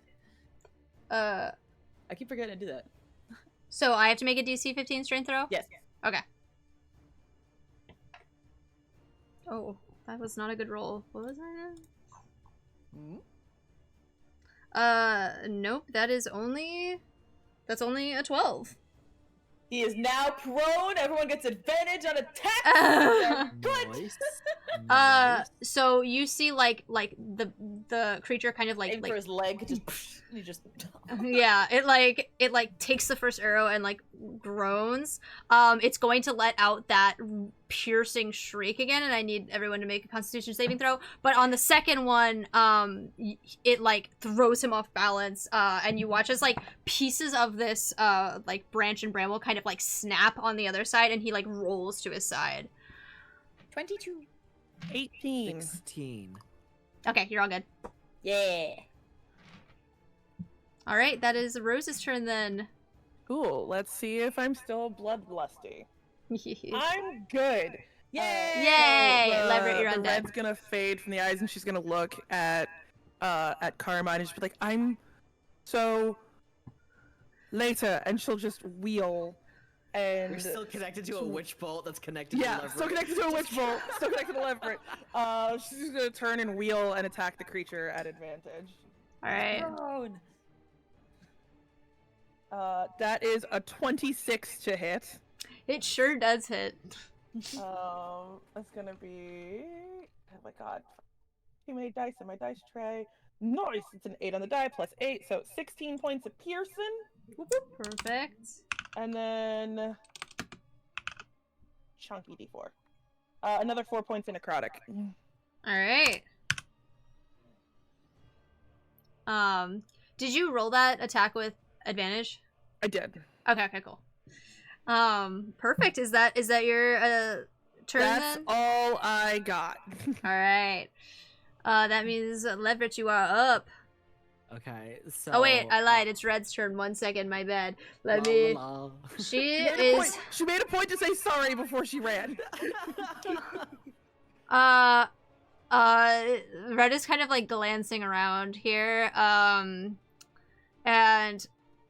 I think seeing the kind of like humanity return to Rose a little bit, after like a second, she's just going to be like, fuck it. And she's going to charge up to the original creature. But she does not hit it. I think she's kind of like staggering from her wound a little, and so she can't quite swing her battle axe. She'll make another one though. No, that is just one shy. All right, so she fails to land an attack as she kind of like holds her arm and looks between you, but now she is like kind of. Oh, actually, wait, I didn't roll with advantage for her. Do it! Yes! Well, that was an identical roll. What about the other one? That's not 20. Yeah. All right, so she is going to land a a roll. final blow would be funny. You don't have to worry too much about that. It's okay. It's got a fat stack of hit points. God damn it. Yeah, it do be chunky. Alright, so this is going to be... that's going to be 18 points of slashing damage. Which is less... Okay, cool. This thing, after she kind of glances off of it the first time, she like takes another deep breath and just absolutely like lets out a scream of rage, and she buries her hatchet in the back of it. kind of like prying it backwards and taking some more branching with her, and you see like there are holes beginning to form in the carcass of this creature. You're starting to see that underneath there is kind of like fleshy sinew, and it's like pulsating a little bit, and it on the ground it kind of like whines that long sorrowful sobbing sound beneath her hatchet. And now it is Levert's turn. My apologies. No, you're so fine. No worries. Leverett sees Rose kind of get back to normal-ish by apologizing. And he'll yell out, "Lady Rose, is that you? Are you back to us?" Am I allowed to respond if it's not my Yeah, turn? you're totally fine. For now? Okay. And I'm like, and he's like, "I'm a god," and he drops the witch bolt on both of them, and then wants to kind of angle himself in a way, that only this will target the original one if possible. So Yeah. what is he gonna do? He's gonna kind of leap to the side, and taking the card out of the shield that was there, kind of like almost in a way of like, you know, those sign spinners that you see kind of like outside, like a subway or something. I He'll don't take even that know where the card Quiznos and is. flip it around and then chuck it, and he's gonna cast spray of cards at Ooh. at the original beast, and it is a 15-foot cone of spectral cards. Each creature in that area must make a dex saving throw, and on a failed save, they will take force damage and be blinded. But the DC is a dex 12. I'm hoping if they're prone, it does something, but I'm not sure. Yeah, I'm pretty sure being prone automatically fails you on dex saves. Hold on, wait. Prone condition. Like wisdom saves are fine, but like anything with movement, you're like. Yeah, that's what I thought. Okay, so yeah, so it takes. It was like you're failed or you have to do it at disadvantage. I can't remember. We can Google. I have the technology. I am doing a Google. Let's see. Prone. Its only movement option is to crawl. It has disadvantage on attack rolls. On an attack roll against the creature has advantage if the attacker is within 5 feet of the creature. Otherwise, the attack roll has disadvantage. So nothing against specifically spells. Okay, so it's still dex saving throw of 12. All right. It's okay because it also doesn't have a good dex modifier. It definitely fails. That is a 10. Whoa! All right, 2d10. That's a total of 3 force damage. All right. But it is blinded until the end of its next turn. So Okay. you see all of these kind of like suit of heart cards just chuck out, and blind wherever the eyes or the face of this beast would be.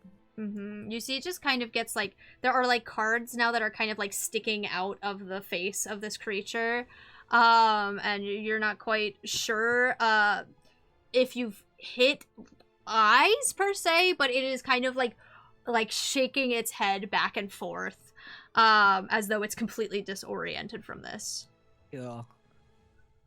Kill it with fire. So now that it is his turn again, and it has disadvantage on attack rolls. It's going to use half its movement to stand back up. Oop.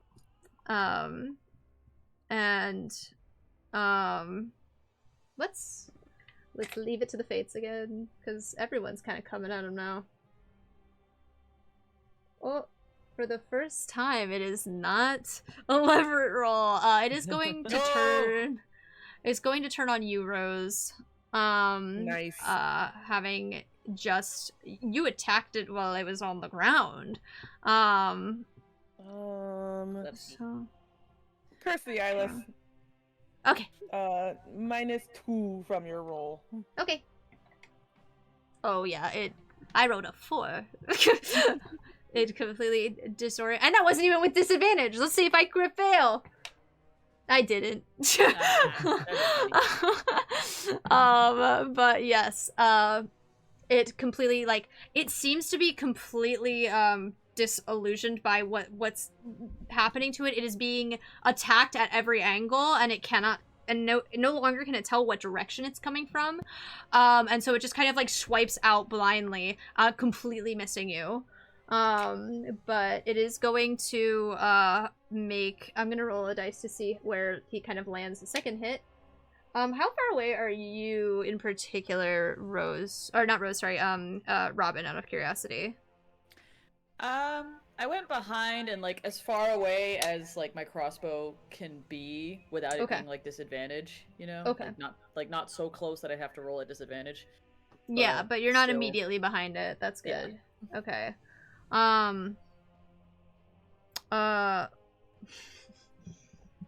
Leverett, does a 15 hit your armor class? Another shield pops up. Okay. So my AC goes to 18. It deflects. Shield. And this, you can tell now that this attack wasn't like directed at you. It was just another kind of blind attempt to hit something. As this creature bellows and kind of teeters, like every step it takes, more of this debris falls away, and you see this kind of sinew. It's almost like melting from its form. And you recognize like it's not, now that you see it so close, it's not blood. It almost looks like ink. And that is going to be Robin up next with Rose on deck. Listen, I've got like 3 things that I can do, and this is the only one that works. So just immediately loads her up again, and just like, let's try one more time. Let's see. Is it a 20 or is it a 1? It's a 1. All right. I made the face. It's either a 20 or a 1. If I make a face, it's bad. If I just shout, it's good. That is not true. You make faces for everything. You're right. My face is louder than my mouth. You know what? I like to add a little spice to one, so give me a straight luck check of a d20 roll. D20 roll. 15. Okay, you're fine. Your arrow does not land in an ally. Just right almost pierces, but gives Bunny a new piercing on his ears. Yeah. Off of my shield as well. Yes, that is exactly what happens. It deflects off your shield, and Leonard's like, why are you shooting at me? This is everything is coming at me now. Rose attacked Red. The Bramble Beast is attacking him. Now he's being shot at. Like, truly no friends in this world. Invisible, just like, I'm sorry. Like, I promise we're actually good at this. Oh my goodness. All right, that is going to be Rose then. Cool. Hey, you know what time it is? It's wisdom saving throw time. Wisdom saving time. We're still good. All right. Christ. Swinging at the beast. Is he still prone or did he get up? He did get up last turn. It's gonna be 16 plus 7, so I think that hits. Yes, it does. A 23 does hit. I was like, I'm not mapping. It's gonna be 11 points of piercing. Perfect. And 3 points of necrotic. 11 points of piercing. And 3 points of necrotic? Yeah. Alright. I think that's everything I can do. I'm double checking really quickly. Actually, can I do that? Can I do that? I think I can do. Hold on. In my... Oh, yeah! I can do an unarmed strike because I'm in my hybrid form. So I'm gonna do that. I'll do an extra, like, swipe with my bear claw. Ooh, and alright. that's gonna be, like... exactly 18 to hit. That does hit. And that'll be an additional 5 points of slashing, I think. I think that's slash. Yeah, it's slashing. 5 points of slashing and an additional 3 points of necrotic. This thing is looking absolutely tattered. And as you did that with your claws, right? With my claw. It was the sword first and then the claw. So your claws kind of like pierce into this, and you feel that kind of fleshy substance below these brambles. And you watch as your necrotic damage almost mingles with this inky blackness below its flesh. A little bit similar. And then you inflict that damage. It is looking real rough, gang. I mean, fair. So am I. Yeah. Let's see. Red's gonna take her swing, and then Leverett's on deck after that. Well, It is no longer at advantage, so that is not going. Oh wait. No, that is not going to hit. That is going to hit though. She's gonna do another. Wow. That is 5 points of slashing damage. Alright, but she does still take, like, at this point, from every angle, you are just hacking away at this thing. You are watching this creature be dismantled in front of your very eyes. And it lets out one more of that harrowing, shrill shriek. And everyone make one more Constitution saving throw. oh. Let's go! 20. Same!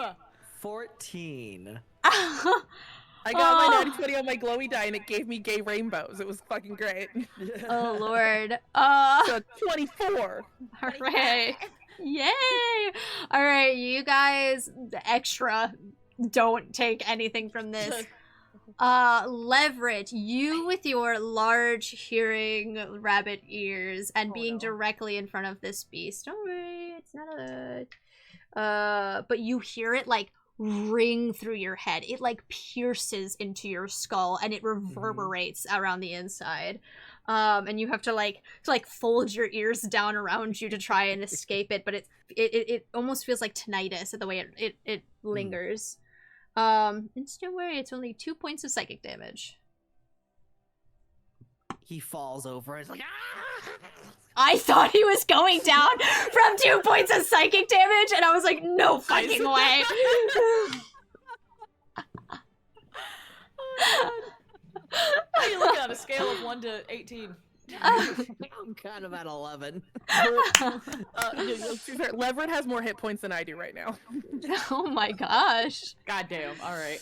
Alright. It's not great, guys. I did take like 14 of those. That was Red's go, and Leverett, it is your turn.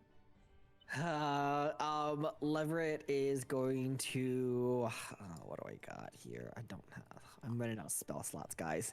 But okay, we're gonna cast. We're gonna do another spray of cards. We're gonna do a spray of cards. That's a it's a 12. It's a 12 dex save. At the creature, please. All right. Once again, not this thing's forte. Nope. That's a 9. Oh boy, that is 17 points of force damage. You launch these cards ahead of you. As this creature's desperate screech rings through your head. Describe to me, Leverett, how you tear this thing asunder with your spray of cards.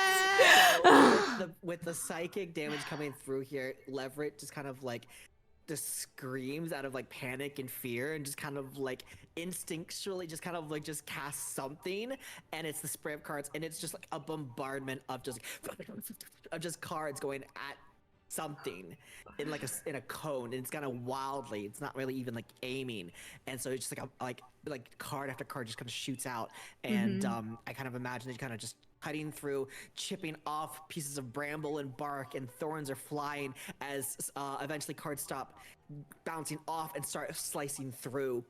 And so it kind of like just keeps going until all 52 cards are just gone. And left in a heap of ichor dripping branch and bramble, this creature collapses in on itself. and these cards kind of settle amongst the debris. And you are officially out of combat. Do I need to do one more wisdom save before I exit combat to see if I can maintain hold? Mm-hmm. Figured. We're good. It's a 10. Woo! Rob is ready. He's like, alright. There you go. Alright. Initiative round 2. It wouldn't last long. I'm real fucked up. There is almost a like there's like a dispersing here of this that feeling of hopelessness as this creature is rendered into a pile of tinder. But nobody enters the streets to celebrate your victory. You feel that emptiness finally, like, fully realized. There are no lights lit here, and the only sounds are your own, like, heavy breathing as you all kind of come down from this encounter. And Red as well, like, clutching her arm, her eyes kind of fade from that glowing crimson color, looks at all of you.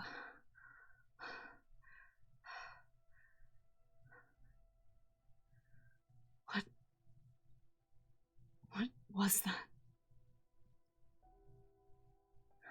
What are you?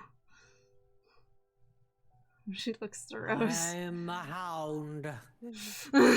And he collapses. Immediately runs to the rabbit, away from the moment that's happening right now. I'm still big ass fucking bear because I can hold this form for up to an hour. She's just gonna, like, clutching the various points of her body that are, like, bloodied and beaten because she looks like shit. She's gonna look at Red and she just goes, I don't entirely understand myself.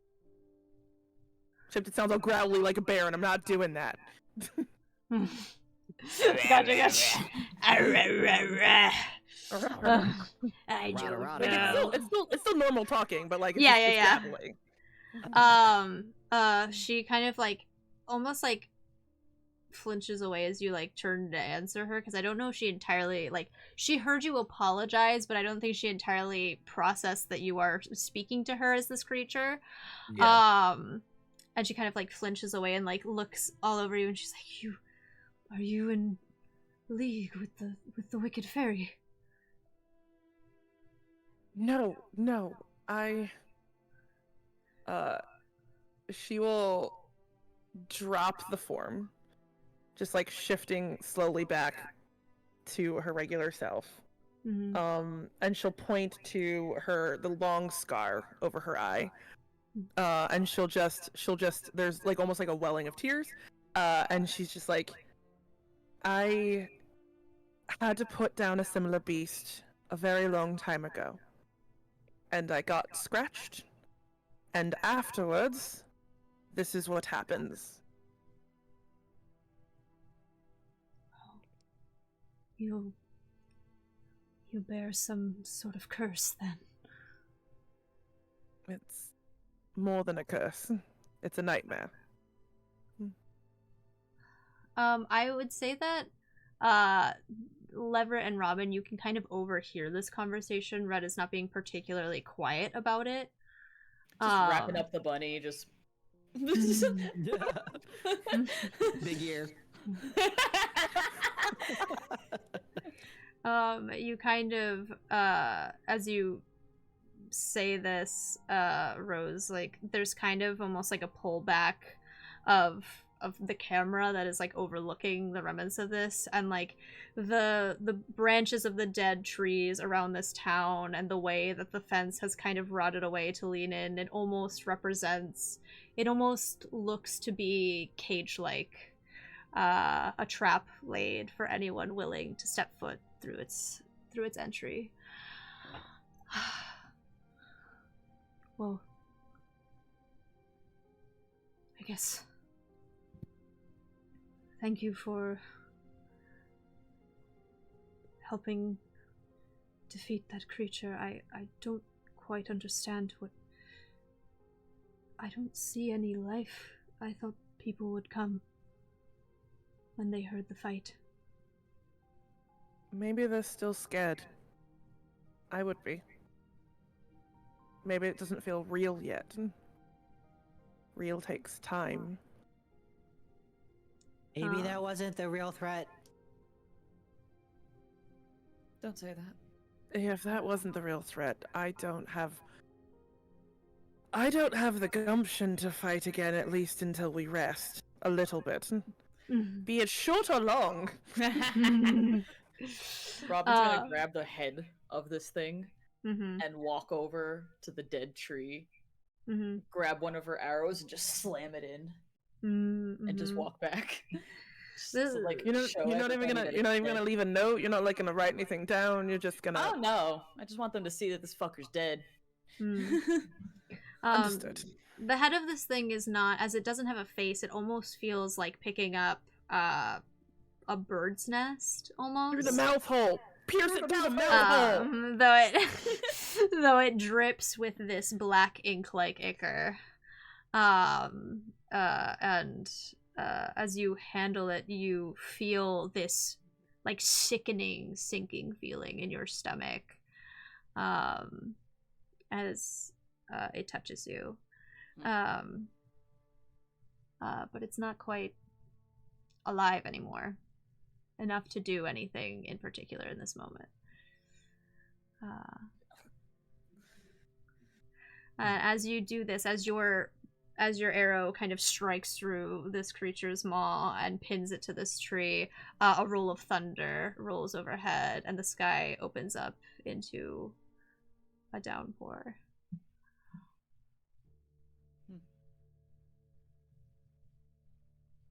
Well, now what? Now we sleep. In the church? I don't. That or the spider house. I mean, the tavern has alcohol. Lionel. It has any alcohol left.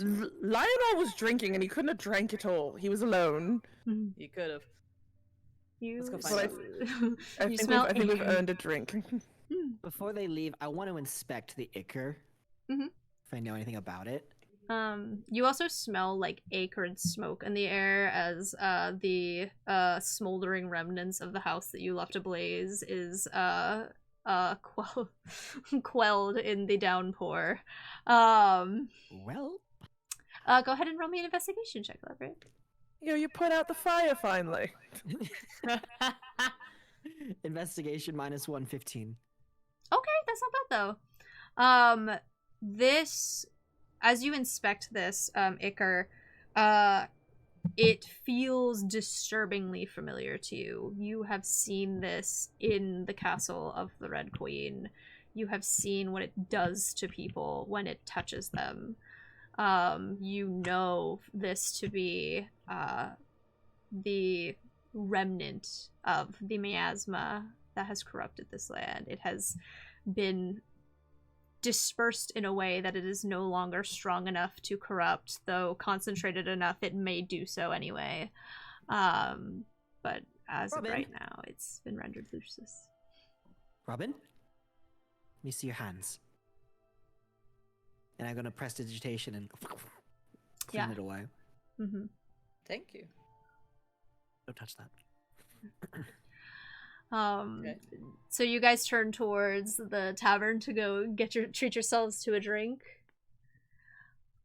Yes. Um, I'll pay. And lay in the empty chest behind me. You with this alms chest. Jesus Christ. He turns back to Red. Will you be joining us? No, At least to rest. I think I will continue on. Why? Rose is gonna look at Red before she leaves, and just again, this time physically making contact. I am sorry. You were what was closest in that moment. It wasn't intentional. She kind of like looks to her wound and then looks back at you, and she goes, I wish you well in your travels. At least it was the sword and not my claws. I don't know which would have hurt more.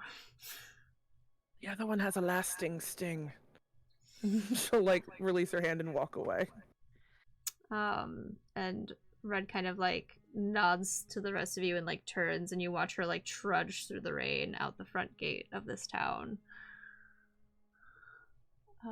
A warm glow kind of carrying her into the woods. Why do you think she saved us? Nothing better to do in that moment. I don't even know if I want the answer. Well, for someone who normally is a loner and fighting amongst strangers, I'd say that was the bravest thing I've seen today. Oh yeah. Not you stealing from a priest. I don't know. Someone twinned a witch bolt on their friend today, and I would say that was the bravest thing I've ever seen today. Right? I'm I surprised you're not a just thought paladin. it would wake you up out of your stupor. Thank you, Leverett. Come. Yeah. I'm pretty cool. I mean, I feel great. No hit points taken from me. Says the person who was behind the creature the entire time and somehow did not land a single. Absolutely shooting it in the back the entire time.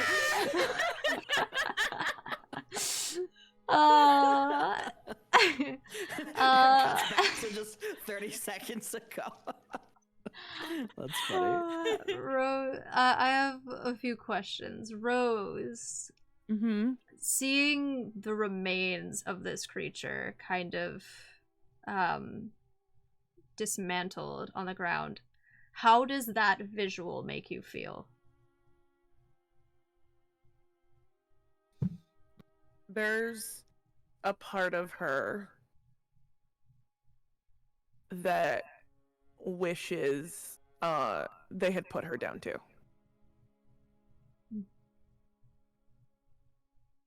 So like she's not making eye contact with it. That's why she walked, or just like sort of shifted towards the tavern, because there's a level of self-hatred there.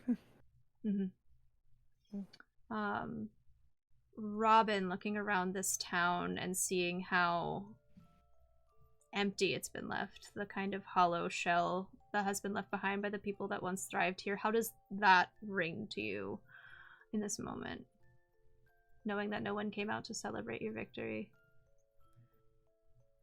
Robin knew that it was going to be one of those victories that wasn't sweet, even bittersweet. This one death was not going to make up for the many. It was just nice to know that there weren't going to be more, but it would never make up for the fact that so much was lost. Robin knew this wasn't going to be something that the bards sing about and praise down the streets. It was just something that needed to be done.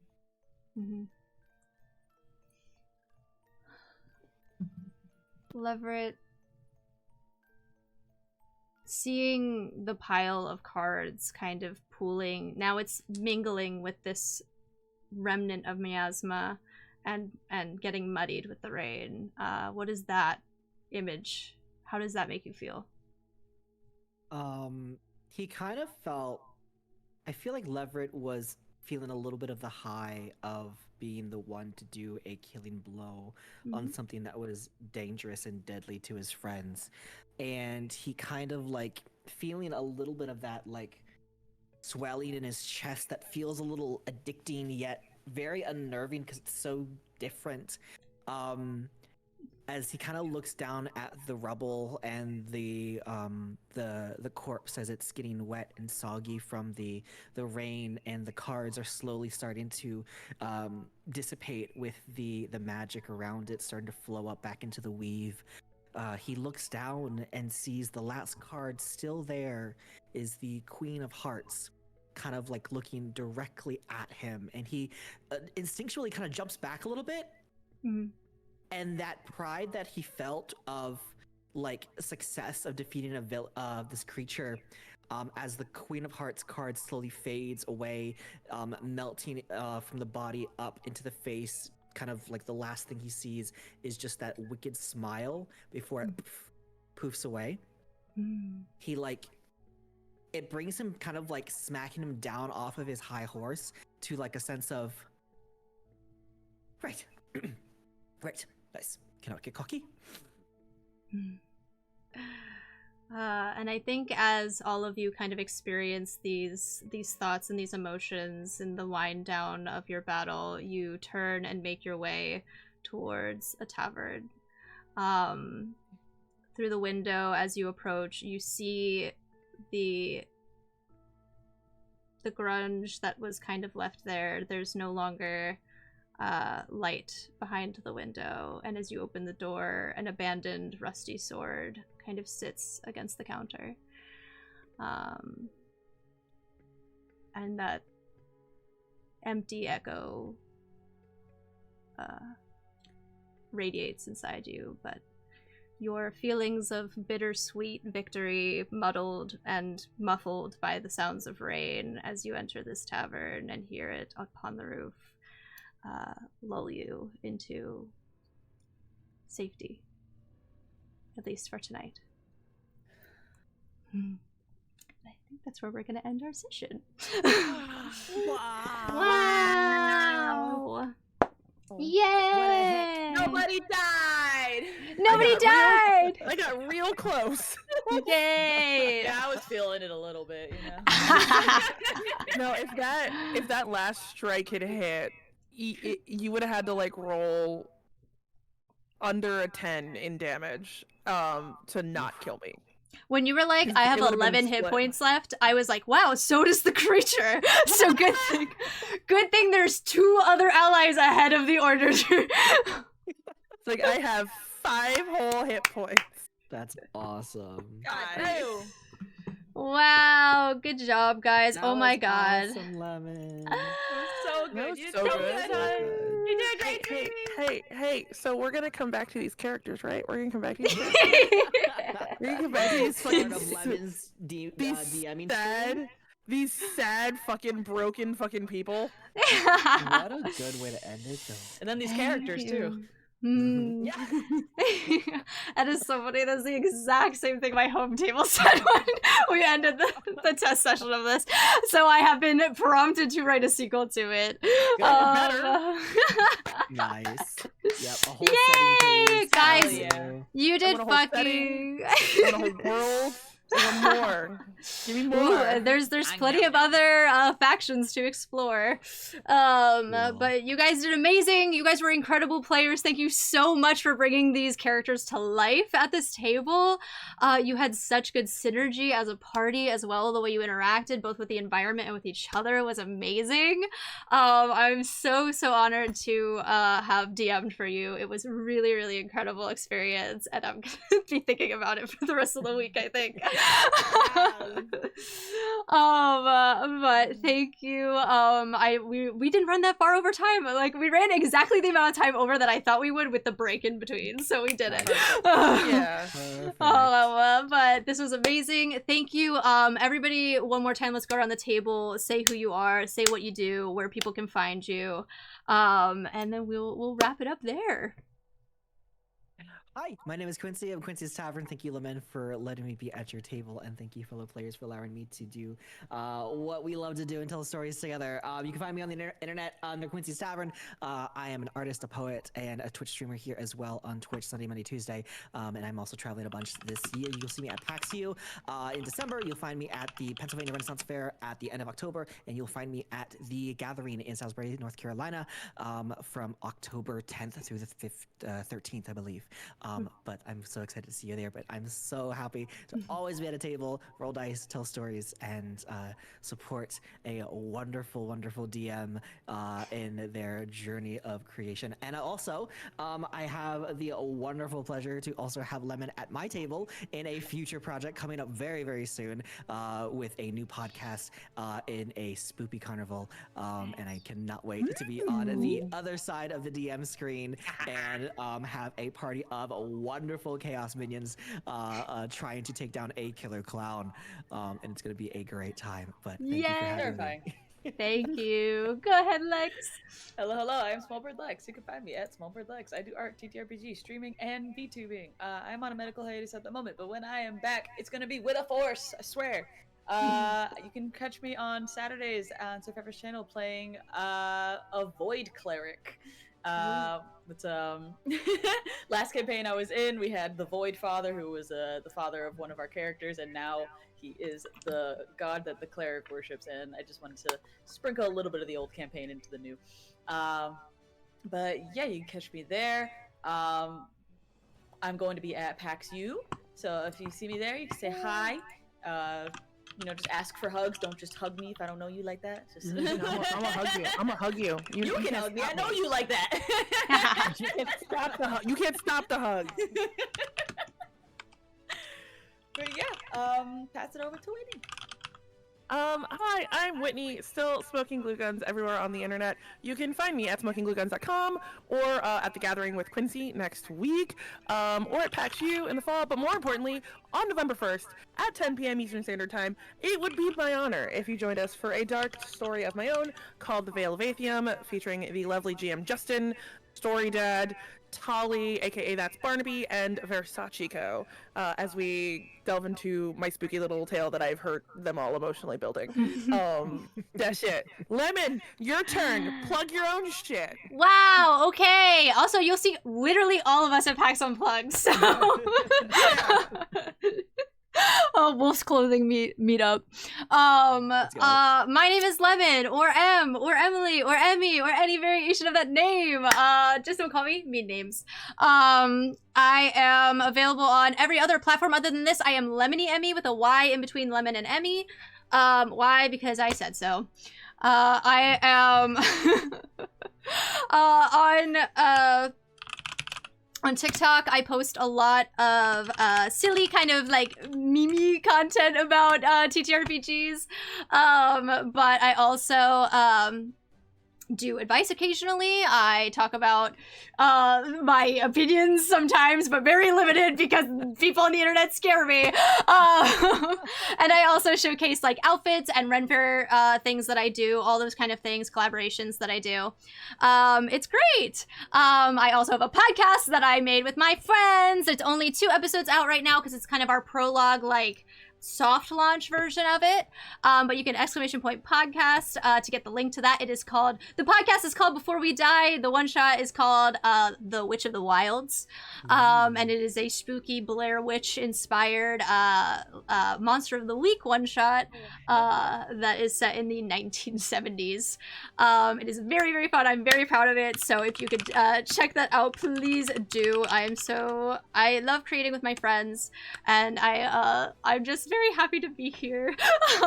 That's pretty much all I'm doing. I stream occasionally on this channel, not as frequently as I'd like because I work a full-time job, but sometimes you'll catch me doing gameplay, and because it is October, I'll be doing a couple of spooky games throughout the month, hopefully, if all goes well.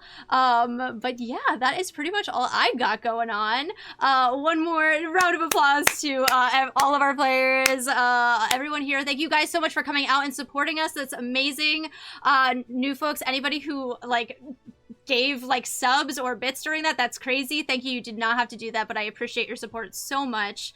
And I believe that's all we got. So without further ado, goodbye, hounds. And maybe we'll see you again in the future. Oh, woo! Are we gonna raid out to somebody? Can we raid out? Oh yeah, we can raid out to somebody. Raids count towards partner now, so support your buddies in their fucking endeavors. raid. That is true. If anybody has a suggestion, please go right ahead. I do purely, but, you know. I do, but it's Yeah? purely just so I can fuck with my buddy. Okay. Another world tabletop. Another World tabletop. Okay. Yeah, it's Aaron, aka Story Dad, who's also in Castleton. Okay. He's my Castle Bro. But also, it's just funny because I show up at a stream and I'm aggressively friendshippy. That's how I roll. Valid. You said Another World tabletop, right? Another World tabletop. Tabletop. Okay. Another World tabletop. I can type it in if I have to. Also, this gives me time to There we be go. aggressively friendshippy to you. We got it. Friendship. Yeah. I like friendship. I need that button. All right, everybody, Good join the thing. raid. There are raid messages that you can copy and paste, even if you're not subbed. We have one for non-subs, so you can send the love along and pass it on to Another World tabletop. Friendship. Woohoo! Oh my God, Winnie, thank you so much. You did not have to do that, but I appreciate you. Oh my God, Lex got one. Yay! Lex subbed. Lex got one, and so did Cole. Incredible. Well, there you go. One more shout out to Whitney as well. Follow all of our amazing creators here, and we will see you in the next one whenever I have the guts to do this again. You're gonna do it so soon because you're so good. Goodbye. There's gonna be an end screen, so for my folks with Discord, you can like mute for like 30 seconds, and then I'll end stream. All right. Bye. Bye. Bye.